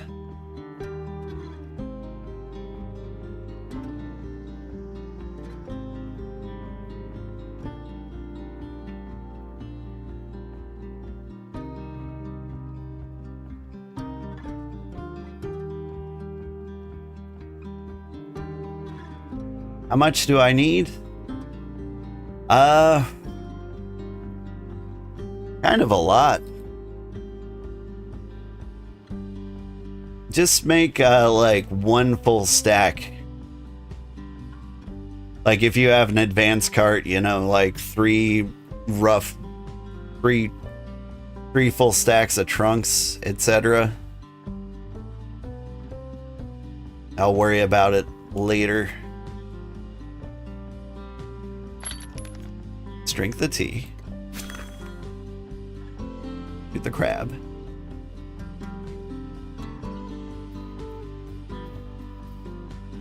And see that they hid this ore in the tree. Wait, what's going on? Ah. Psychic crabs. Unfair. I feel cheated. I'm gonna wake right up. Shoot the crabs. I didn't realize they were doing this to me.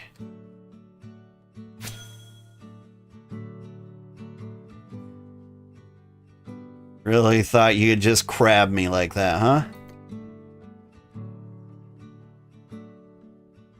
I ain't afraid of you.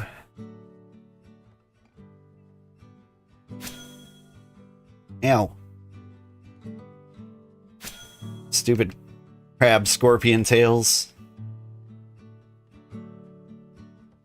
Hitting me pretty hard. But what are you gonna do? Kill me? Guess what? I can just get right back up. Now that I got the debuffs, I'm not afraid to die. Thanks, Granddad. Thanks for following asymmetric attack. Phew.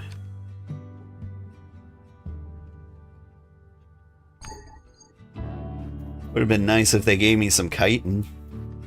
Feel like I deserve it. They're cheap psychic crab shots from across the zone. Alright. And now... it's not too bad. Reduced action speed, health speed, and stamina. Like, you can die in this game, but it's really just not so bad. Anyway, at one point we were talking about buckets.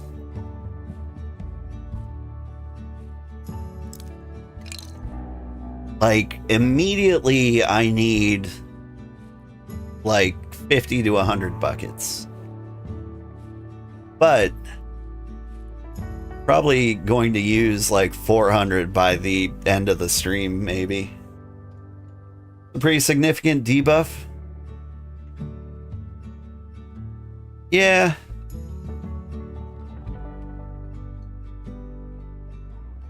Health speed and stamina. Let's... I think we can check this out. What was...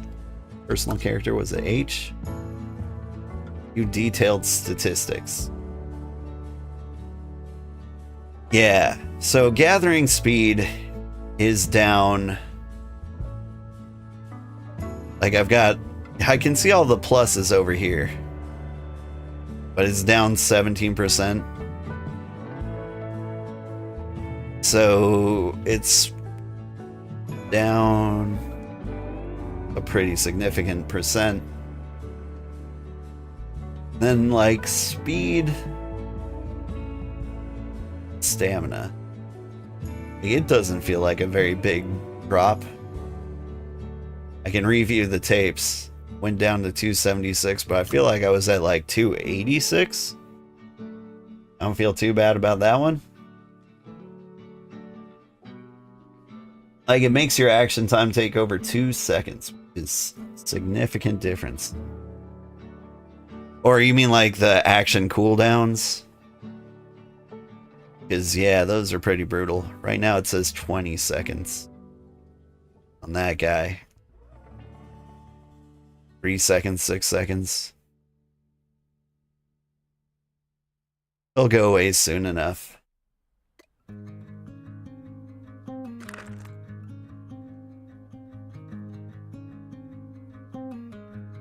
Stamina drop is not bad yet. Just the decrease in harvesting speed. Yeah. Let's have some more tea. Alright. Ellen Var.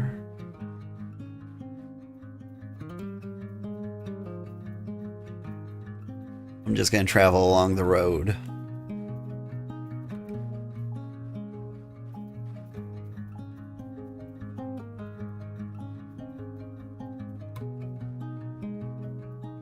Oop. You see it?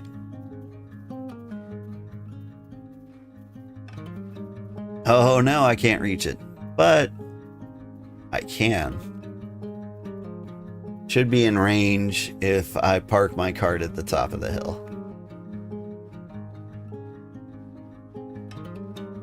Like right here.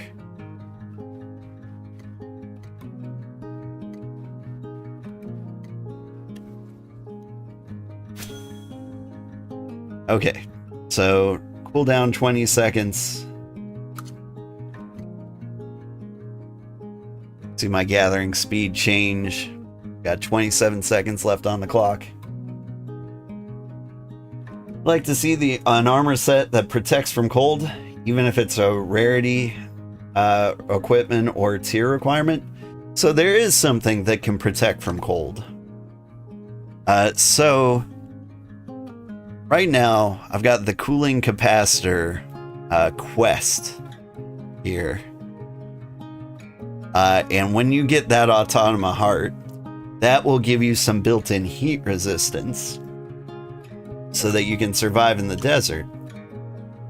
However, here the tier right after that gives you cold resistance so that you can survive in the snow.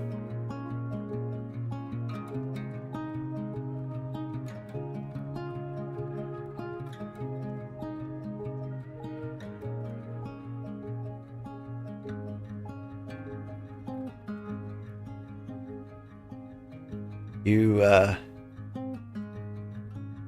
not making any sound there.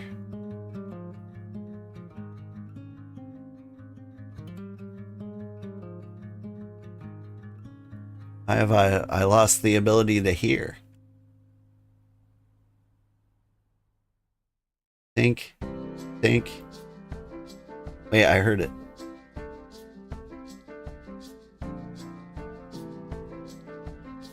Did I accidentally, like, turn the volume down in my hotkey? Anyway, I was gonna see, like, detailed statistics here.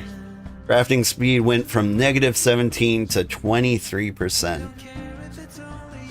That is huge. And the cooldown still says 20 seconds, but I think it was longer than that. Maybe that's the... Nope. But yeah, that was a huge debuff. Like minus 40%. How full is this? Not very.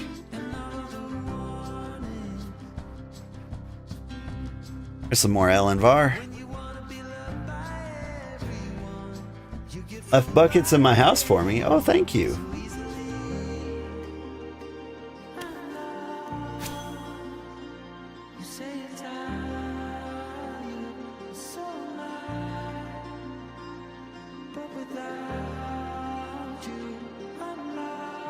You have another that lasts 40 minutes, yeah.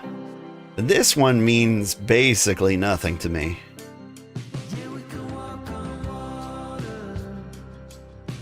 It's like 276 hit points feels like about what we used to have. Like, I think it's just a little bit lower.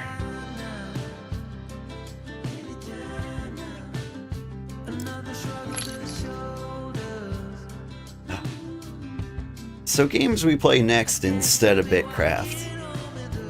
I've had requests for Stardew Valley, Tales of the Shire, and Fields of Mysteria for like cozy games to play. Since I think this is my cozy time slot, I think one of those is gonna fit there. Just haven't decided which one yet. Stardew Valley's good because it's still the most popular farming sim. Like, there are some good ones out there, but like none of it replace Stardew Valley. Like, just statistically and like Google search wise, like more people care about Stardew Valley than anything else. And so like, if I play that, I'll get good numbers. Tales of the Shire is very new, and people are very curious about it. If I play that, I'll get numbers. Fields of Mysteria is about to hit 1.0. If I play that, I'll get numbers. So like, they're all good choices. It's just kind of like, which does the community want to see first? Where do I want the water buckets? Put them in the leatherworking chest. You verify that you have permissions to see that. You do. You've got lots of permissions. Oop. Got all the things.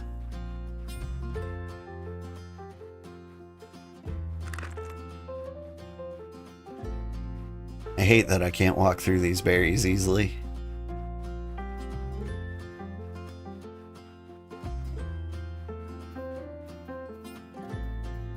I think I'll miss the snowy peaks the most. Like, the pine forest is nice, but like, there's something just kind of bright and nice about the snowy peaks. Unless you're the kind of person who has like every application in dark mode, in which case this must be hell for you. Mernin. Good Mernin. How are you doing, Iris?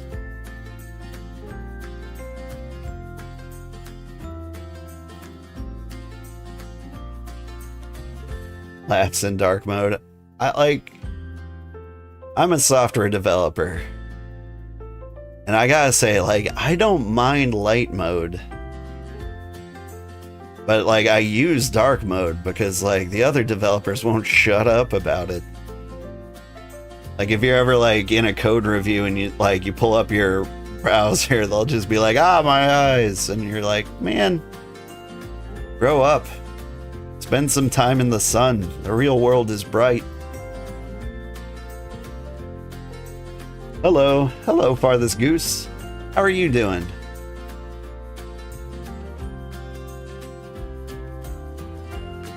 Just woke up? You've listened to the stream the whole night and it startled you when you started up? Wait, did you just like, you just like left my stream open waiting for me to log in? That's cool.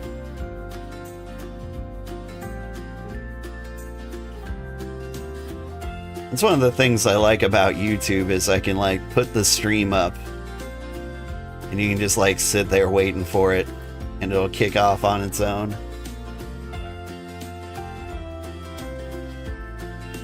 And so if you really like a scheduled routine, you can just kind of like have me there ready to go.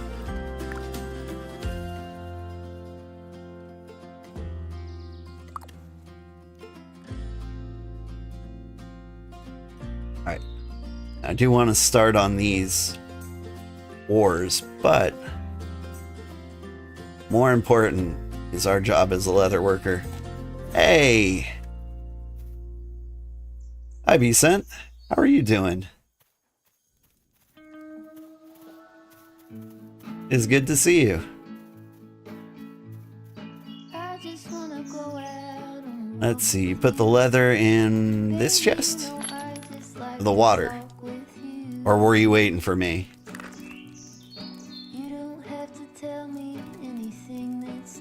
There we go. Oh. Oh. Leather. Like where this is going.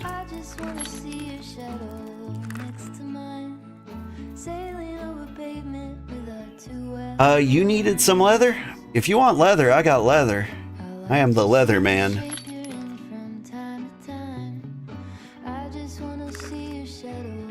It's an awkward thing to claim to be. Alright, we need here too. And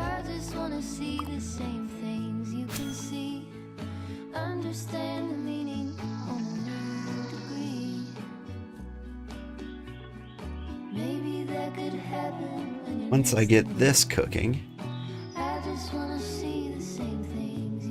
we got tier 3 cooking.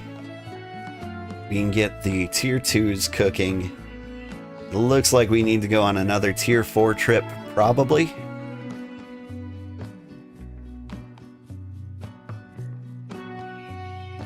I'm really curious. Once we get this tier 2 leather in, how much tier 2 leather did we need? I want to say we're at like 35 refined tier 2 leather, which is 5 short of what we need.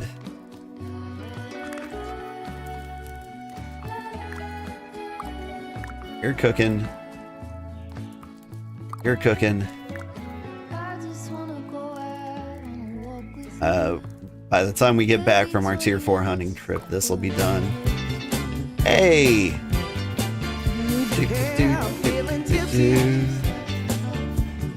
Thank you for the raid. Want to visit your settlement? It's changed a lot. We actually went through it not too long ago. We will visit again. Very soon. How soon? Trying to work it through in my head.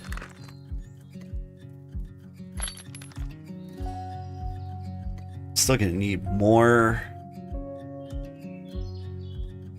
tannin to get through all of this. Hi, Iris. Howdy.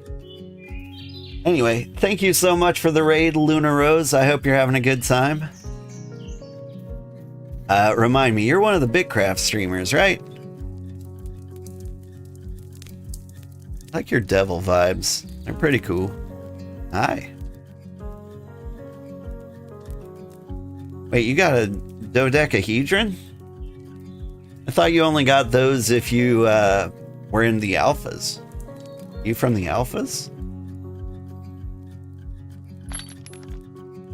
You've been here this entire time?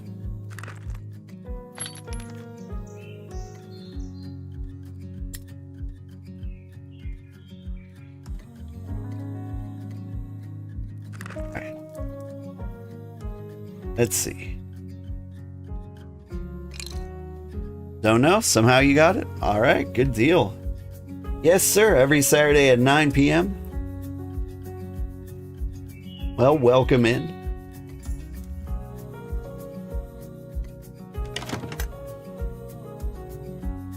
Welcome back. I hope you're having a good time. We are trying to get our refined and simple leather up that we can swap over to everything. We got all the things. We have all the refined leather, or tier 1 refined leather we need. No bed in the house, huh? Well, this isn't my house. No sleep, only grind. Yeah, for mutation. That's mutation stable. You want to see my house, it's over here. Mutation just gave me permission to use the storage. And it's like the official, like, tier research storage. This is my house. You can see it's nicely furnished. I've got a bed over here. I've got 2 storage containers that I'm like not using at all. Because everything I have has a purpose and I need to like throw it. You're all out of tier 3. Alright, I got you.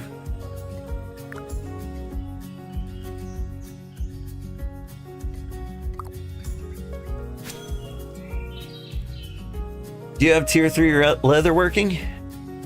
You can help out. I will give you all the leather that comes. You're jealous? Looks way nicer than yours. Yeah, I got... Nope. Okay, fair enough. When I was buying up like the house tiers,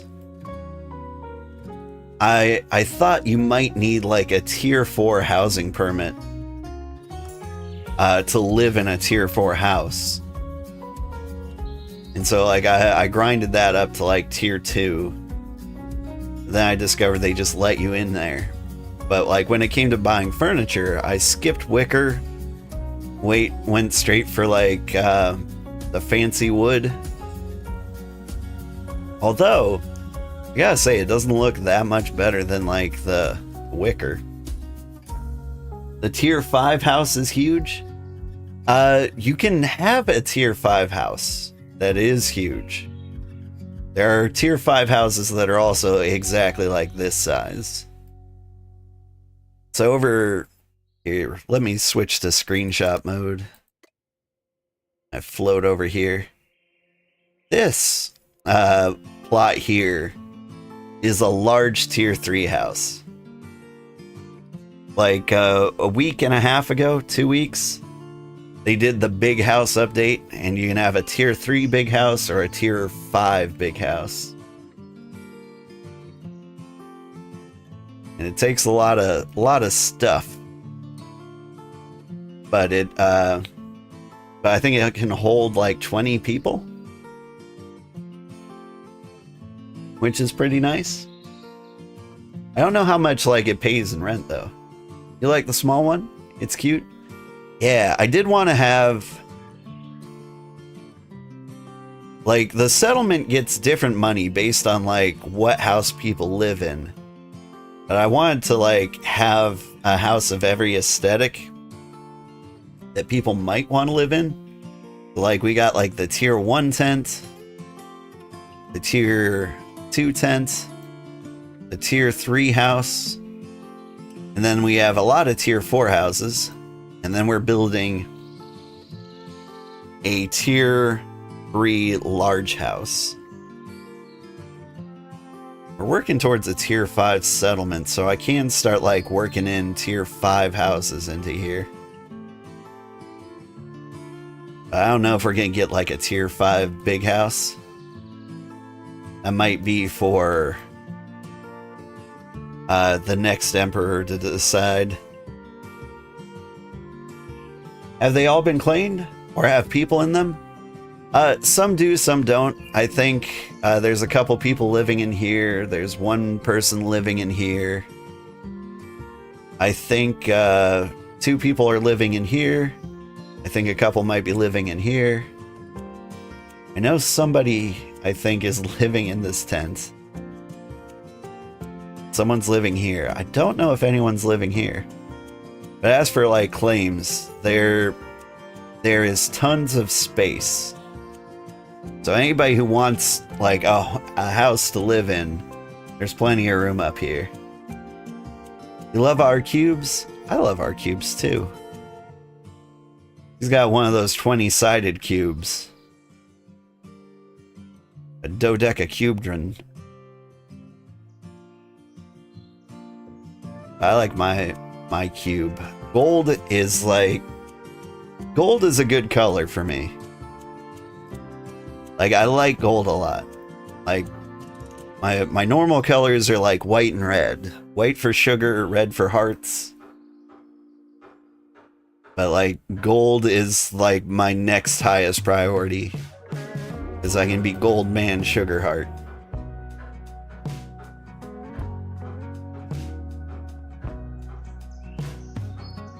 But who doesn't love a good D20? Gold glasses. He used to have... I mean, I'm acting like they were fancy. They're not. Yeah, what you got? It's the same rent, you think, as the small version? Oh, in the tier 3 house? It just fits more people? Yeah, that makes sense. You got your prism somehow. Might have missed the email. Said I could join the alpha. Oh. I didn't know you applied for the alpha. Okay. So this is for you.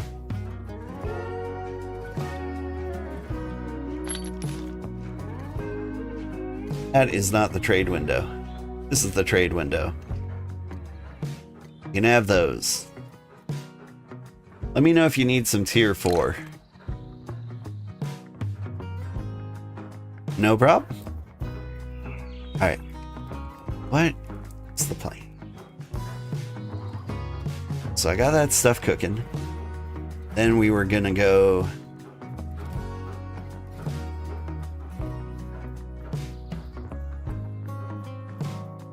We were gonna go and smash our rocks.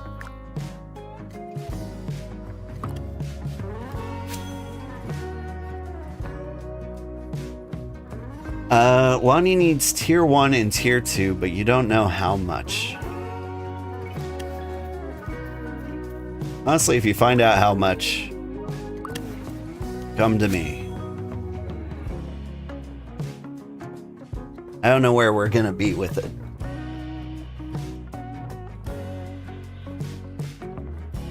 I'll definitely give like whatever leftovers we have.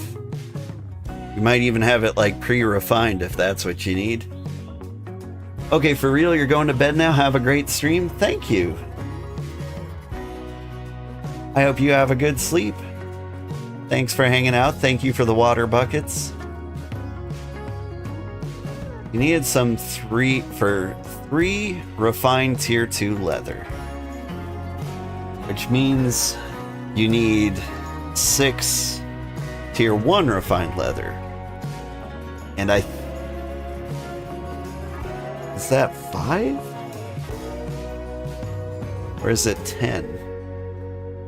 I think it's 10 for tier 1 fine leather. I could be crazy. And so 60 tier 1 leather, maybe? I might have that. Somebody gave me some tier 1 leather, but I think we're done with tier 1 leather. And so I can give that up. As for the goats, I'm not sure how many we'll have left over.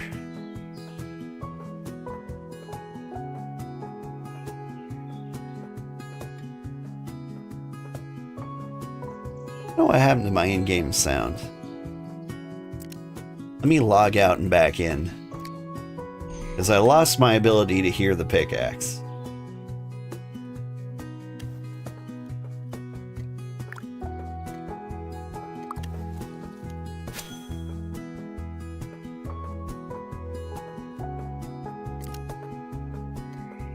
Did I accidentally, like, hit the audio down?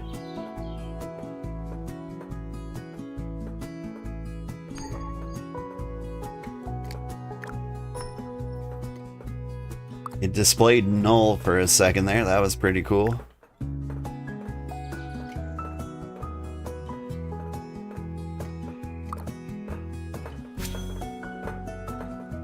Look at all the hammer bros. And sis. Sorry, Iris, I called you a bro.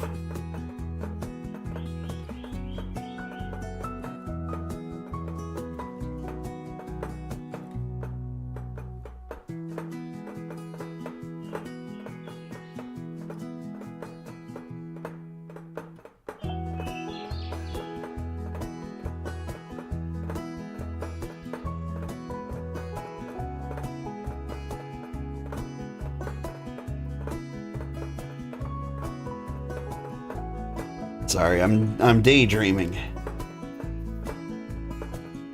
Your sound went poof as well? It sounds like mine's back. At least the hammer's back.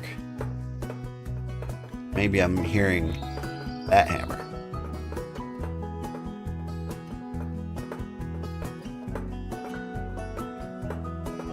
I'm still curious which one of my jobs is gonna hit 50 first. It'll be real close between pickaxe, smithing, leatherworking. Like, I'm primarily focused on leatherworking, but I need to do a couple more, like Elenvar ore concentrate. Dang, you need 4 ingots for your axe. Smithing is 53. Nice. You've really been working on it.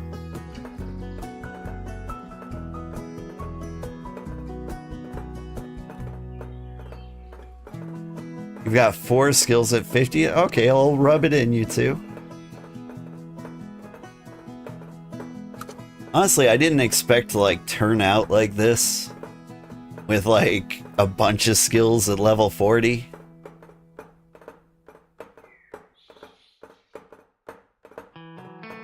Like, I thought eventually, like, I'd be super specialized. And, like, I'm trying now, but, like, it's still just not turning out that way. Because I'll be smithing and I'll be like, I need to make some frames. And and the frames will take, like, tier 3 bricks, so, like, I go back to masonry. But I need, like, fuel for these things, so I keep chopping down trees. Like, honestly, I feel like everybody else has it kind of rough not doing a little bit of everything. It sounds exhausting. Hard to rely on others. Exactly. The game tries to make it so you have to rely on others. But it's just... life's easier this way.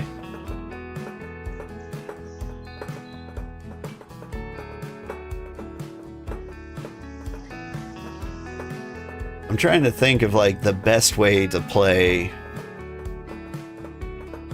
the early access when it comes out. Like, what if we decide not to be an emperor that time? And we just like pick one job and do that one job.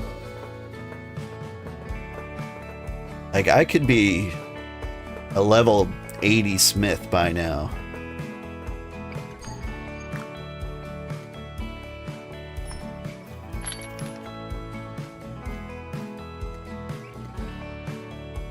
Go. Here, you know what? I'll leave that log for you. I think you said something about needing ingots.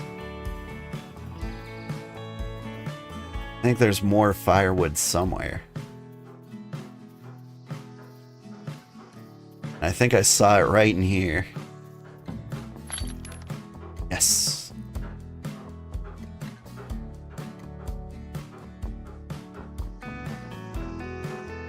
Honestly, solo is the way to go. Yeah, solo might just be more fun.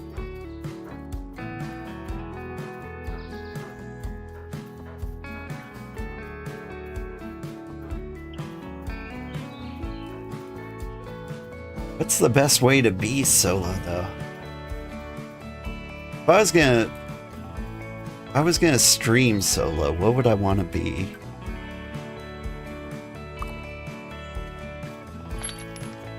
There you go, lots of logs in there. Now everyone can cook things. And go back to my hunting. Did any of my crafts complete? They all completed. Oh. Okay.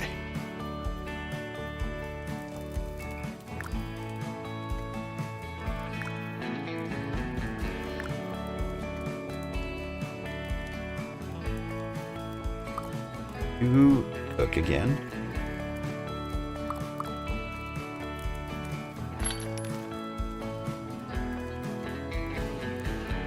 And cook some of you.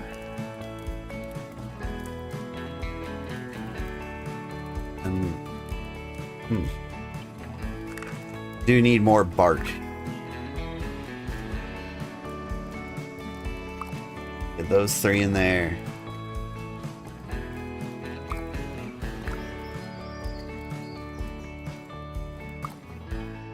Now I need more bark.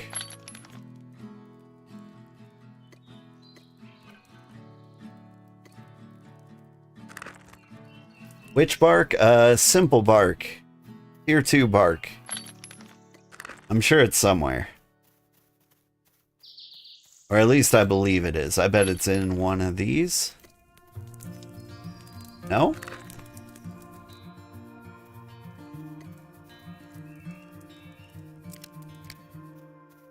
This is the part where mutation says, I got tons. Okay, put it in the tannin chest.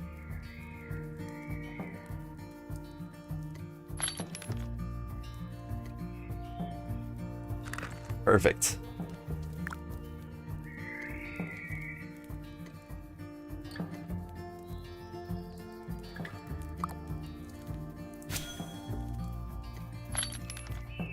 You have more if I need more? I've used all the buckets.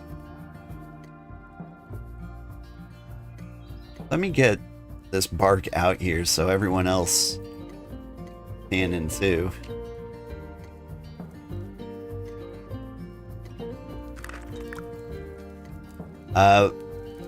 Let's see. We're making 100 and something tannins. I think I only need 50 tier 2 leather. No, I only need 25. Girl, hi! I found the, sorry, hang on. Let me read that entire 700 character name before I try to pronounce it.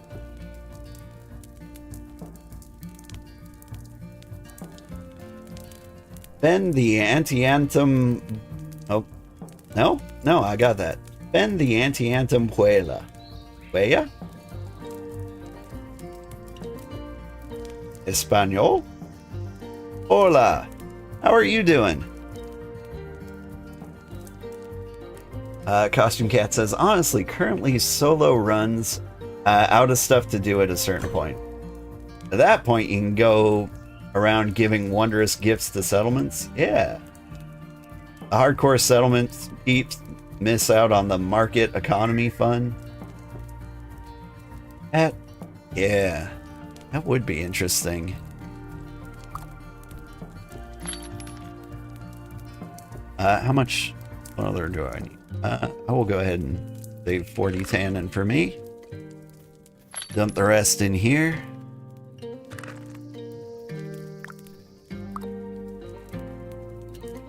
And I can cook some more of you.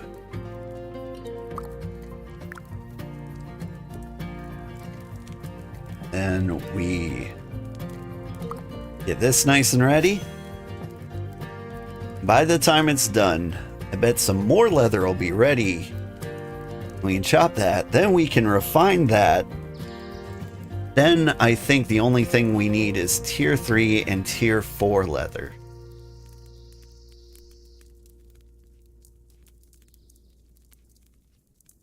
How much?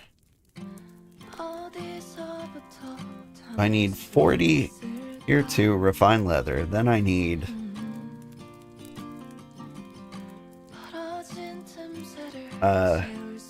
20 sturdy leather. assuming those are 5 leather apiece. It means I need 100 sturdy pelts. 100 sturdy leather, which would be 200 sturdy pelts. This is Selena. Hi, Selena.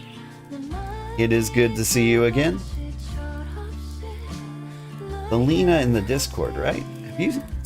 Oh, I feel like you haven't said anything in the longest time.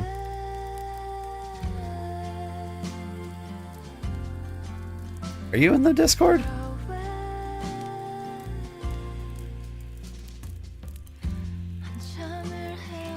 Or is your name not Selena in the Discord?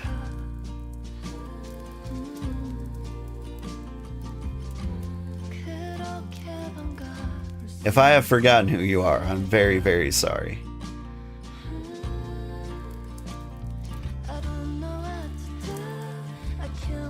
It's not that you are not special, it is that I am old. I have forgotten so many names. Like, I don't even try anymore. Went to a birthday party today, and I memorized the birthday girl's name. That was it. Everything else was going like right out the other year.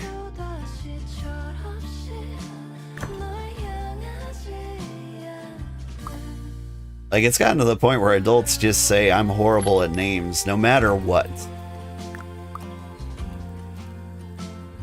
Nope. Still cooking. Anyway, I can move up leather-wise.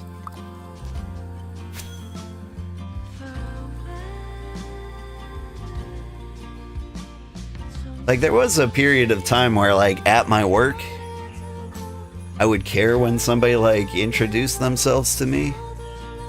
I'd be like, oh, you are this person. This is your deal. And then, like, after a while, like, I just stopped remembering new people's names. And, you know, it gets really awkward because they know me. Because I've worked at the same place for, like, over a dozen years now. And so they can see my fingerprints on everything, or, like, people will be like, oh, you need to talk to this guy. He knows what he's doing. Spoiler alert. I don't know what I'm doing. I've been winging it this entire time.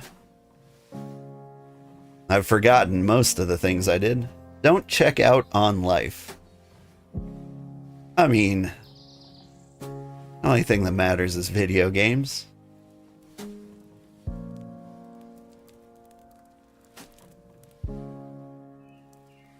I just feel like my day job doesn't pay me enough to, you know, earn my cognitive energy. Although that's no excuse for the birthday party. Don't check out on life. That's good advice. Like, it's probably a bad idea to, like, zone out for significant portions of your life. Feels like a good way to die super quick. Or at least perceptually really quick, you know?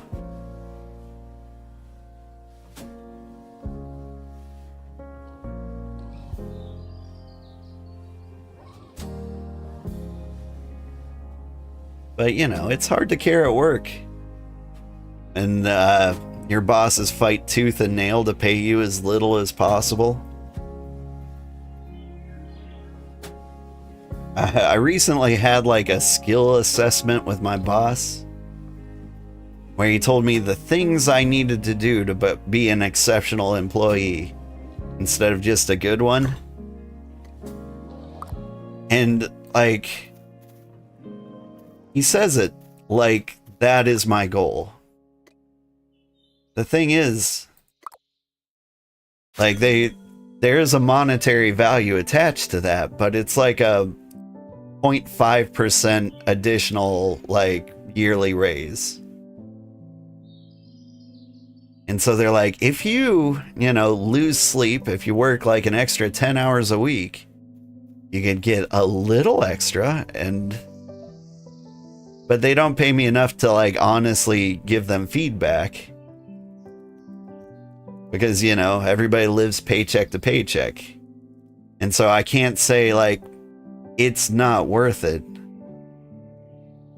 Like the amount of money you would give me to be an exceptional employee is not worth the time cost.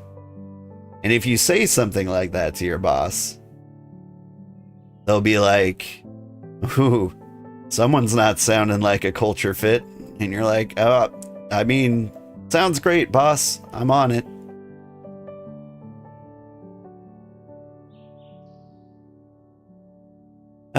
Life is hard. Which is why I'm trying to play video games for a living. It's a lot of work. It's a bit of a struggle. I'm losing a lot of sleep. I'm not working out. But I gotta take care of your boyfriend. He's a little upset. Bye, boyfriend. Bye, take care. Have a good time. Give him ice cream. Give him tickles. I don't know. Whatever he's into. Spaghetti? What I'm into.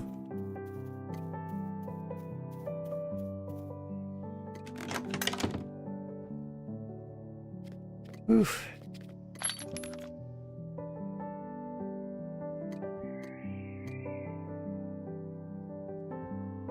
We're 2 leather shy, but it might be done by the time we finish. Here's what we do. Let's get all the goods.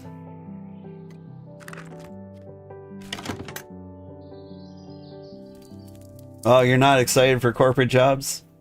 Even with just a bit of school, you miss when the most pointless drama was an employer not showering enough or dating someone the others didn't like. There's still some drama of dating drama in the corporate workplace.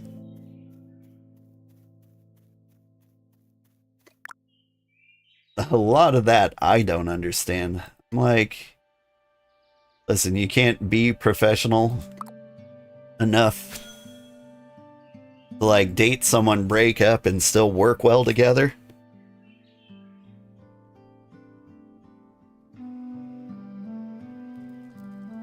One of my favorites. My boss was dating the product owner. The product owner advocates kind of for the customer sometimes, and my boss would advocate for the developers. And one time they had a real awkward fight. Like, you know, they brought out the, you always do this. And you're like, ooh, that one sounded a little too personal.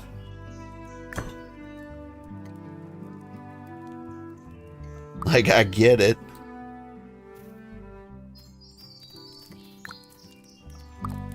I mean, life's just weird like that. I'm not going to report him to HR for being human. But man, they could use a little more self-awareness. How much time do I got on one of these? 2 minutes. How am I going to kill 2 minutes? I have anything down there? This one complete on the masonry station. Been driving me nuts. What are you? Someone finished my unfired bricks. I remember now. I put those in there because it was an extremely painfully long cook time. Somebody was just nice enough to do that for me. What a kind village. Need some logs. Ooh, there's a lot of logs over here. Let's redistribute some of these.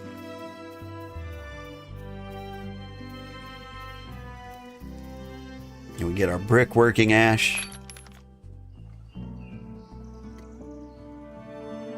which we seem to be running out of. Hey, give me... not that.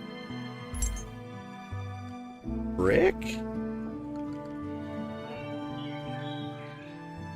Honestly, it's all union busting and depressing drama at your old place. You had to leave. Yeah.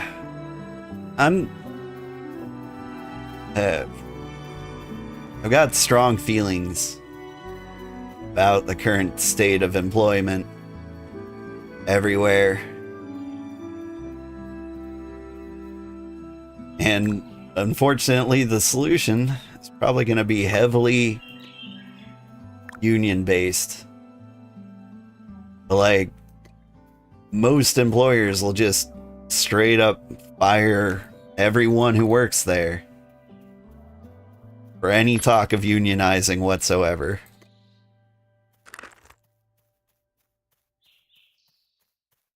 And I hate it. I hate it so much.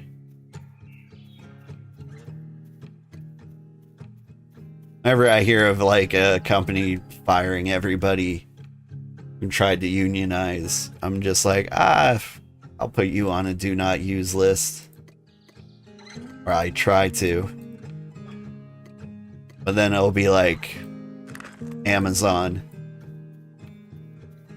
And then, you know, you realize Amazon does everything, including pay me.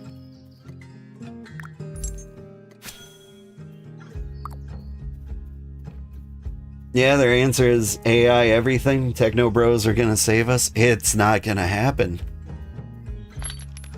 As a techno bro who works heavily with AI, like it's just not the solve all your problems thing you think it is.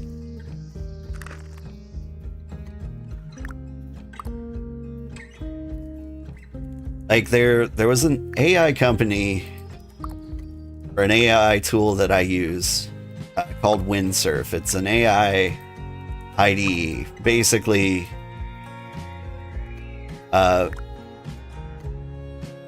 it's a software development tool that you use, and AI is like highly integrated, so it like can help you write code. They were recently bought out, and the guy who bought them out gave them this ultimatum. Like, you can either work 80 hours a week, or you could resign with like 9 months severance pay. And that just, it feels like that should be illegal. It's driving me nuts. But like, you just killed the company. Nobody working there 80 hours is gonna give you like more productivity than they are now.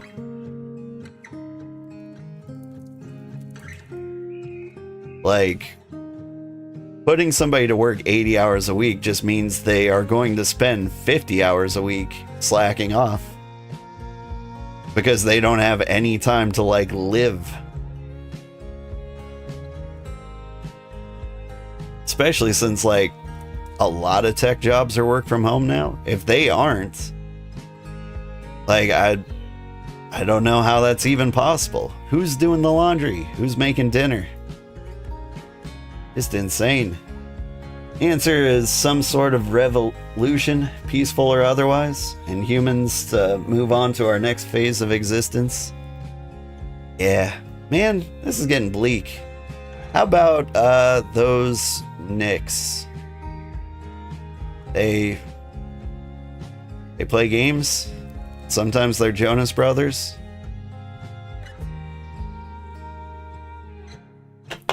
Hi, kitty. You want to help us with our political discourse? It's got to stop. Sports ball, roll tide, brother.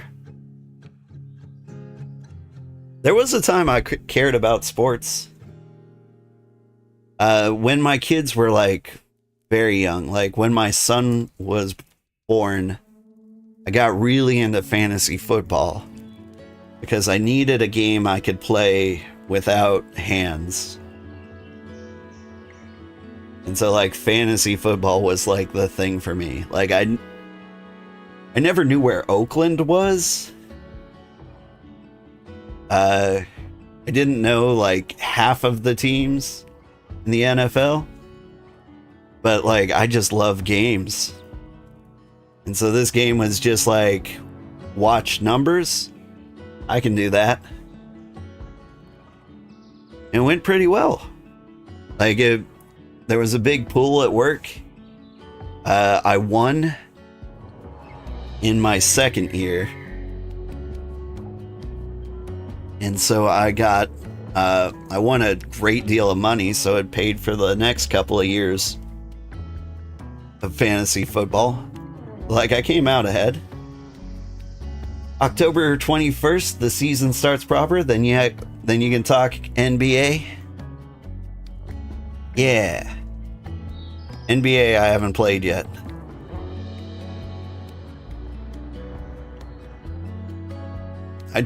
So I was so into fantasy football, I tried fantasy hockey. That was a nightmare. Immediately regretted that. Like, I still don't understand how hockey works. Football was so easy. Like, they just, like, meet up 3 times a week for one game. Hockey, it's like, okay, you play Monday, Tuesday, Wednesday. If you're one of these teams, you're playing Thursday, Friday, Saturday on these teams. It would, like, you needed to pay attention every single day. Fantasy hockey was impossible. Fantasy NBA, as far as I know, is the same. I don't know, do they do one big game at like a very specific time during the week?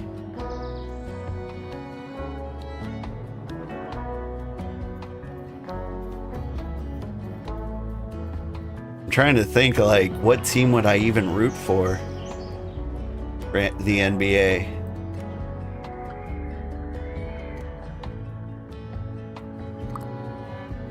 Alright, this is it.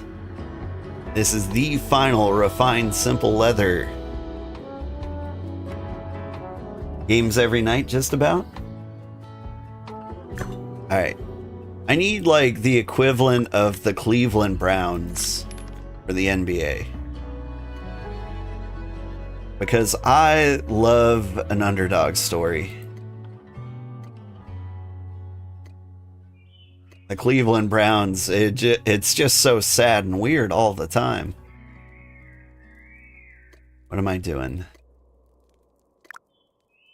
They just make like the weirdest, dumbest decisions. And you just...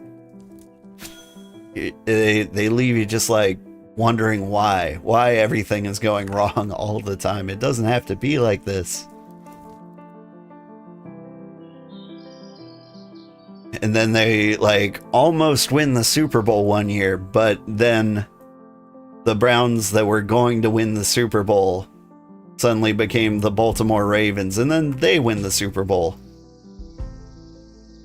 And then the Browns just got sad again.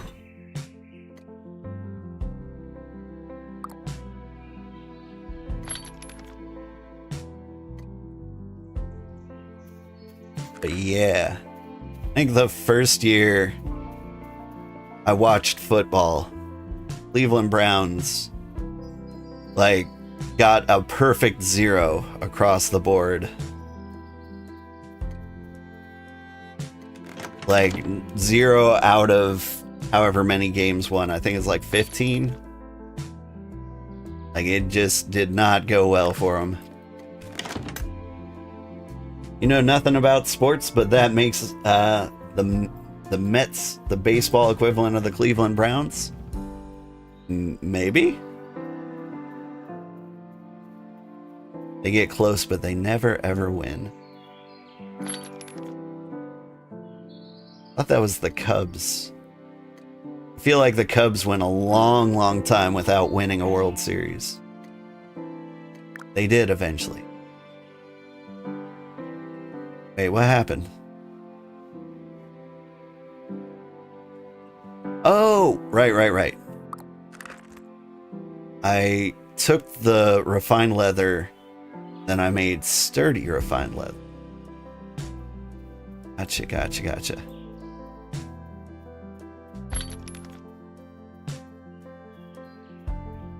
What am I doing? I think I'm going on a hunting trip, so I should return all leather to the leather destinations. More or less.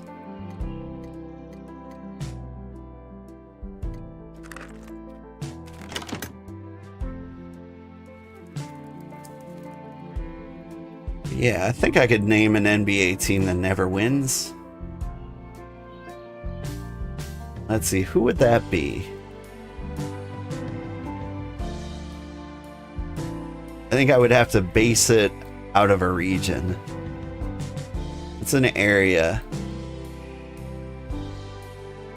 that has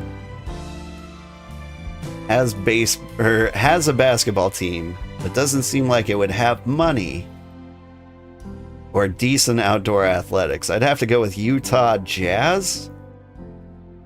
Are the Jazz the worst basketball team in the world? Like, it's just my hunch based on like geographic location. Probably regional income. Like, my money's on the Jazz being the worst basketball team. Sorry to all my fans in Provo.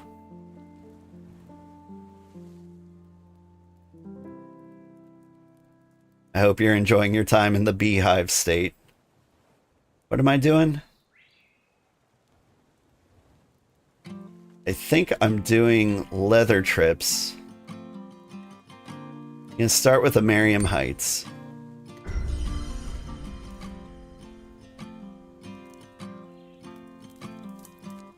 And then I'll go back for the tier 3. Like, we need more tier 3, but I want to make sure everything along my hunting path has time to respawn.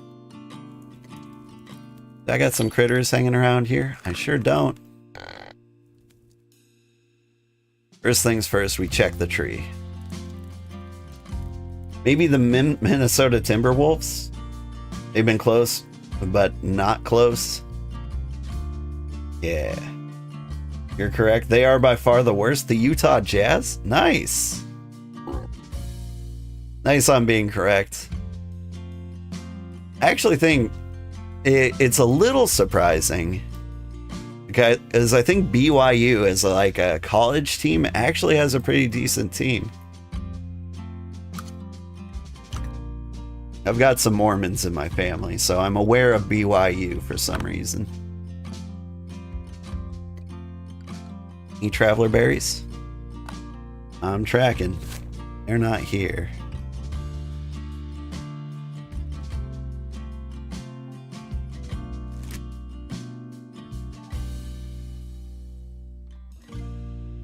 SLC is good for skiing, but anything else? SLC. Salt Lake City. Ah. You can ski in Salt Lake City? I mean, like, it's close enough to the north and in the Rocky Mountains. Oop. Alpha Mbura wants a piece. Oh, I hit him with the wrong one. I hamstringed myself. I'm in trouble. Ew.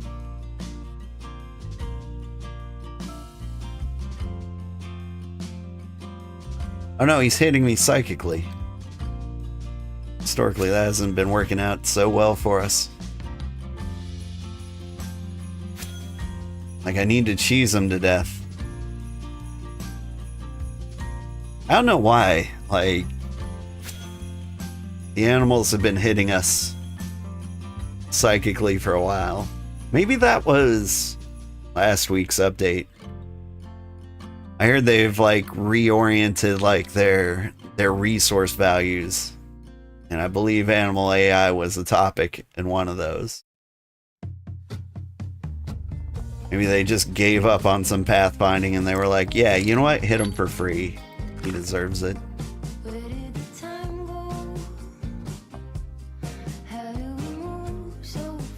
Phew.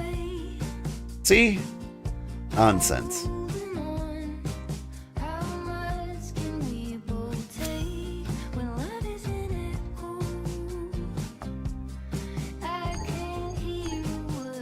Too far, huh? I'm working on my animal AI. Oh god!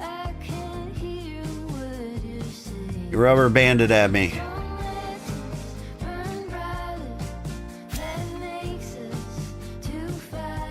Yeah, I think I got you.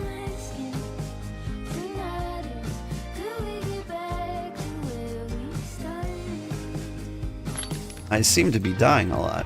Hang on. Get the health regen going. I didn't even notice that was there. Phew. One more.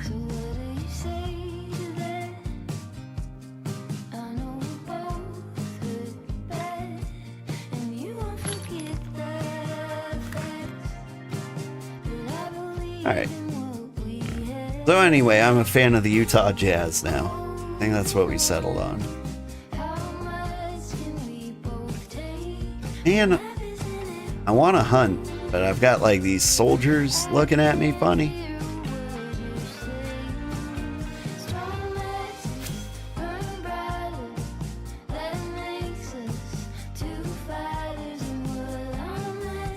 Who's singing at me? Kylie Daly, singing Strong Matches. Alright.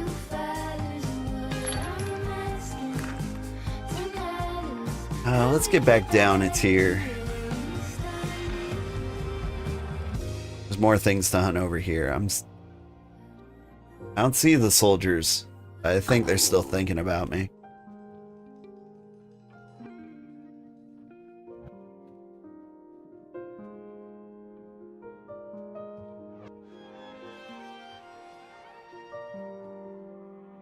One of your kiddos likes Lao Fei. They sound similar? Yeah. We're listening to Epidemic Sounds indie folk playlist sorted by popular. And so it's going to be a lot of things nobody's ever heard about. But Epidemic Sound, like, I did a lot of research into like cheap licensable music for use in YouTube and Twitch. Epidemic Sound was like far and away the best, I think.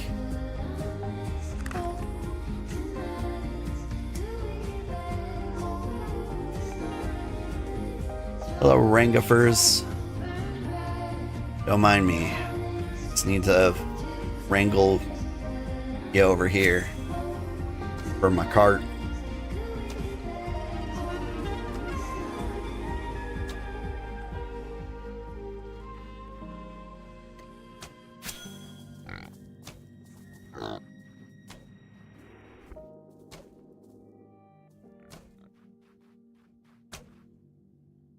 Hunting level 45. Leatherworking wasn't worth so much experience. I could have been a level 50 hunter first.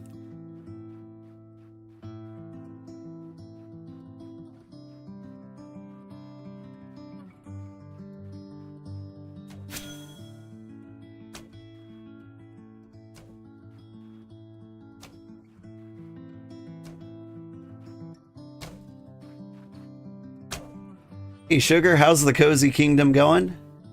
It's going pretty good. I think either this week or the next, I think I need to pass the Empire Crown over to somebody. The real question is, who is going to play the most of this game? Who will take good care of the Empire? Like, who isn't burned out of our, like, most devoted followers? Like, Mutation seems to be running the show. And at the very least, I can hand the crown to them so they can choose who to hand it to. But I think Revan and Shin Megumi have also been really great members of the Empire. You'd set the Empire up to be self-sufficient for the rest of its days. That's what you did. How did you get it to be self-sufficient? That doesn't add up. Like, house properties? You would need like 200 people living in your settlement to be self-sufficient. Oh, for your settlement, not an empire. Oh, okay. That is different.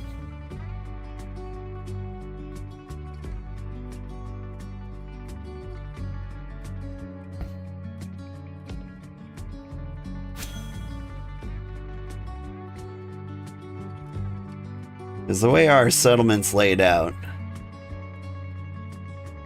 it costs a lot of maintenance. Oh, hey, get up there. Get on the hill. Come on. You.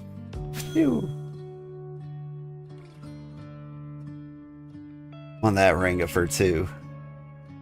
I need him to be on cart level.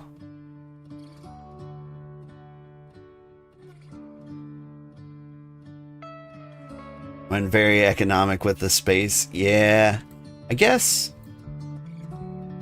we might be able to. Would be very hard to do that. I'd have to destroy the walls, mash all the things together. Problem is, our settlement is the ground near our settlement is kind of hard to deal with. If I rearranged everything so that like all the crafting stations were kind of mashed together in a big flat area. All the housing was like snug together. I might be able to pull it off. I'd have to delete the road torches.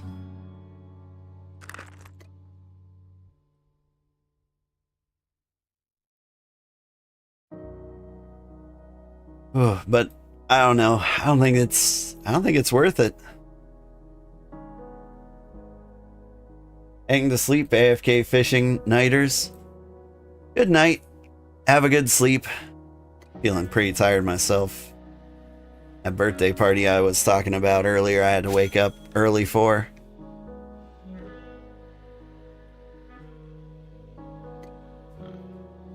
Only found out about the birthday party the night before it happened.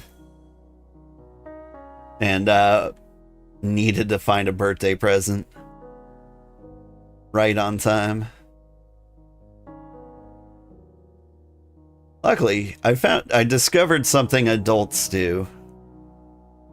All child birthday parties, you never wrap a present. You always use a gift bag. And you never throw away any gift bags or tissue paper. Collect it all so you can give it to the next kid for the next kid's birthday. Like, there are no individually wrapped presents. It's always just like reuse, reduce, recycle. This is a pretty unimpressive hunting trip.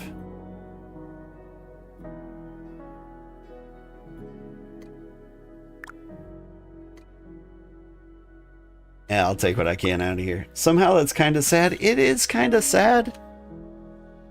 Oh no. I almost got to the point where I was complaining about the state of the world again.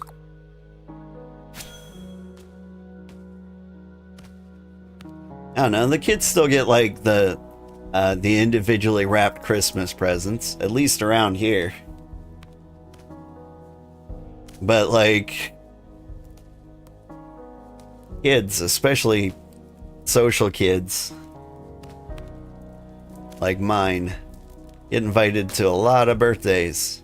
It's like every other weekend. My kids like to invite their entire class. And like, at that point, it's just economical. I mean, free time has gone way, way down.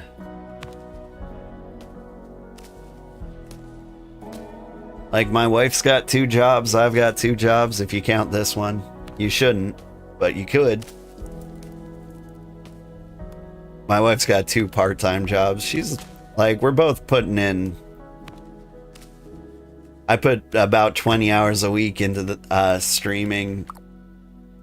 Plus, like, I got the full 40-hour-a-week day job. So honestly, that feels like 2 jobs to me.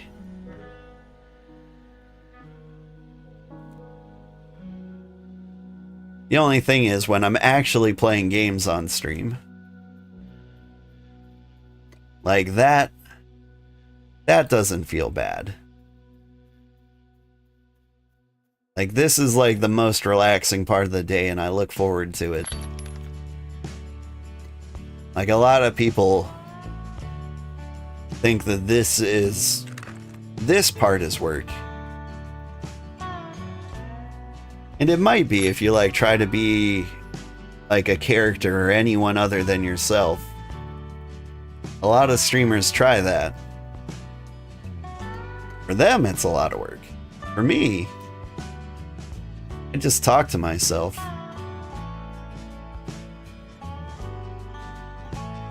And I've realized that, like, my talking to myself gets really bad. My wife and kids were out of the house for a week. And the amount of vocal conversations I had with nobody, it's kind of surprising to me. I caught myself multiple times, and then my family came home, and it was just more and more. Okay, now I need the tier 3 stuff.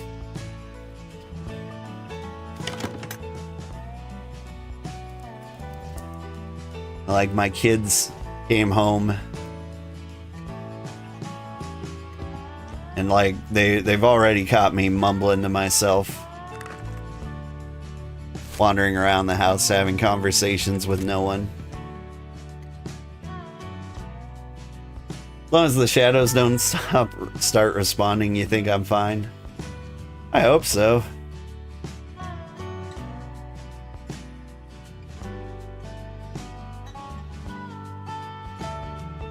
What is the best way? I think it's still teleporting to Port Avignon and like fighting my, like running up the street, fighting my entire way back.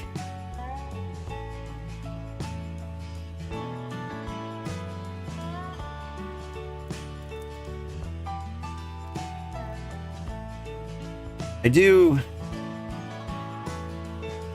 worry that talking to myself as much as I do might be like an early sign of dementia or something.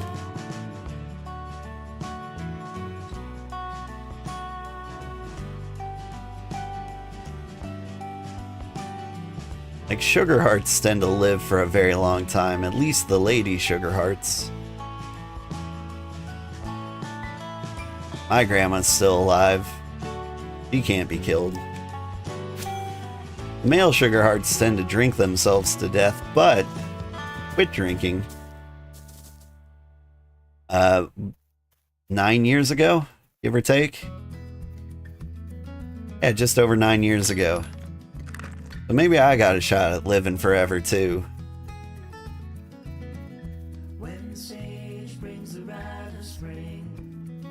And so, but I've got no experience with like what happens to the male Sugarheart mines. Seen what happens to the female Sugarheart mines. They tend to get Alzheimer's, forget things.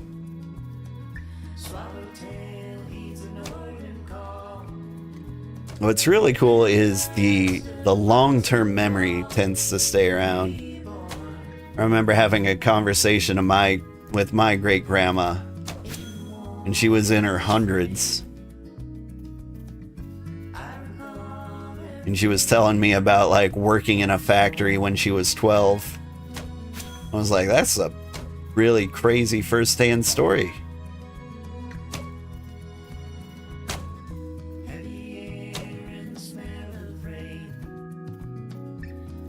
This wasn't my original plan. Why did I run off to the side to kill these? Because they were there. I'm here. Yeah, that's about right.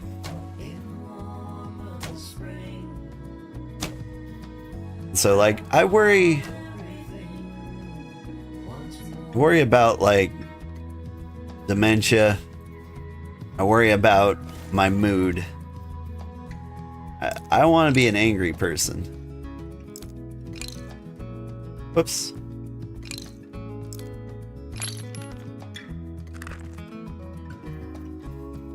And like, I worry about some old people who have like vast personality changes when they lose their mind. For me, I just want to stay a nice person. I don't mind losing my mind. I'm just concerned with being a jerk.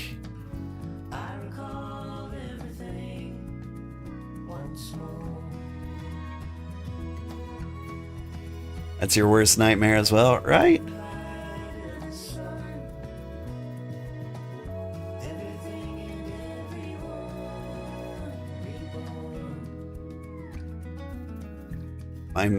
My 90-year-old neighbor asked me for help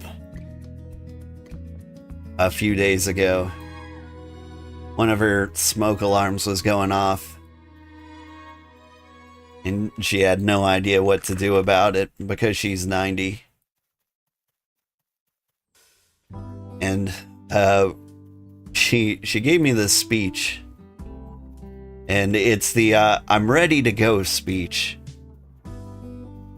And it's such a weird conversation to have, but I've had it multiple times this year where someone in their 90s is like, I'm ready for death. And you're just like, oh, hang on. Like, I get it. They're just like, I'm not, like, I'm done. I've done enough. I've had a good life. I'm ready to go. I'm like, there's still time to get into video games. Come on, it's still fun here. And like, my question is usually like, aren't you still having fun? She said no. And I'm just like, oh man. Bummer. But she's Roman Catholic. And she just feels like, well, remember when we were talking about bleak things and I was like, hey, let's change the subject? About that euthanasia. That a little more bright? A little more cheery? I'm supposed to be a cozy streamer. Anyway, what's going on down here?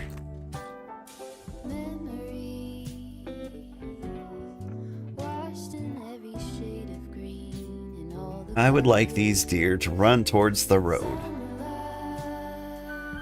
I climb down, please? I don't think they're gonna make it.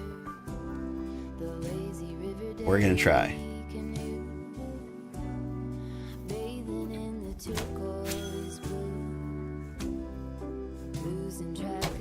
Okay if you don't make it to the road, but can you make it close enough? I can teleport you to the cart. Yeah, whatever, I'll carry you.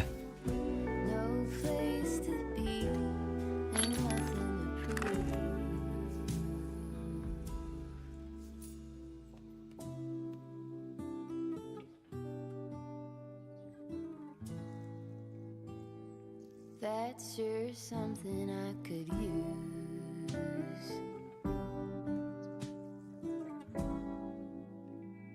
A cure. Like, I don't think when I turn 90, I don't think I'm gonna want to die.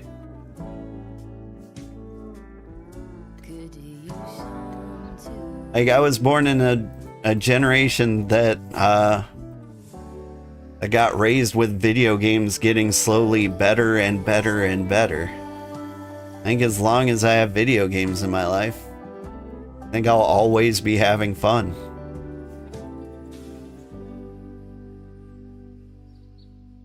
And I guess that might be the best part about getting older for me. Like, I don't think I'll ever run out of video games. Now, the world might fall apart around me. And I might have to flee to another country. I feel like I'd be pretty happy in, like, Ireland. Some place nice and green.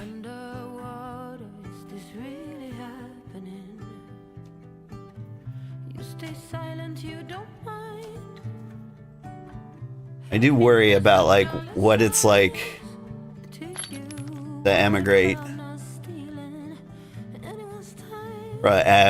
as an American. I'm always really concerned that I'm going to get there and they're going to be like, don't come over here with your American nonsense. And I'll be like, I came here to get away from the American nonsense.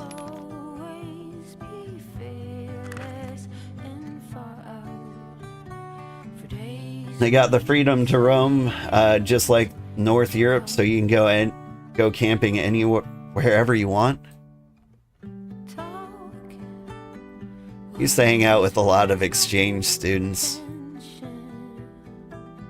and that I'll never forget one time. And they like pulled up in a rent-a-car, and they're like, "Hop in, we're going to Disneyland," and you're like, "No, you're not." Do you know how long of a drive that is? And they're like, 6 hours? You're like, no. Like 16 at least. Silly exchange students.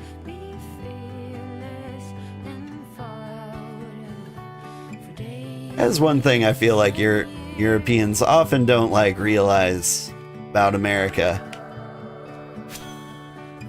Or any country realizes about America. Who is hitting me? This Terratoad? Really kind of hating these psychic animals. If you could see me over there, maybe you can't see me over here.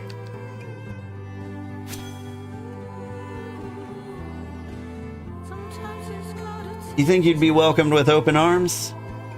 The American culture is a fantastic joke to us. Europeans don't actually have anything against Americans. I think that's true. Like, every now and then you'll meet a crazy person, but they're kind of like few and far between. Like, I hear like horror stories when you find someone super racist in like Asia. Like, you just find the wrong guy, the guy who does take it all too seriously. And you're like, I understand, but like, it's not me. I'm not that guy. I'm old man Sugarheart. I never hurt anybody.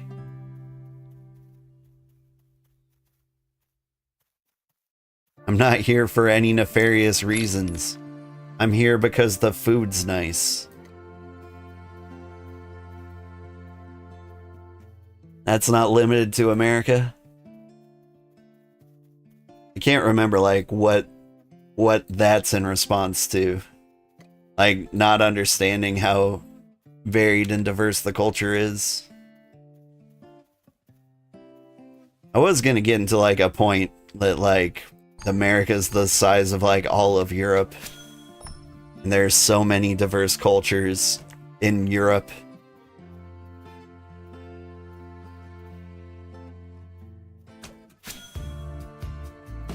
I'm not a big fan of the culture near where I live. Out in the bayou.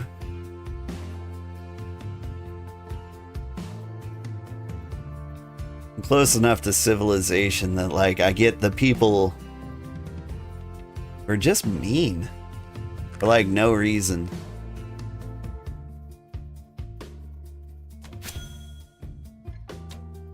Like where like being selfish and rude just feels like the thing you do because of course everyone else is selfish and rude.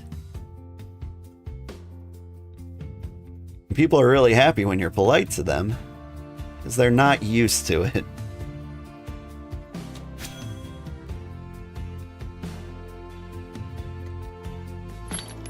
But like back in Montana, everyone was super nice for no reason.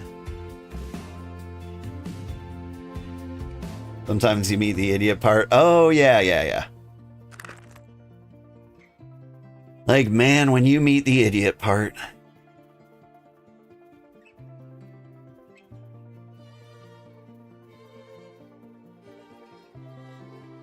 Like, you just meet the wrong guy. I hate the wrong guy. Like, how does he get through life being the wrong guy?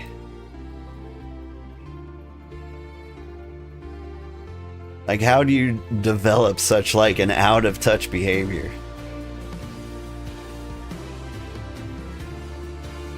They're like the death threat on the internet types.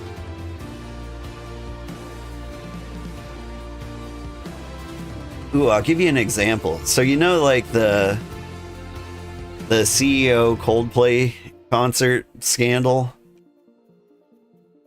Like, it is absolutely hilarious that like they got caught in 4K and everybody noticed them and everybody like called them out. But like, you know, there's just like people who are taking it too far and they're like, oh, it's time for the murder. And you're like, this is why we can't have nice things. Like, we were all having a lot of fun making fun of them. And then, like, the internet has got to, like, take it too far. Or at least, like, 5 or 10 people. Probably more. But, like, man, it's almost like I can't... I want to judge people openly. I want to share memes when they exhibit, like, antisocial behavior. Or not pro-social behavior. I want to say, hey, look at these guys. We should make fun of them until they change their ways. But then, like, Murder Pete is out here like, I got a gun. And you're like, okay, calm down, Pete. Who gave you a gun? And they're like, America. And I'm like, oh, that's fair. But, like, Murder Pete's like the one guy who shouldn't have a gun. This can't be right.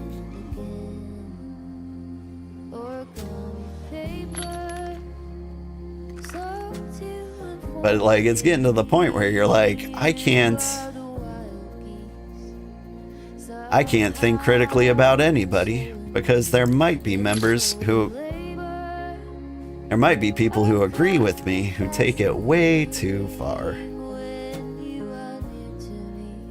Welcome back, Iris. Hope you had a good dinner. You are in Europe. It is 1 a.m. breakfast. You. It's coming for me. He hit me. Feel it in my toes. Guy means to harm us, and he's got to go. Come on, get now. Pick the wrong time to mess with my tight crew. Song references. We've lost the music. We ran out of indie folk. Any requests?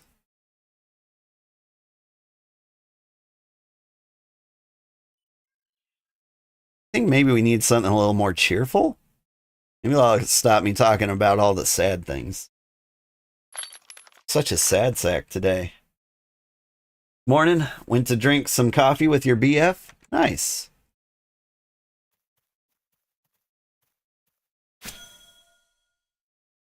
That is a good deal. Oh, I need food. I need to escape. I want to die. Not again.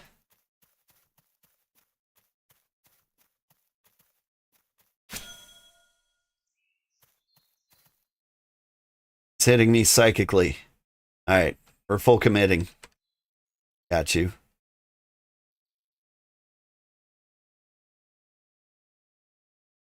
Yeah.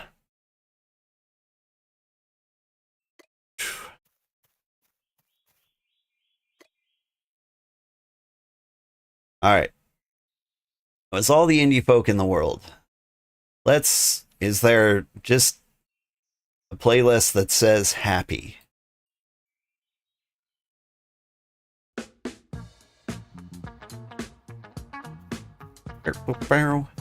This is the most popular happy song in my wheelhouse, my gurnal, my silo of music. You don't know much indie folk? I mean, like, really. It's just you find like the one hipster girl who has a guitar and no band. Indie folk.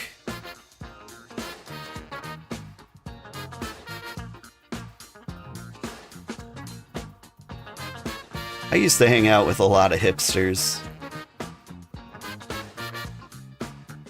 It was good times, honestly. I like the hipster crowd. They were always too cool for me, but, you know. I was too cool for me before it was cool. Got him. Alright, we made it all the way here. And we just turn around, head back. Maybe some of the critters spawn back? Probably not. I don't know what the spawn timer is on critters. I can't imagine they'll all be back before, like, you head back.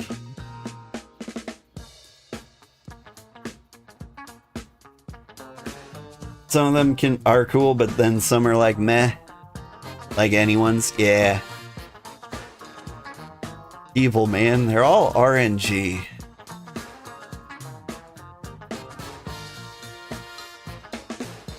Like, you just never know what kind of person you're gonna get.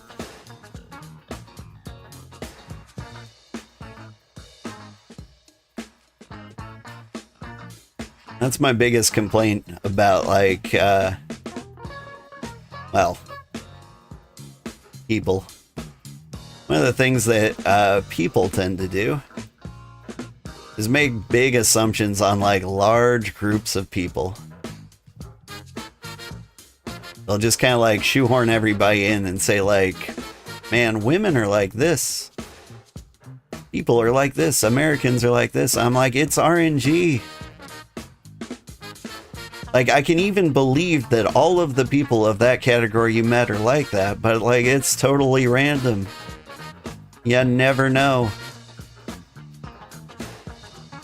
Life is like a box of chocolates. You never know what you're gonna get. Man.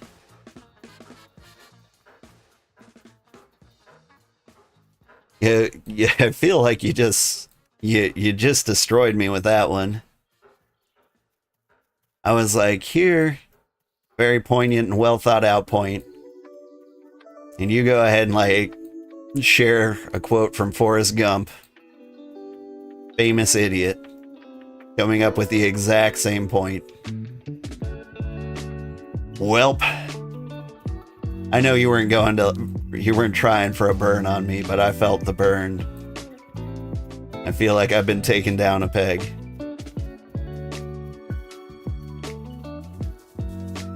My brilliant, insightful comment just happens to be the exact same comment from a famous idiot. Sorry, it's okay. I can take it.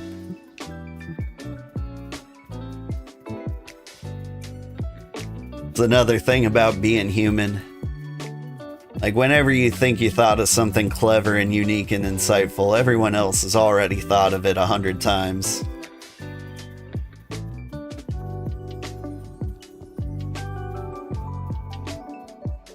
That's why philosophy majors are so insufferable.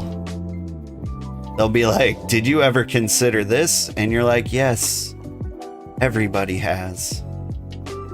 They're like, doesn't it blow your mind? It doesn't really.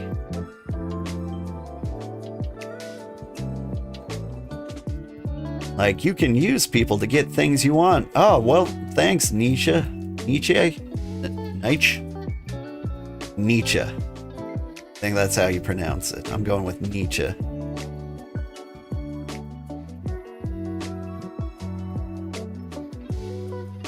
What an insightful and brilliant thing. You should write a book about it.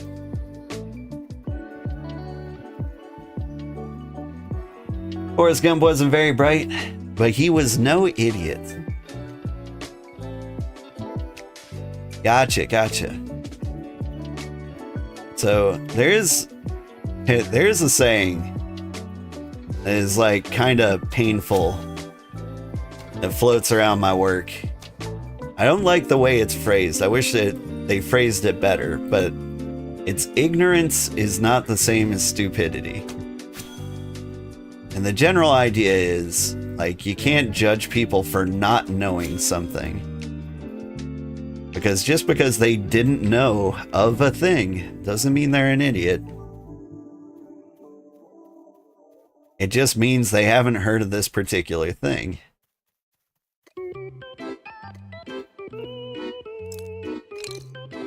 I think I've heard this song before.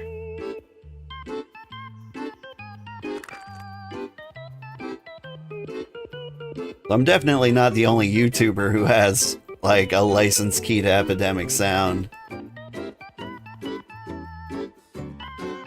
And somebody, like, Googled comedic pipe organ and definitely put this in their videos.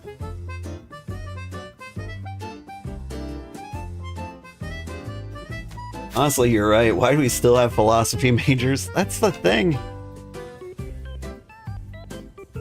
It would be nice if, like, someone would come up with a new philosophy.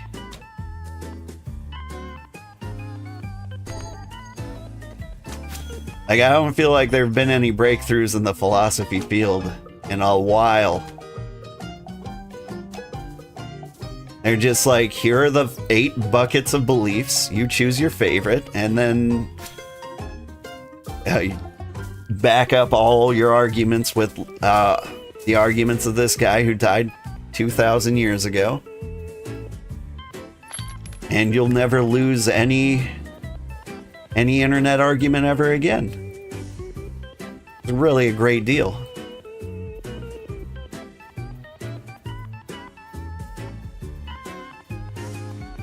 I feel bad. I shouldn't be making fun of anybody. Philosophy majors are people too.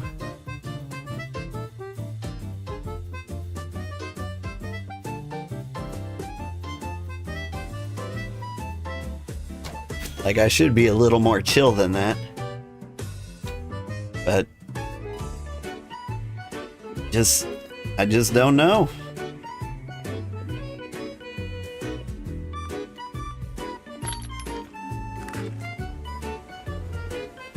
I mean, like, I want to make fun of philosophy majors. Like, why would you choose that? Like, Is there an end game? You just trying to like understand how people work, I guess? Feel like psychology might do that a little better. Trying to figure out what you should do with your life. Trying to find out if life has meaning. I guess that makes sense.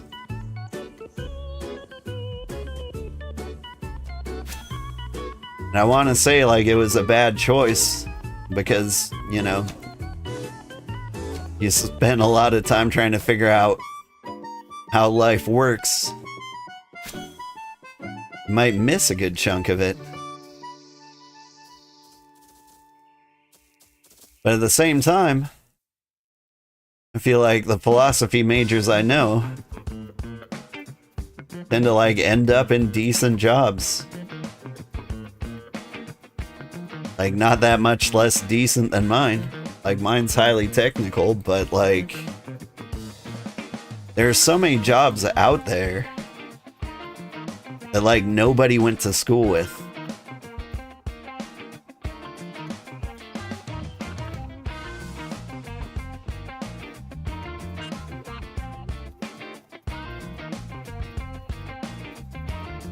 Or that nobody went to school for. Sorry.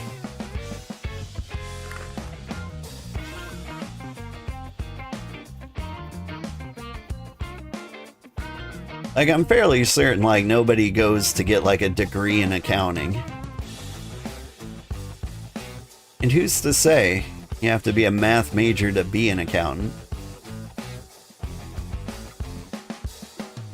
Like, I feel like you could make a philosopher an account manager. Or not an account manager, an accountant. Like, you just learn the formulas, you plug in the numbers, the computer does half the work for you.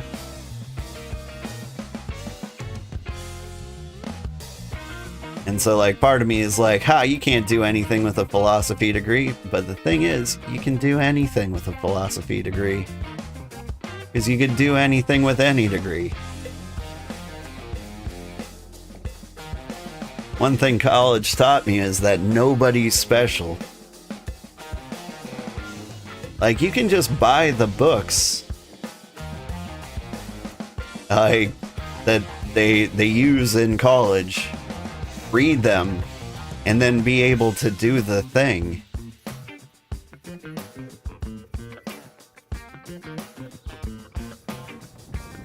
Like, it's nice to go to college where there's, like, at least one guy there who can explain things to you if you don't understand. That's actually something ChatGPT is fairly good at, so maybe now you don't need college at all.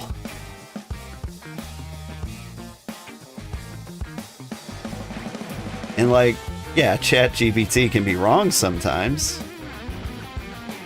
But so can people. So I feel like you're not getting that much of a raw deal out of it.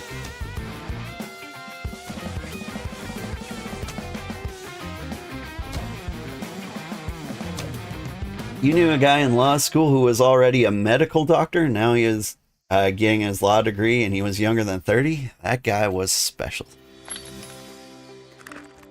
Get up.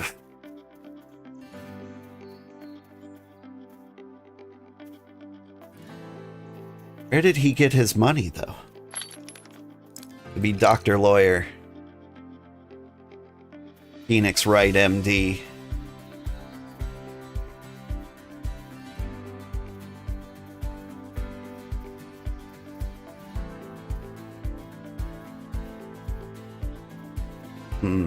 I'm wondering, like, would I like to go back to school? The answer is mostly no. School doesn't feel fun for old people. I know you can do it, but I feel like it's like hanging out in a kid's treehouse, you know? Like, unless you're in, like, grad school, it's like, why am I interrupting these children having fun? That's me personally. And I'm like, it's okay to want things for yourself. And if you feel like it's the best way to like make your life what you want your life to be, like, go for it. But me, like, I think I would just be covered in social dread the entire time. You have no idea why he was doing that? I mean, when you specialize in two things like that, it can open up a lot of doors.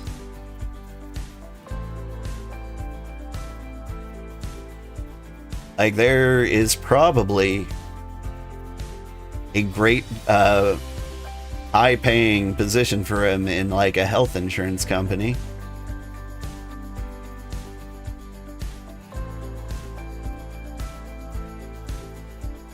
Like, I mean, I imagine a lawyer for a health insurance company would pay a absolute ridiculous amount of money. So, I mean, he's got that going for him.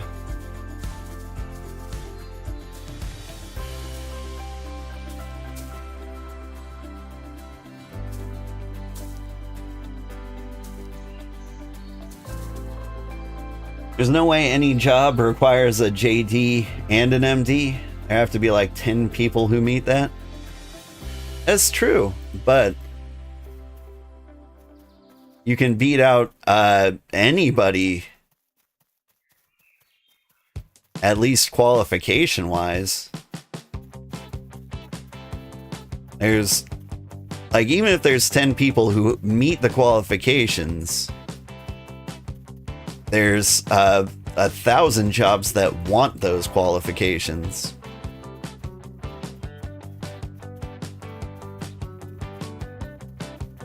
I mean, like, if I had a graduate degree in computer science, like, I could get, I'm basically guaranteed one of the jobs I apply for. I can just be like, yeah, I know my shit better than most of the people here. I mean, I have no work experience, but when it comes to the theory of why we're doing what we're doing, I am unmatched.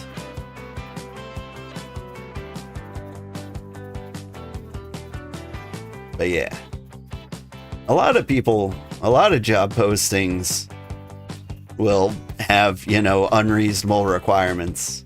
And I see a lot of people complain about those. They're like, I'm fresh out of college and this job says it requires 10 years of experience. And they take that as gospel and then they don't apply. And then that job posting just stays open forever. Like, one thing, like, you should always remember, like, desires are not often, like, realistic.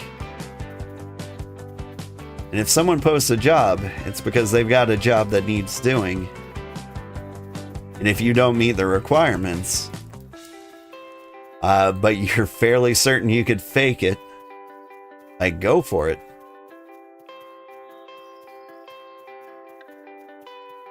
Always apply for the jobs you're unqualified for. I think that's one of the positive things coming out of the future here. The workforce is bad. There's lots of jobs. And you should apply for ones that you don't think you have any qualifications for.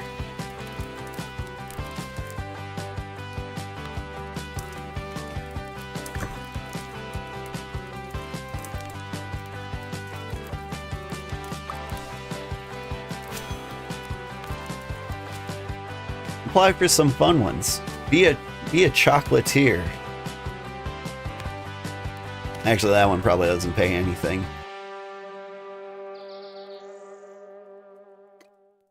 Yeah, quality assurance specialist at a chocolate factory.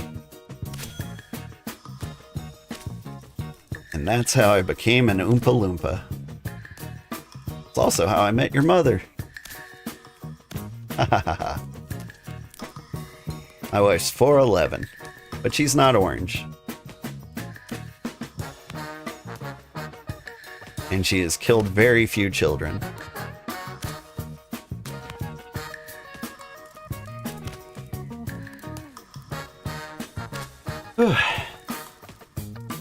My voice being a little quiet. I think I'm kind of half falling asleep here. It was a rough week. My wife and kids were actually out of town for the week. So I had the house all to myself. And I used all the free time I had to do chores. And it's remarkable how little it feels like I got done. Like, I worked so hard all week.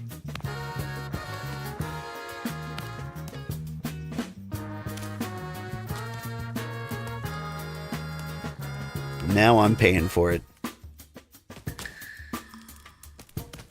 But you know, that's just par for the course, isn't it?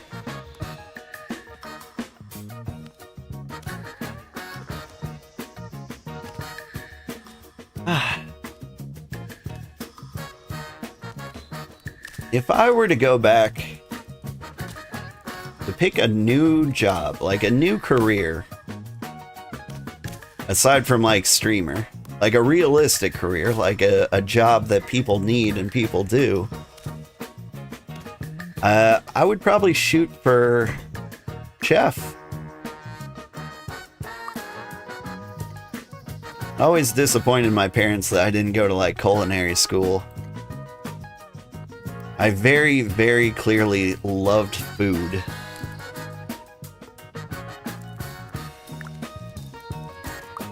Alright, hang on. What do we got here? Got all the leather in the world. Let's cook some more goats.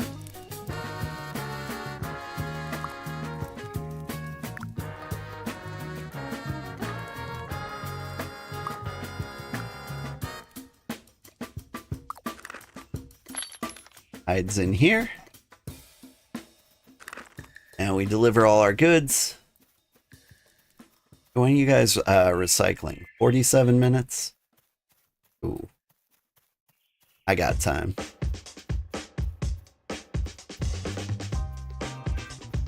Yeah, I always kind of wanted to be a cook.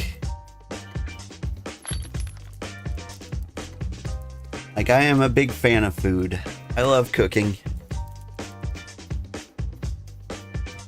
Made a pretty decent chicken tikka masala recently. Didn't do anything special this week. Can't exactly tell you what I cooked because it's a regional delicacy. And it would be regional enough that you might be able to dox me. So I gotta keep that one on the down low. But it was delicious.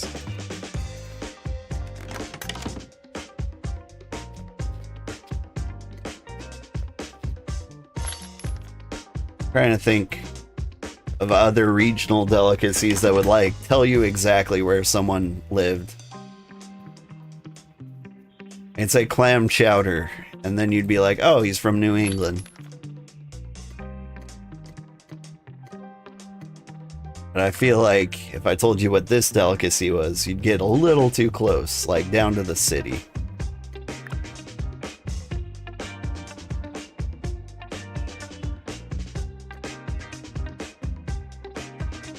What am I doing? Need tier 3 leather.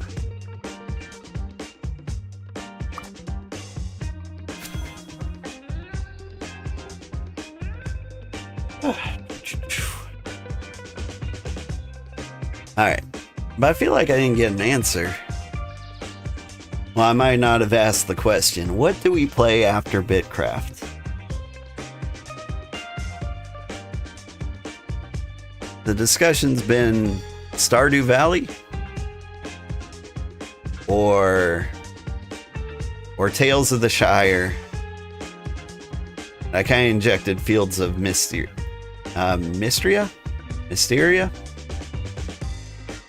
The Sailor Moon looking Stardew Valley.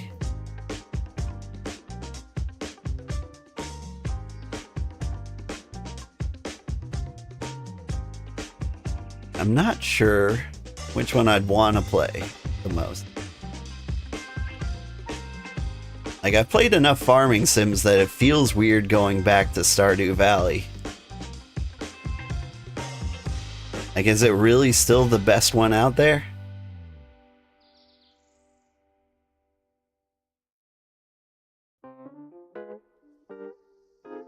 Popular opinion seems to think it is.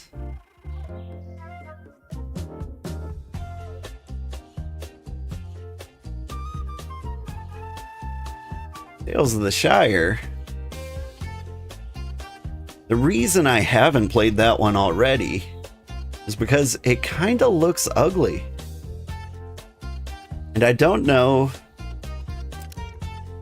I get mixed reviews from other people. Like, some people who are playing it say they loved it. I think a lot of people want me to just check it out for them so they can see if they are interested in at all.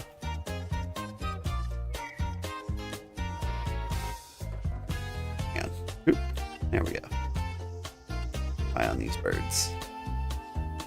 Dance birds.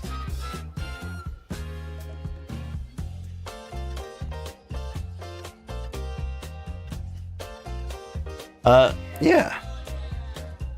But there was something about, like, the art style for Tales of the Shire that kind of put me off. I feel like they went with the art style they did to try and make the hobbits not look ugly, and I feel like they tried too hard. Like, there's no way you can make hairy feet look good. And so, like, you should just kind of, like, give up on that one, like, right off the bat. Nobody's staring at their feet anyway. But other than that, it's, like, a ton of filters. And honestly, this game has a ton of filters. Like, if I zoom out here, like, it's got this, like, light bluish aquamarine glow to it. Hate it. But, like, every screenshot I see from, like, Tales of the Shire kind of looks like that. And, I don't like it. Like, the Shire is nice and green. I really hate when games, like, over filter. Like, the brown glow of Fallout games, things like that. I just hate.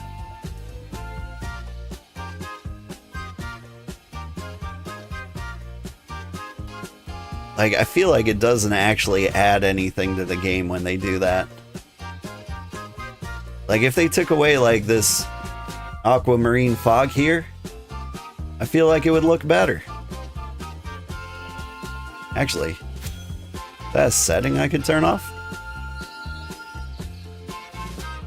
Render distance, variable strength, simplify excess characters, brightness, theme, opacity. Oh, that's the UI. Render distance is as high as it goes. Nope. I think I get what I get. Vanity filter. Emote at cursor. Interesting.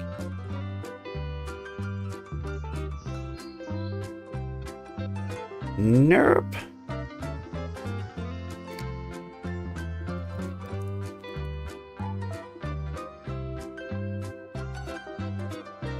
Yeah. But yeah, back to my complaining about things. I hate the blue glow. Way too intense. Feel like it doesn't add anything. I think everything would be so much prettier if it wasn't here. Like, you could even have it, it just doesn't have to be like this thick. Do you know how great this place would look from up here? If I wasn't looking at it through a Windex bottle.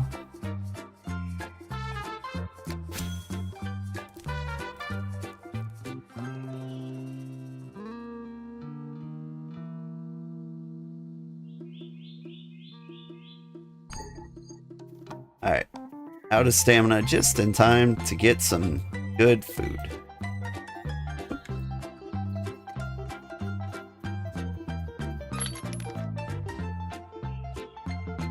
Fish bulbs? Fish bulbs.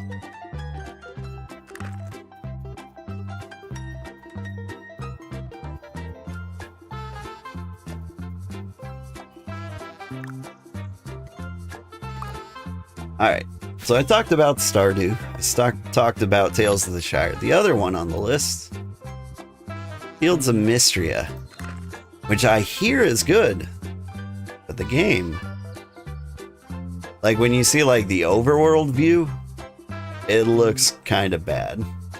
Like zero detail, no grass. Like the grass is just like a solid block of green. It looks like the old Libyan flag.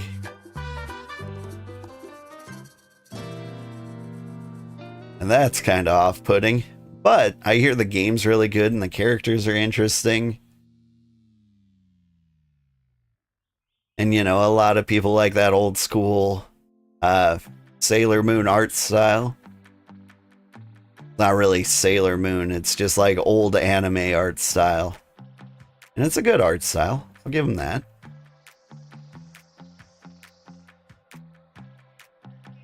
But is it what we want to play?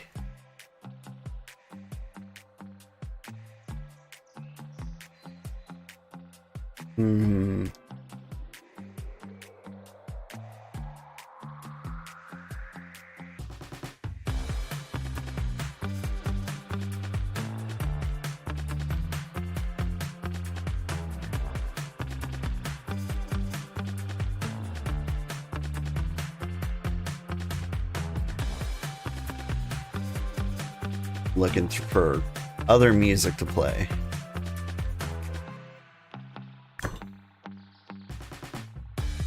This genre of music, it's called hop hop. That doesn't feel real. Doesn't feel real at all. Add some tier 4 to slice up here.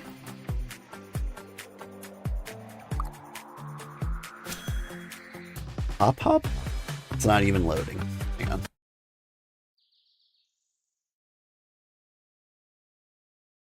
No, it's hip hop.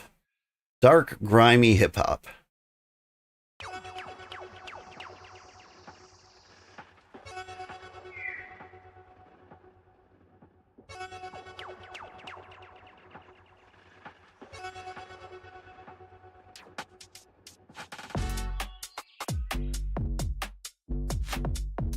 That's not bad.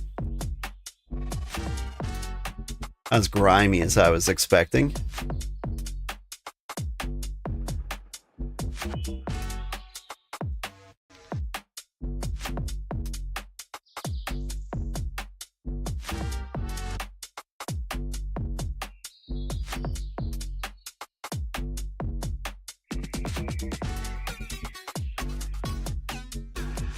Okay, I'm out of here. I'm gonna find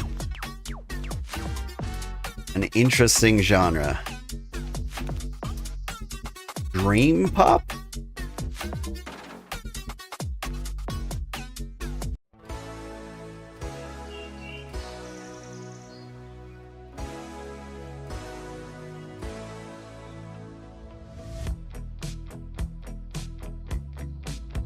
Like the clouds moving in the background. That's kind of a nice touch. Honestly, I also like that the shadows move. It's hard to see. They do. Like when I'm editing the video, I can do like a fast motion like time lapse through. You can see the shadows like move. Like a full fun time lapse kind of way. Looking at the shadows over here. Where are these shadows coming from? Are they the clouds?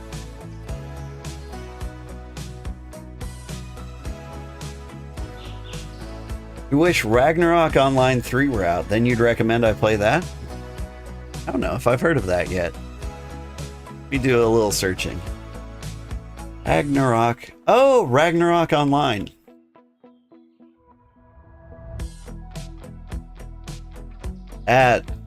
Those were times. I played that. I really like the way they handled like dodge tanking. Let's see, Ragnarok 3 is already confirmed pay to win. Okay. Cool. Interesting. When's the release date for this guy? Sometime in 2026. Interesting. I mostly don't notice anything that isn't on Steam, and a lot of the world is kind of with me on that one. Like, in that way, it's always good to play. It's always good to play games like that because we'll have zero competition on YouTube because nobody will know that game is out.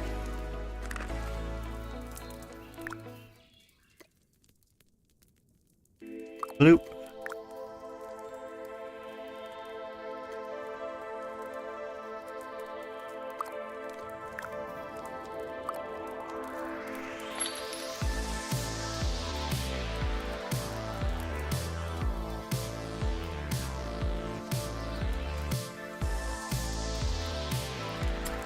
The personal cache. You know what? All you get in the personal cache too. Not you though. You can go here. Not here. Here.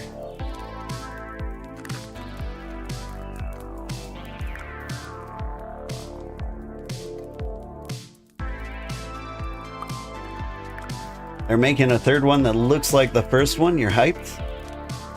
Oh. Closed beta is happening in Korea soon. Interesting. Like the first one did have like a unique art style, and it kind of made the whole thing very cool. All right, let's get more hide working salts.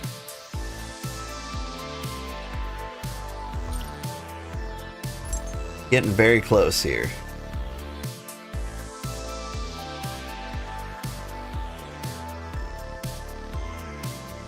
I wanted to have the leather research requirements done by the end of the stream. I don't know if we're gonna get there.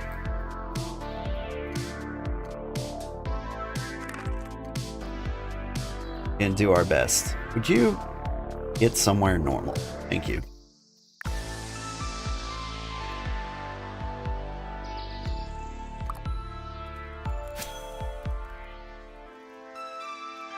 That's not gonna do it. How many hides do I have left in here? 38. So really 17 plus these 3. It's gonna put me up to 20, which means 4 refined leather. That's not very much. I think I need 40 of these? No.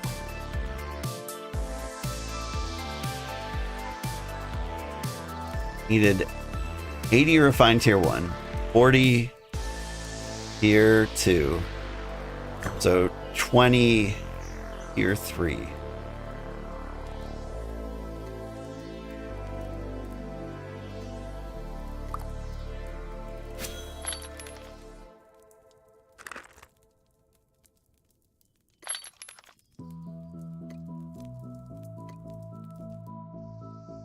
me go double check, see what I got in the leather pile.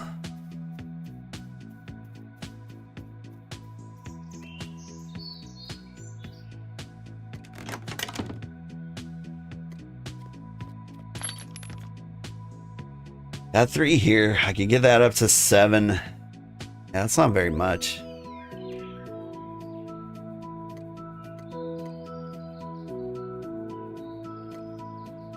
Let's do what we can.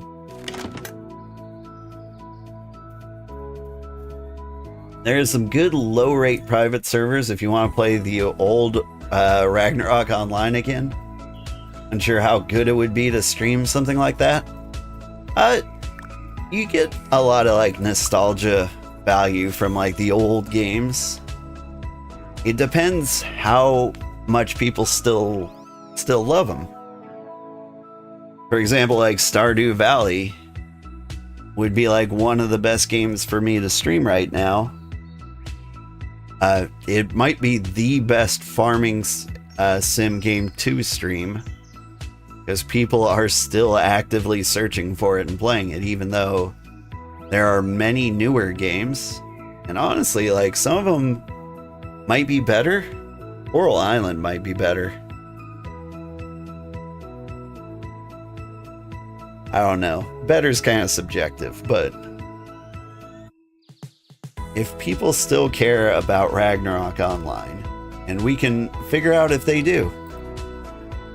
If I do a search for Google Trends,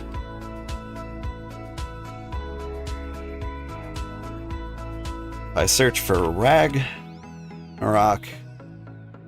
Online,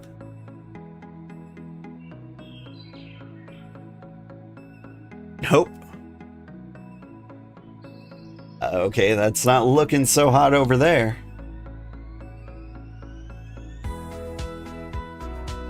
Alright, what about my YouTube analytics tool? If I put my Ragnarok online stream up here, volume of searches is actually kind of surprisingly high, probably because people are looking for Ragnarok Online 3, and competition is low because the game's dead or not close to release in the case of 3.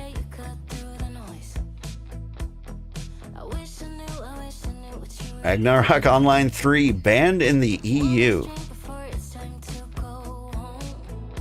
That is an interesting one. In which case, that could be good to stream just because a lot of people will want to play it, but would have to jump through a ton of hoops to be able to.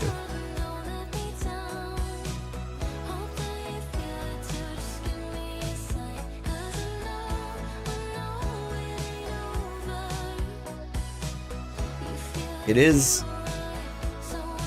horrible, but if a game is unavailable in some major countries, it is really good to stream because people are interested, and if they can't play it themselves, sometimes they'll settle for watching you play it. Can't wait till Coral Island has multiplayer? It doesn't yet? I know it's meaning to, but I thought they patched that in by now. Might be thinking of something else. What game did I play recently that got multiplayer? I can't remember. There's been so much BitCraft lately.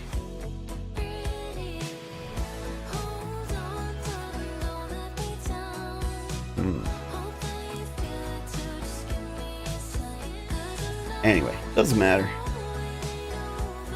But Coral Island. Coral Island was really good.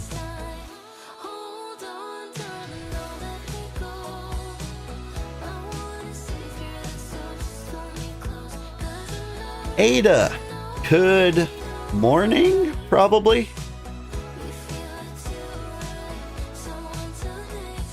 I know you're preparing for like a 6-day work week.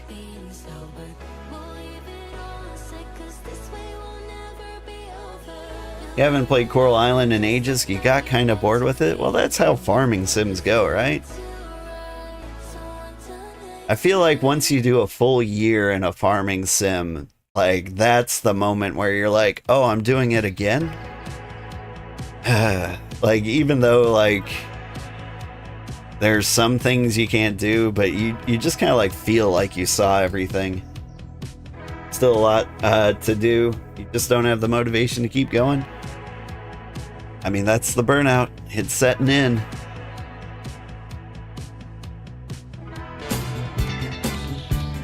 Winrus! Thank you so much for the raid. Praise the tower. How is the tower going? You're praising the tower. I assume you are from Region 5 in the Honeydew Collective. Well, above the Honeydew Collective. The Druidian land, right around here. Correct? We're all Gerude under the benevolent rule of Gerude. Hey Gerude, how is everybody doing? It is good to see you guys. Thank you for the follow, Gerude. Correct location, nice. Yeah, okay. I believe I met Winrus in person. Winrus? Winrus? It was a pleasure to meet you. We were just kind of like discussing our future here. Viewership has kind of died down. I think the BitCraft burnout is kind of setting in for a lot of people. Winrar. Just call her Winrar. Got it. As long as I don't have to buy the full copy of Winrar. Because I would rather die. Benzel, thank you for the follow.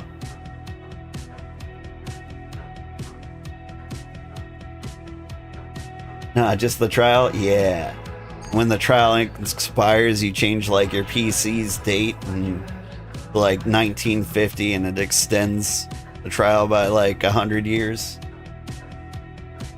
So let's call her Win Mom 2. Interesting. Is she a mom? I am also a parent of some kind. Not a mom, though. Not yet, anyway.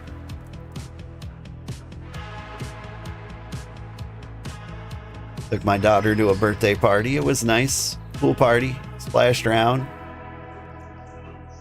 Fun times. There was cake. There was a creeper piñata. All the good things.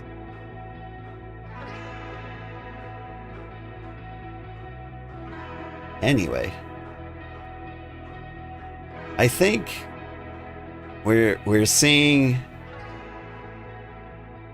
not the end of the Cozy Empire, but maybe the end of my reign as Cozy Emperor. I'm trying to decide if I'm going to keep playing this game for like one more week, but I think I need to find the coziest member of the Empire and pass the crown on to them. And then play like the next fun game. And I've been getting a lot of requests for farming sims, like Tales of the Shire, Stardew Valley, or what was the other one?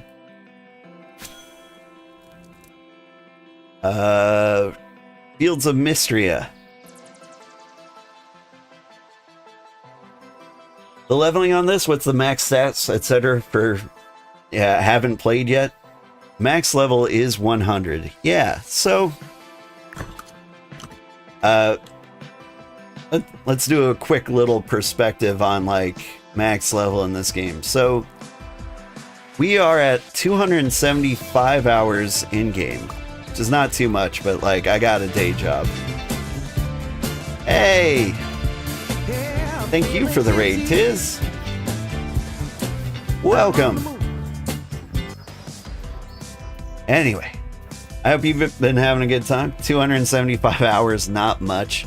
Well, compared to like some people, I think my brother's put in like 500 hours. And Yeah, I was just getting like perspective in like how long this game takes to play. So I've reached nearly level 50. I haven't hit level 50. I'm so close in a few things. But to give you some perspective, level 50 is 1% of the way to level 100. Like, it's got that like doubling or increase like every time you level up. So like hitting level 50 is not halfway there, not even close. Sounds like old school RuneScape. Yeah, it's had that comparison. Like, I don't think anyone's, well, yeah, I know no one's hit level 100 yet. I think there's somebody who's hit level 90.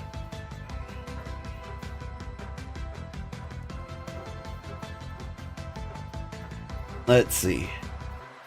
You're an 83 scholar, and that's 18% of the way to 100. That's insane. Hey, real talk. How can anyone bear to watch your stream? Like, you must have spent so much time just standing at this desk. Like, what else do scholars do? Do you get to go, you go on like little like scrounging adventures every now and then, but like to be an 83 scholar, don't you just like sit right here and just kind of like write in your little notepad? Yeah, your screen is just scholar desk. Nice. Man, you got to be very entertaining. I know you're doing well, and I admire your kingdom. Like, you are Jerusalem, I believe, is like one of the, what, 5 tier 7 settlements? You know what? I'm gonna go visit.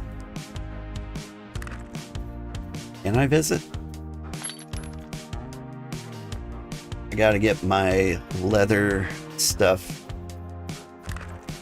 into our scholar closet. But I'm gonna go check out Jerusalem. I don't think any place in my region has gotten to tier 7. I want to see what it looks like.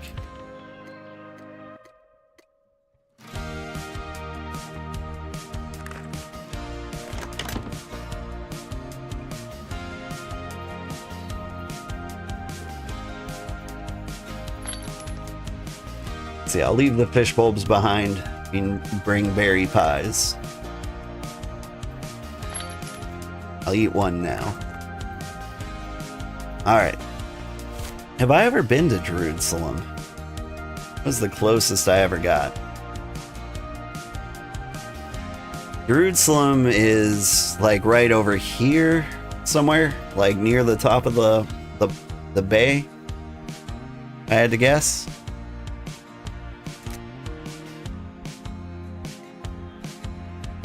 Alright, so let's see.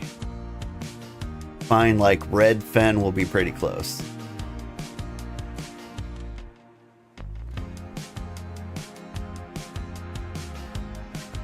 I'm Creek City. Port Honeydew. We're getting close. A little closer than Port Honeydew. Red Fen?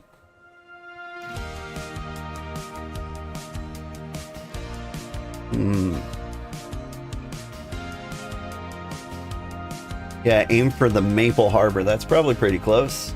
Lintmore would be closest. Lintmore it is. We're coming.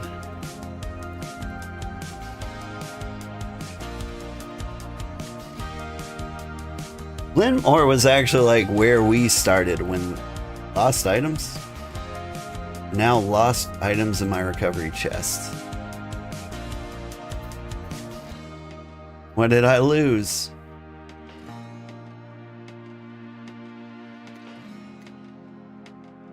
It's been a long time since I've been here. Maybe like an old bank got destroyed.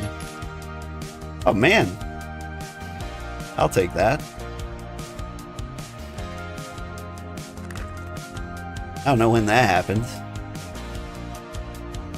Alright. So Jerusalem. Whoop. There we go. Crack.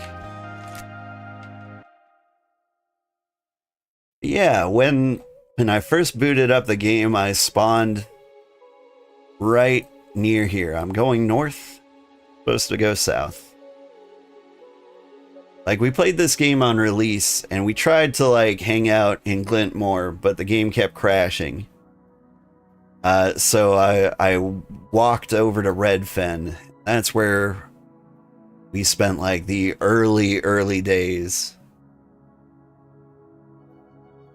And I was looking for places to settle, but, like, Region 5 got settled real quick. And so I couldn't, like, get any of my dream home places. And so what we ended up doing was we hopped on a raft and we sailed, and settled this place with no strategic advantage whatsoever. Made the Cozy Empire.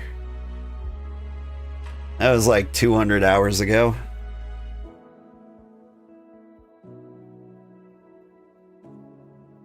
Oof. Redfin in our capital is where you spent 26 straight hours on release? Yeah. Redfin was the place to be if you didn't want your game to crash immediately. I think the Toad Empire and Tortuga Empires were also grinding in Glintmore, and so they had huge crowds of people. And so if you wanted to succeed, you had to step a little bit away.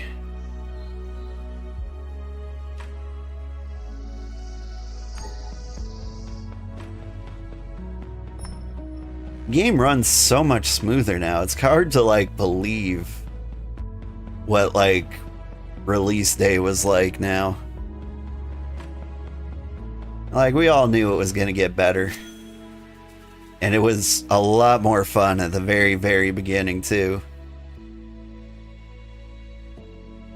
It was just so nice seeing, like, hundreds of people, like, running around in the same spot.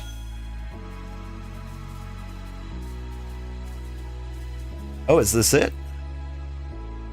That was potentially quick. That's it?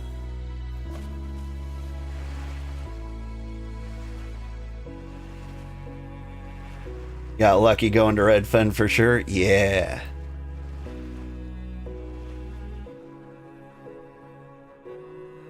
Like, I don't know what I would have done if, like, I couldn't have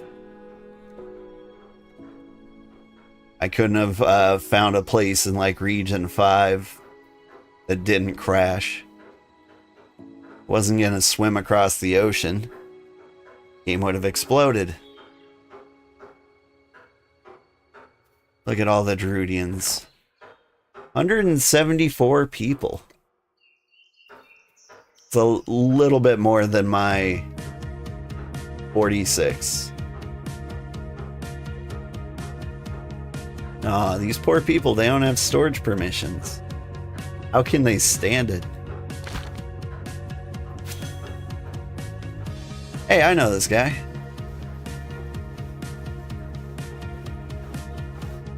Dude, Bongo. Hi. Everybody. Nice armor. At the tier... Man, what tier is that? Welcome to our capital and thank you. Man, you guys have some nice outfits. Like, what even is that? Is that level 80 scholar armor? I've heard rumors that, like, the level 80 armors were out. But man, I didn't know they actually made Scholar look good.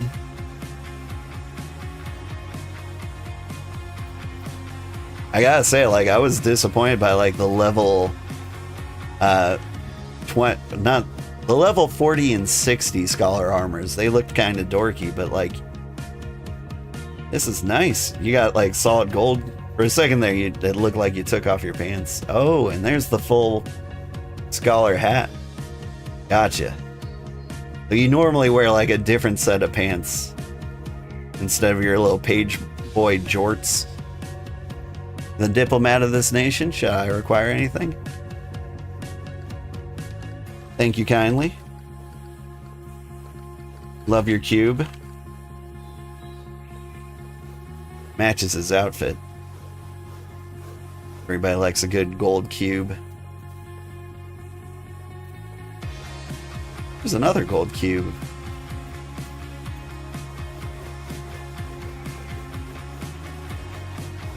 I'm gonna run around and explore. Thank you for the warm welcome. I just noticed the trellises. When did the trellises come into play?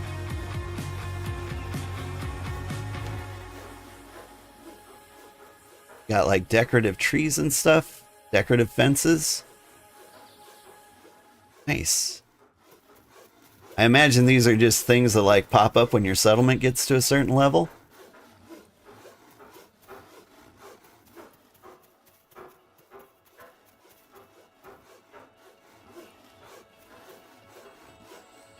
I see the gold tiling must be like level 7. We got like tier 2, tier 3 tiles, tier 4, 5, 6. You must be 7. Very pretty. And like miles and miles of farmland.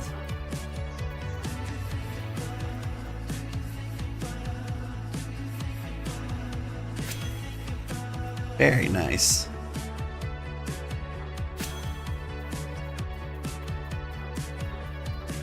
Some nice houses up here. What are these? Tier 5 housing. Yeah, we haven't gotten those yet. I like the stained glass windows these guys have. Have I missed out on like the decorations? I feel like I haven't been paying attention. There are some cool like settlement decorations around here. You can buy outdoor deco from Bricko. Oh really? I missed like the last update if it came in with that. You have a really good architect? You really do. Even style with the tiles. And this is a lovely place. Inside the walls.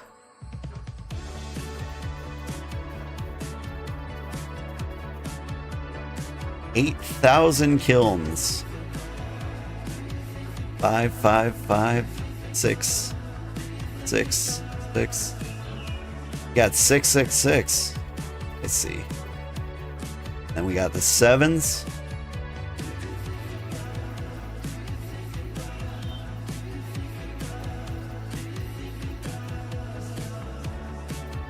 I like the gold outline around the bank. Makes a lot of sense.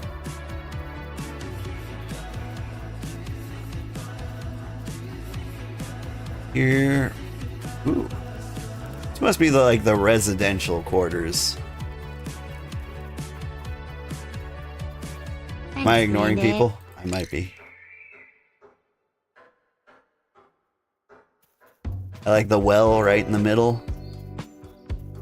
These are kind of like out in a field. Ooh, this must be the big tier 5s. You don't have one of those. Thanks for the follow, da-da-da-da. Did I pronounce that right?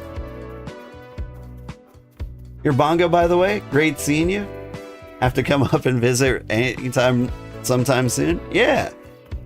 If you ever need things from the snowy peaks, we're a great place to visit.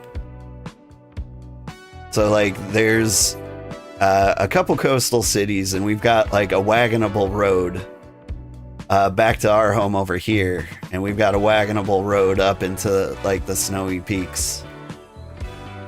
So if there's ever like a material you need in that biome, like we're one of the best places for you to like come and get it. At least I think so. I haven't been to like other snowy peak villages, but like we're well equipped, especially if you need to like haul logs out of there or something. Logcraft furniture blueprints, outdoor logcraft. That's what I'm missing. I didn't notice that. Dude. When we get back home, I might have to start doing some decorations. Alright, well that's clearly the way out of the village. But there's no way we've explored everything there is to see here. Are the Fisher quarters. Snowy Peaks, you say? You make a great ally for sure? Yeah.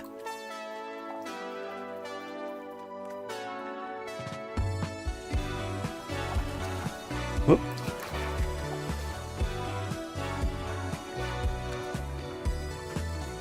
Ooh, an expert farmer. But is that like the level 80 fishing gear? That looks amazing.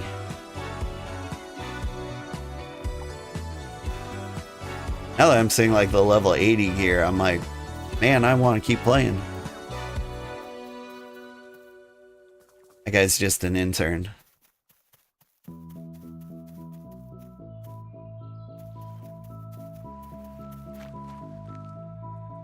We got miners, we got smiths. How do you squeeze through here?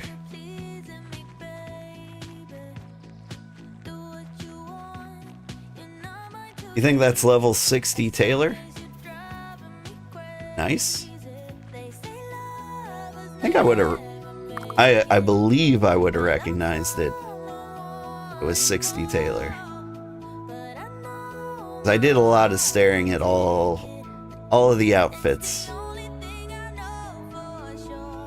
Yeah, not quite 60 Taylor. Could be level 80 Taylor.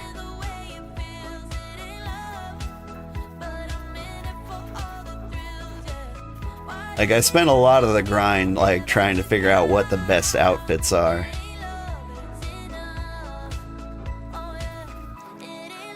Unless you were talking about this guy.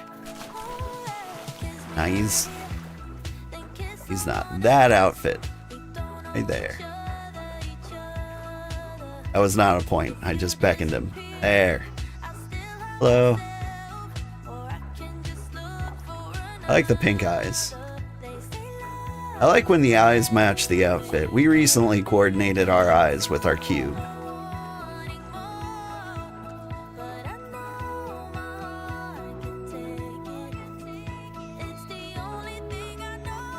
Yeah, that could be an 80 Taylor. Alright. We visited everything? I think we saw everything.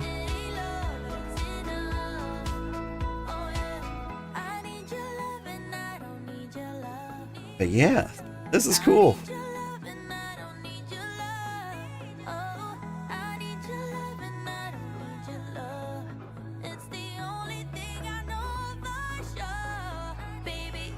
Anyway, what am I doing? What time is it? Am I supposed to stop streaming? I am. But I think what we can do before I stop for the day is probably check out the other big cities around here. The Dragon's Head is tier 7. So is Tortuga Prime, if I'm right. So, let's see how those cities compare. Obviously, they're not going to be anywhere near as great.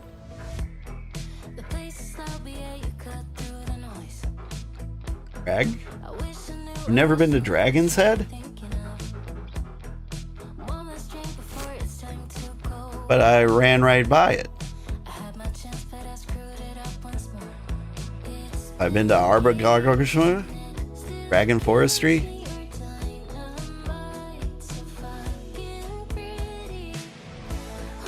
Been to one of these.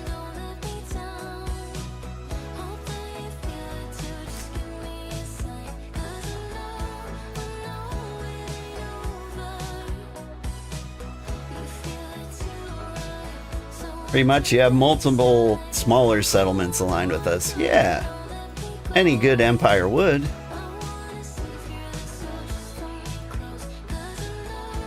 West Hollow Argentum?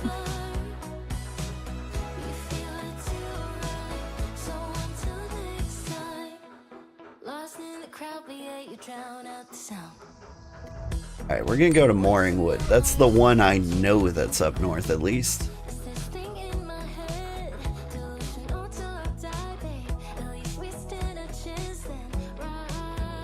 But yeah. This place has changed a lot. This might be where, like, our old bank stuff got destroyed and moved. How do you have 2 banks? I thought they changed that.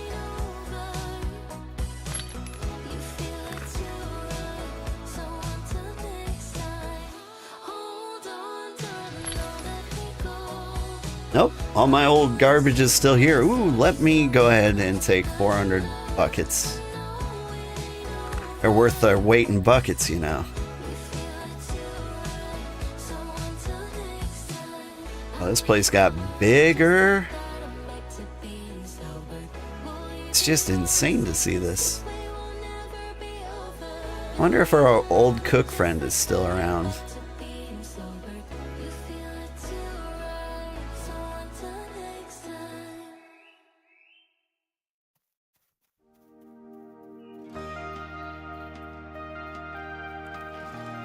I always meant, like, back in my more ambitious days, I wanted to be really good friends with the Venture Trading Co.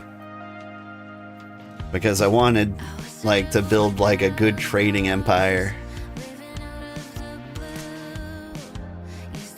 Because I thought, like, if we had a really good spot next to the snowy peaks, we built that road, like, people would be coming from miles around for our sweet snowy goodness.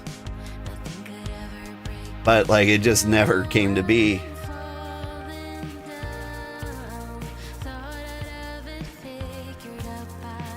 Alright. Now Dragon's Head. I think it's on this side of the river. They haven't fully removed the banks yet? Oh. So, like, if you had banks, I don't know, it's not important to me. I knew you could have multiple banks at some point. I feel like maybe now you can't? Wandering route. One of the many, many tiny, tiny settlements.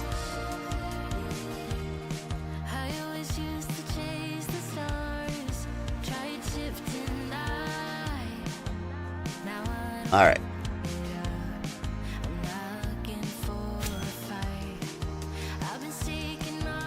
So we're gonna find... I gotta track this. I'll never find it otherwise.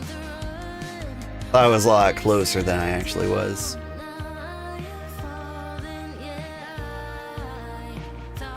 Dusk Mist Cave. I can't pronounce anything. 3 a.m. here. I probably need to call it quits soon. I really want to see these tier 7 settlements. Feels like a good end for today's stream. Since there's potential for this to be my last BitCraft stream, at least for a while. I think we're gonna hand off the Cozy Empire to our coziest citizen, and we'll just kind of like casually play, keep it alive, and maybe pop in for a stream every now and then. like once a month just to like show off how things are going. Should do it with grace, but I'm not okay. Still the world keeps turning. I need a break. I can't escape myself. This roller coaster of emotions and the person I'm becoming. Still learning. That dragon's head over there? Not anywhere near it.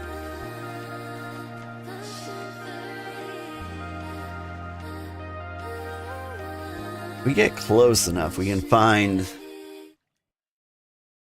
like a road.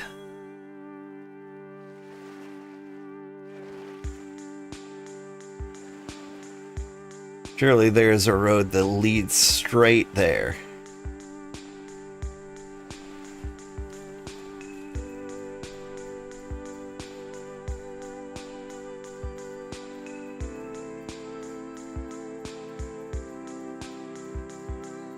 That it's this one.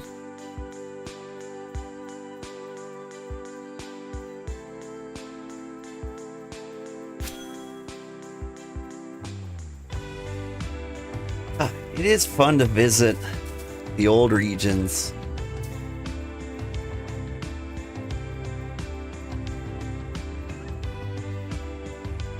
Region 5 was a very nice place.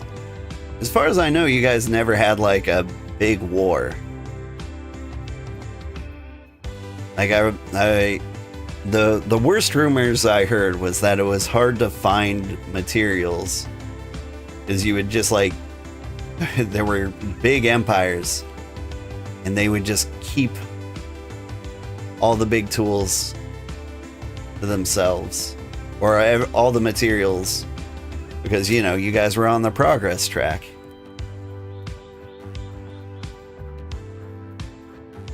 You had 2 wars that lasted 5 hours combined. Like if I zoom out here.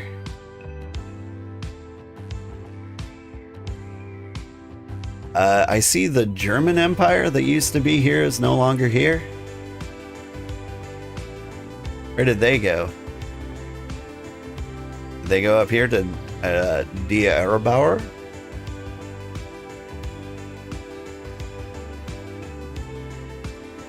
I like that the Tower-born Ecclesium has kind of expanded, become their own thing. Alright, so this is Dragon's Head. One of the other Tier 7 settlements. A lot of names.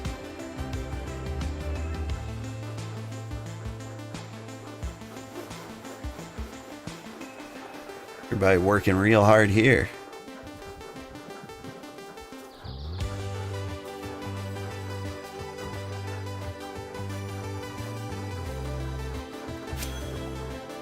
Check out this claim token. 181 members. They got you beat, Druid, by what, 5? 6?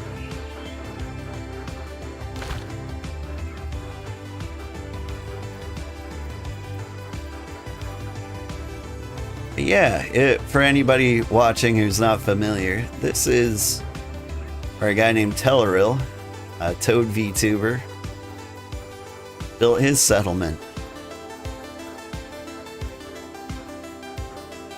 And he makes some of the best BitCraft guides there are. In fact, I might go on a limb and say the best, but like then again, I don't know if some new guides have arrived. He's been super helpful and very friendly. Pretty cool dude. I bet he spends most of his time at the scholar desk too. Yeah, he can't compete with how many they had, sadly. Yeah. Too many. I like that they planted some like autumn trees for decorations. That's pretty nice touch. Get like the property tree line.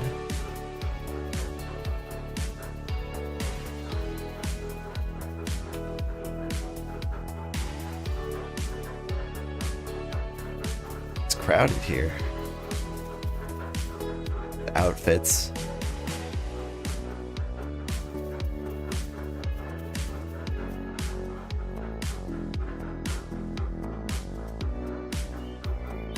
Level.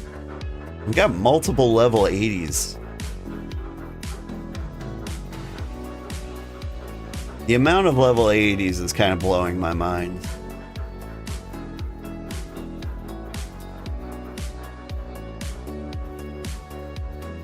Like, I knew it wasn't like that long ago where like level 80 was kind of unheard of.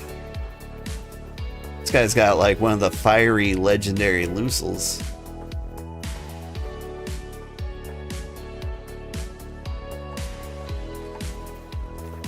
Those are worth millions.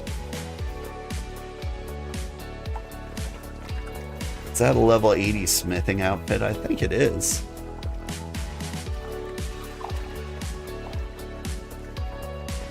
Delroll is cool. You're currently a little ahead of him on Scholar. Yeah, get him.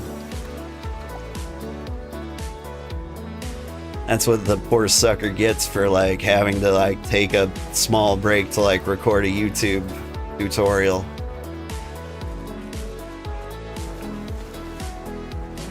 If he was really invested in the game, he'd just let us all suffer. Chirrut is still the most handsome and strong scholar, you know? I don't know. My brother's a scholar. I believe he's level 50.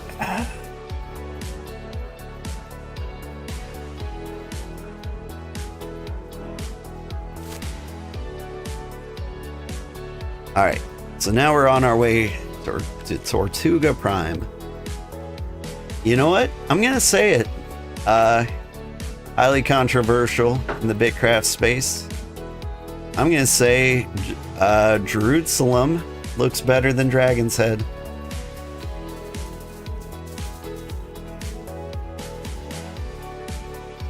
I'm going around judging capital cities. Jerusalem is winning of the tier 7 cities.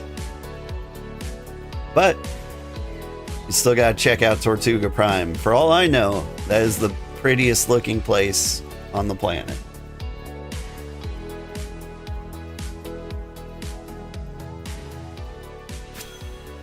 I saw Tortuga had like a special guest the other day. Pirate Software joined the Tortuga's empire, I think, and got like a tour.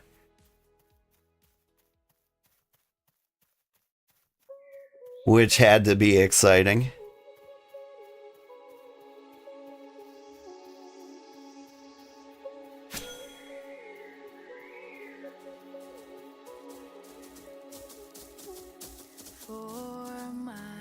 Considering the drama with Thor, not really.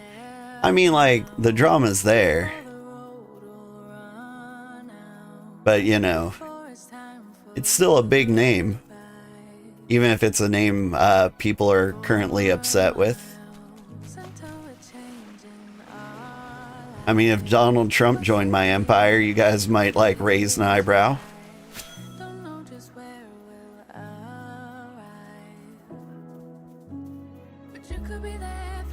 You would say, this is an interesting turn of events.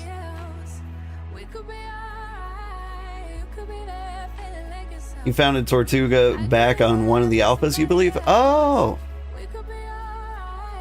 So, like, he was the original Tortuga.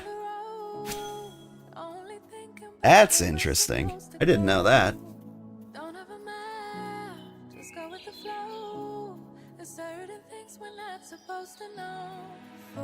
Yeah, Tortuga is Pirate Software. Oh!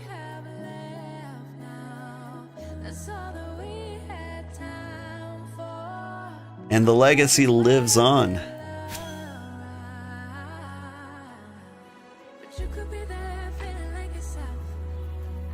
And one of the goblins, I think he calls his fans goblins, is running the party. Maybe one of the ferrets.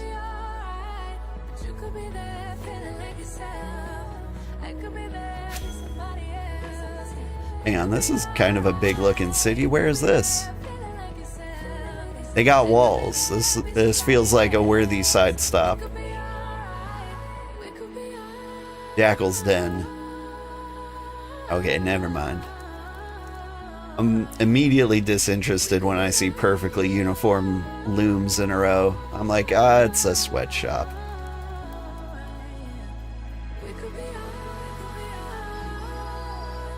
Like, I get it, but like, make your sweatshop a little prettier. Like, build into the environment around you.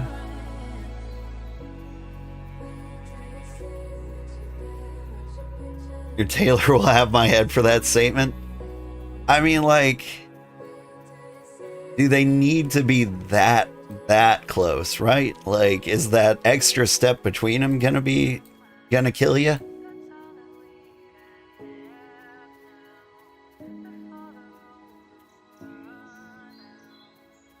Ah, yes, claimed area. Sorry, Jarud, I think we found the new prettiest settlement. A single teleporter in the woods.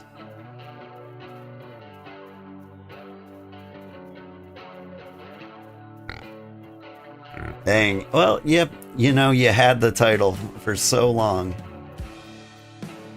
Ooh. Who made this road?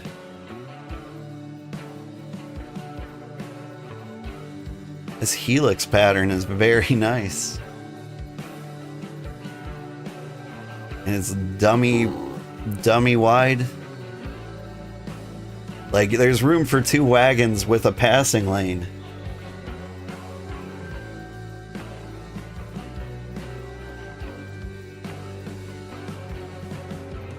I'm heading south, though. Is that helping me?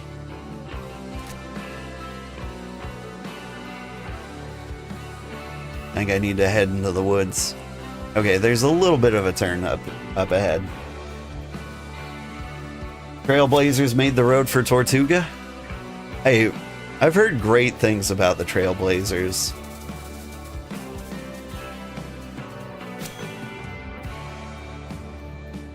Before the grind started to wear on me, I was actually considering recruiting or trying to commission a road from them. There's no way I could afford it, right? They must charge top dollar for these things. But like, there were a lot of good places to build a road up here. Like, we could make a road around the entire lake and it makes a great tier 3 hunting path. And like roads to each of the starfish limbs. There's a crazy good hunting spot down here in a tier 6 cave. Like, if we just like really dug our heels in and made our like road infrastructure, it could be amazing up there. Pretty affordable, to be honest. Ooh. Lovely pattern they did. Yeah. They really did do a great job.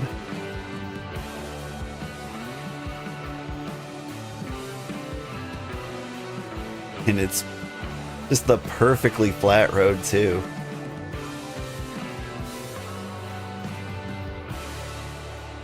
Like, I know how long it takes us to build roads. I would love to see like one of these roads in like mid-construction. Do they have like 20 people out here? Oh, you can see they just carved straight through. That's cool.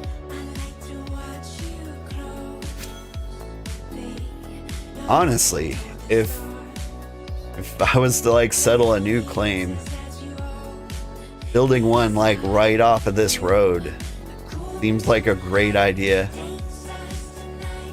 Like, you just get so much through traffic.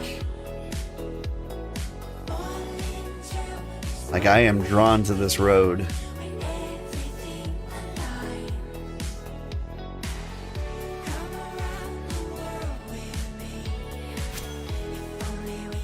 Here are the saggy pits.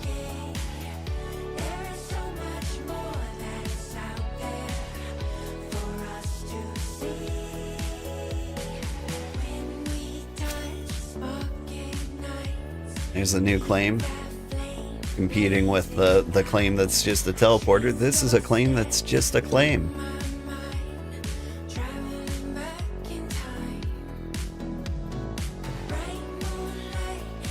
Scatterbirds.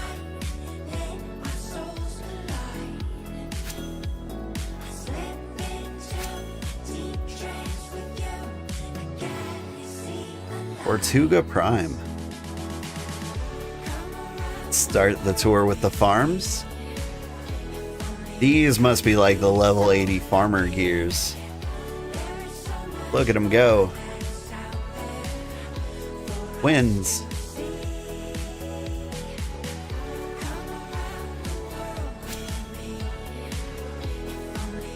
I like the use of wooden tiles. You don't see enough plank tiles. For here we got hooks. Oh, a powder monkey. The Spork Lord.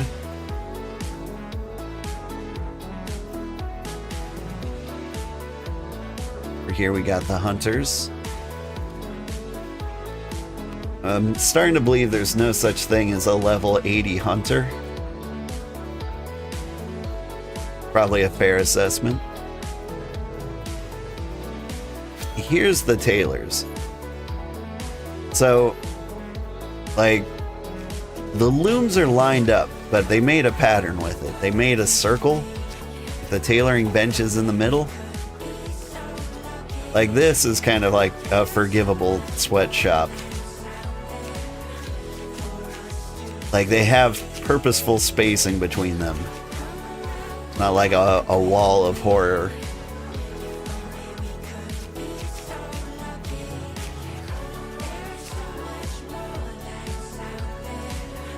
Such a cool outfit. Like the level 80 farmers. I haven't seen a level 80 outfit yet. But I wasn't like, man, that's nice. What are you wearing?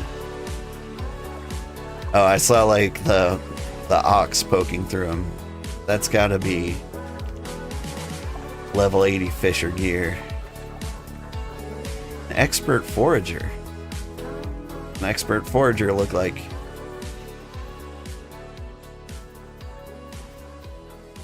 Trying to get a good glimpse of your outfit.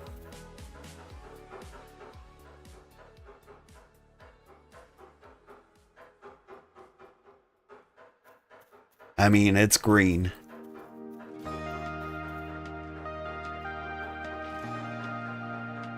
He's got a purpose. He doesn't want to hang out with me. Hi, Zyark.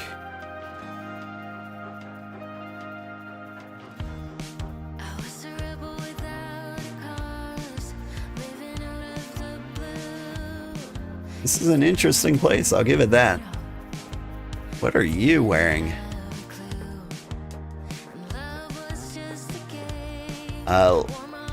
Leather? Master Smith? Or, sorry, level 80 Smiths.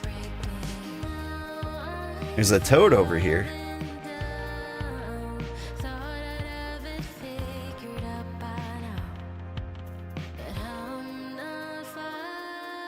We got multiple scholars.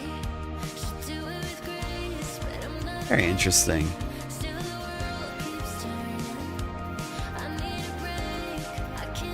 Okay, we visited this part. What's going on over here? Oh, they got a fight pit.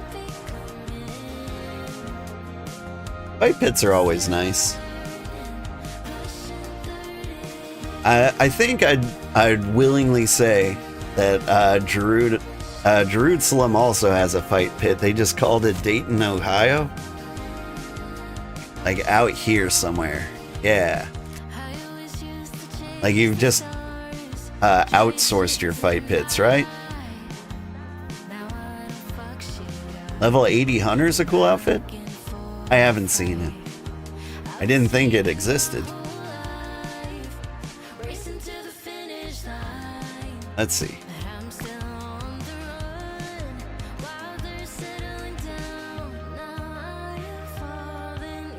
If I go down here, yeah. Can't see it. Dayton, Ohio is another community that made a fight pit. Sadly, they've been away from the game. Aw.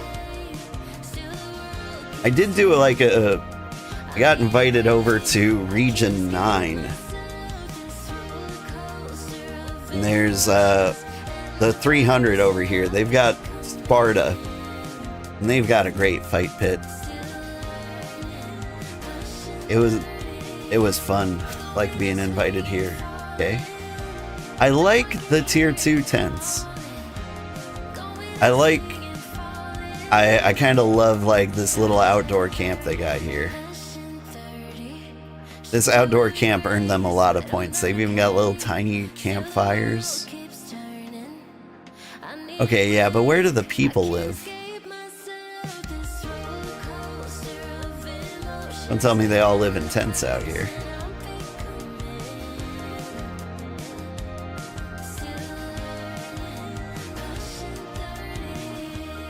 This has got to be like the stairs to the residential area.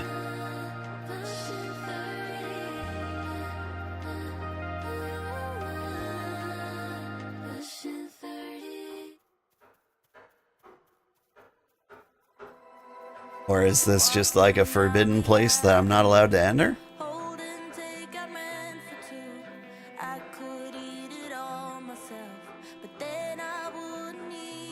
does the sign say?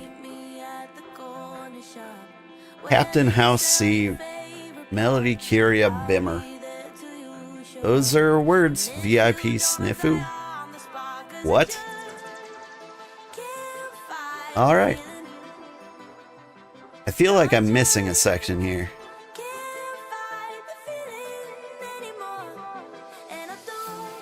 What am I missing?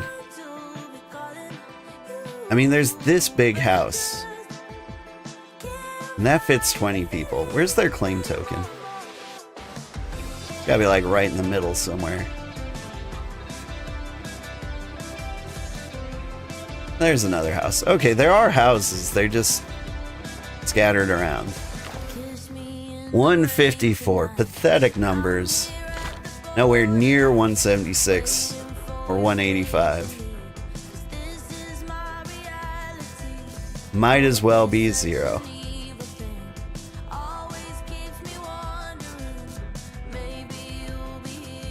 Alright.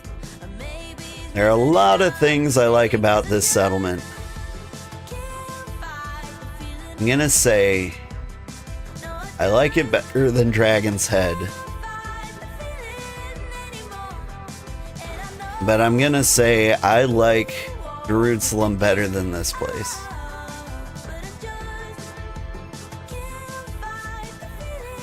For one, whatever's going on up here doesn't appeal to me. I'm like, this is just a area that's poorly paved. Reserved area for nobody in particular. Looks like trash. I love it.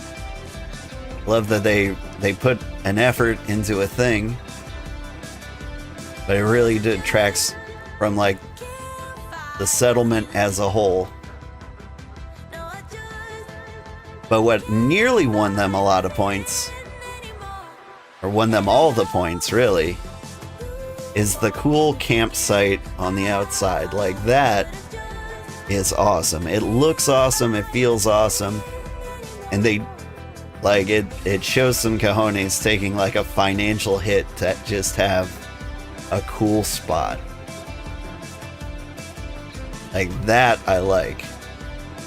I like seeing people like sacrifice utility for fashion.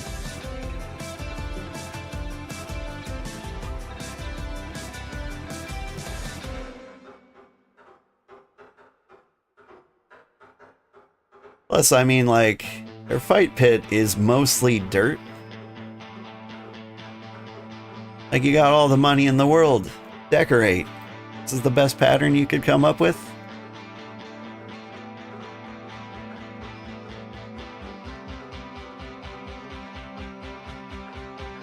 I do like the roads are amazing.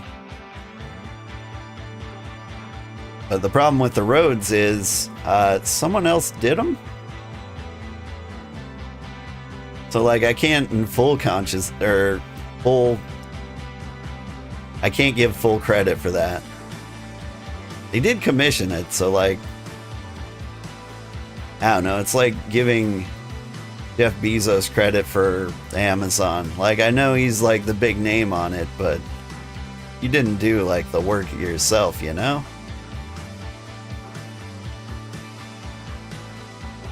Like you just like signed it when it was done. Big fan of the tents. Yeah. The tent idea is good. You might steal that. I do love it.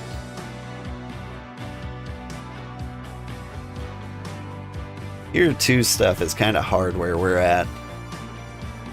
I don't know. I don't think... No, they actually do use like brick slabs if I remember correctly.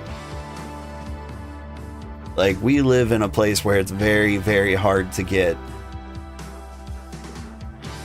brick slabs or tier 2 stone. In fact, let's go back. I'll show you guys my settlement in case anybody just like popped in. So the Cozy Empire will start at the entrance.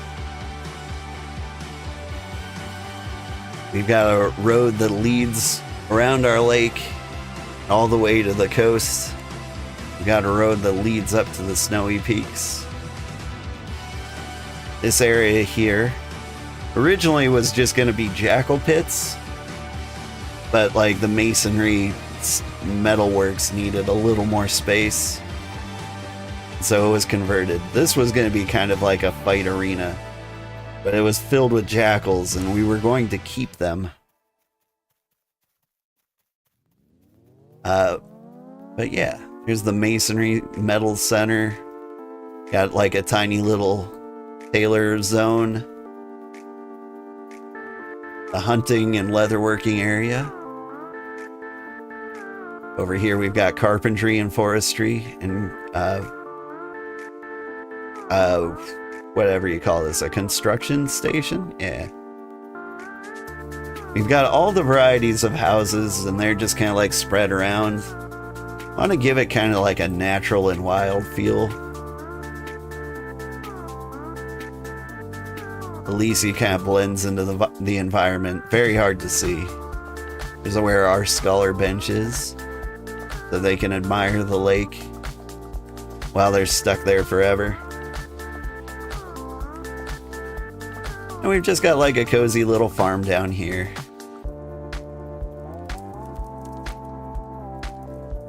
Little place to cook.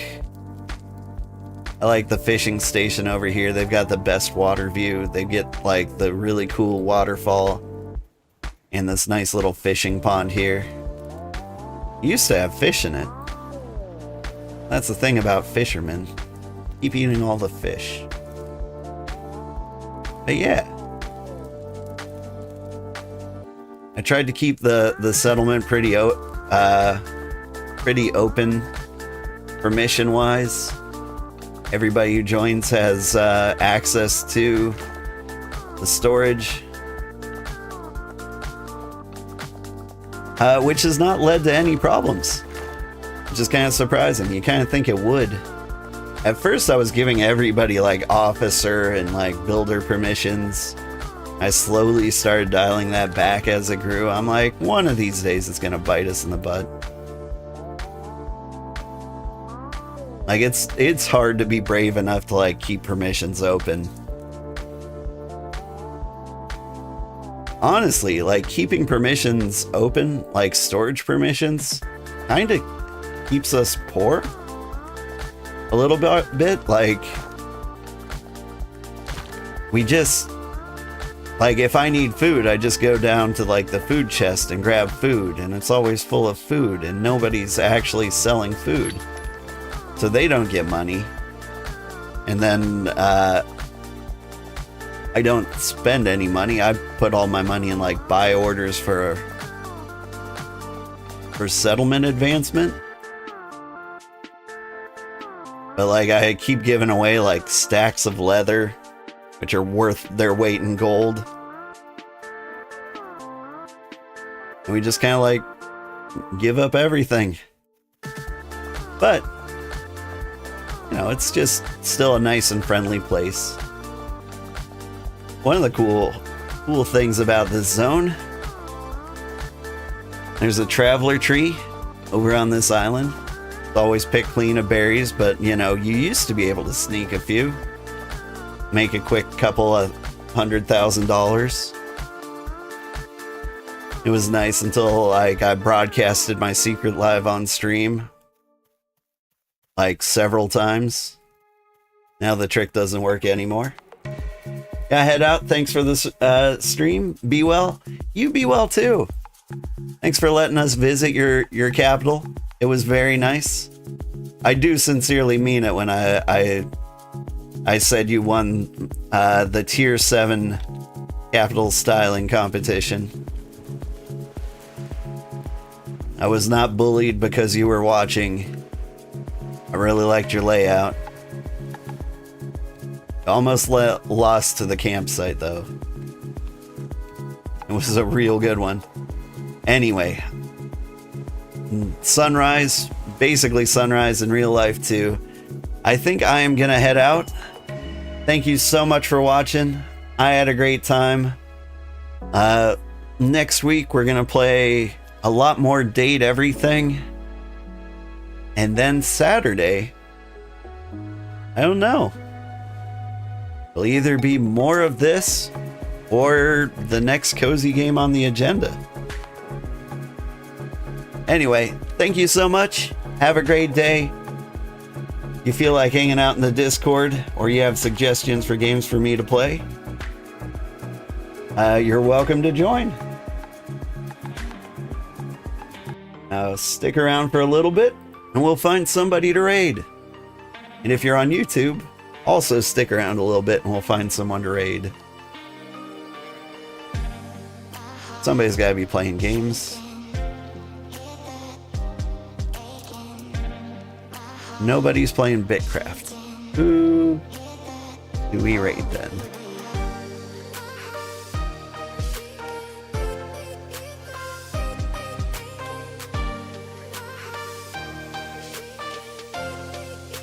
I'm gonna raid our friend Sandra. She's really cool. She's a little potato. She often plays Final Fantasy XIV, but she plays other cozy games as well. But she's just a cool person who just entered their sign-off page. Hang on, canceling raid. Almost raided. We got a raid. I'll get somebody, I swear. We got more on the list.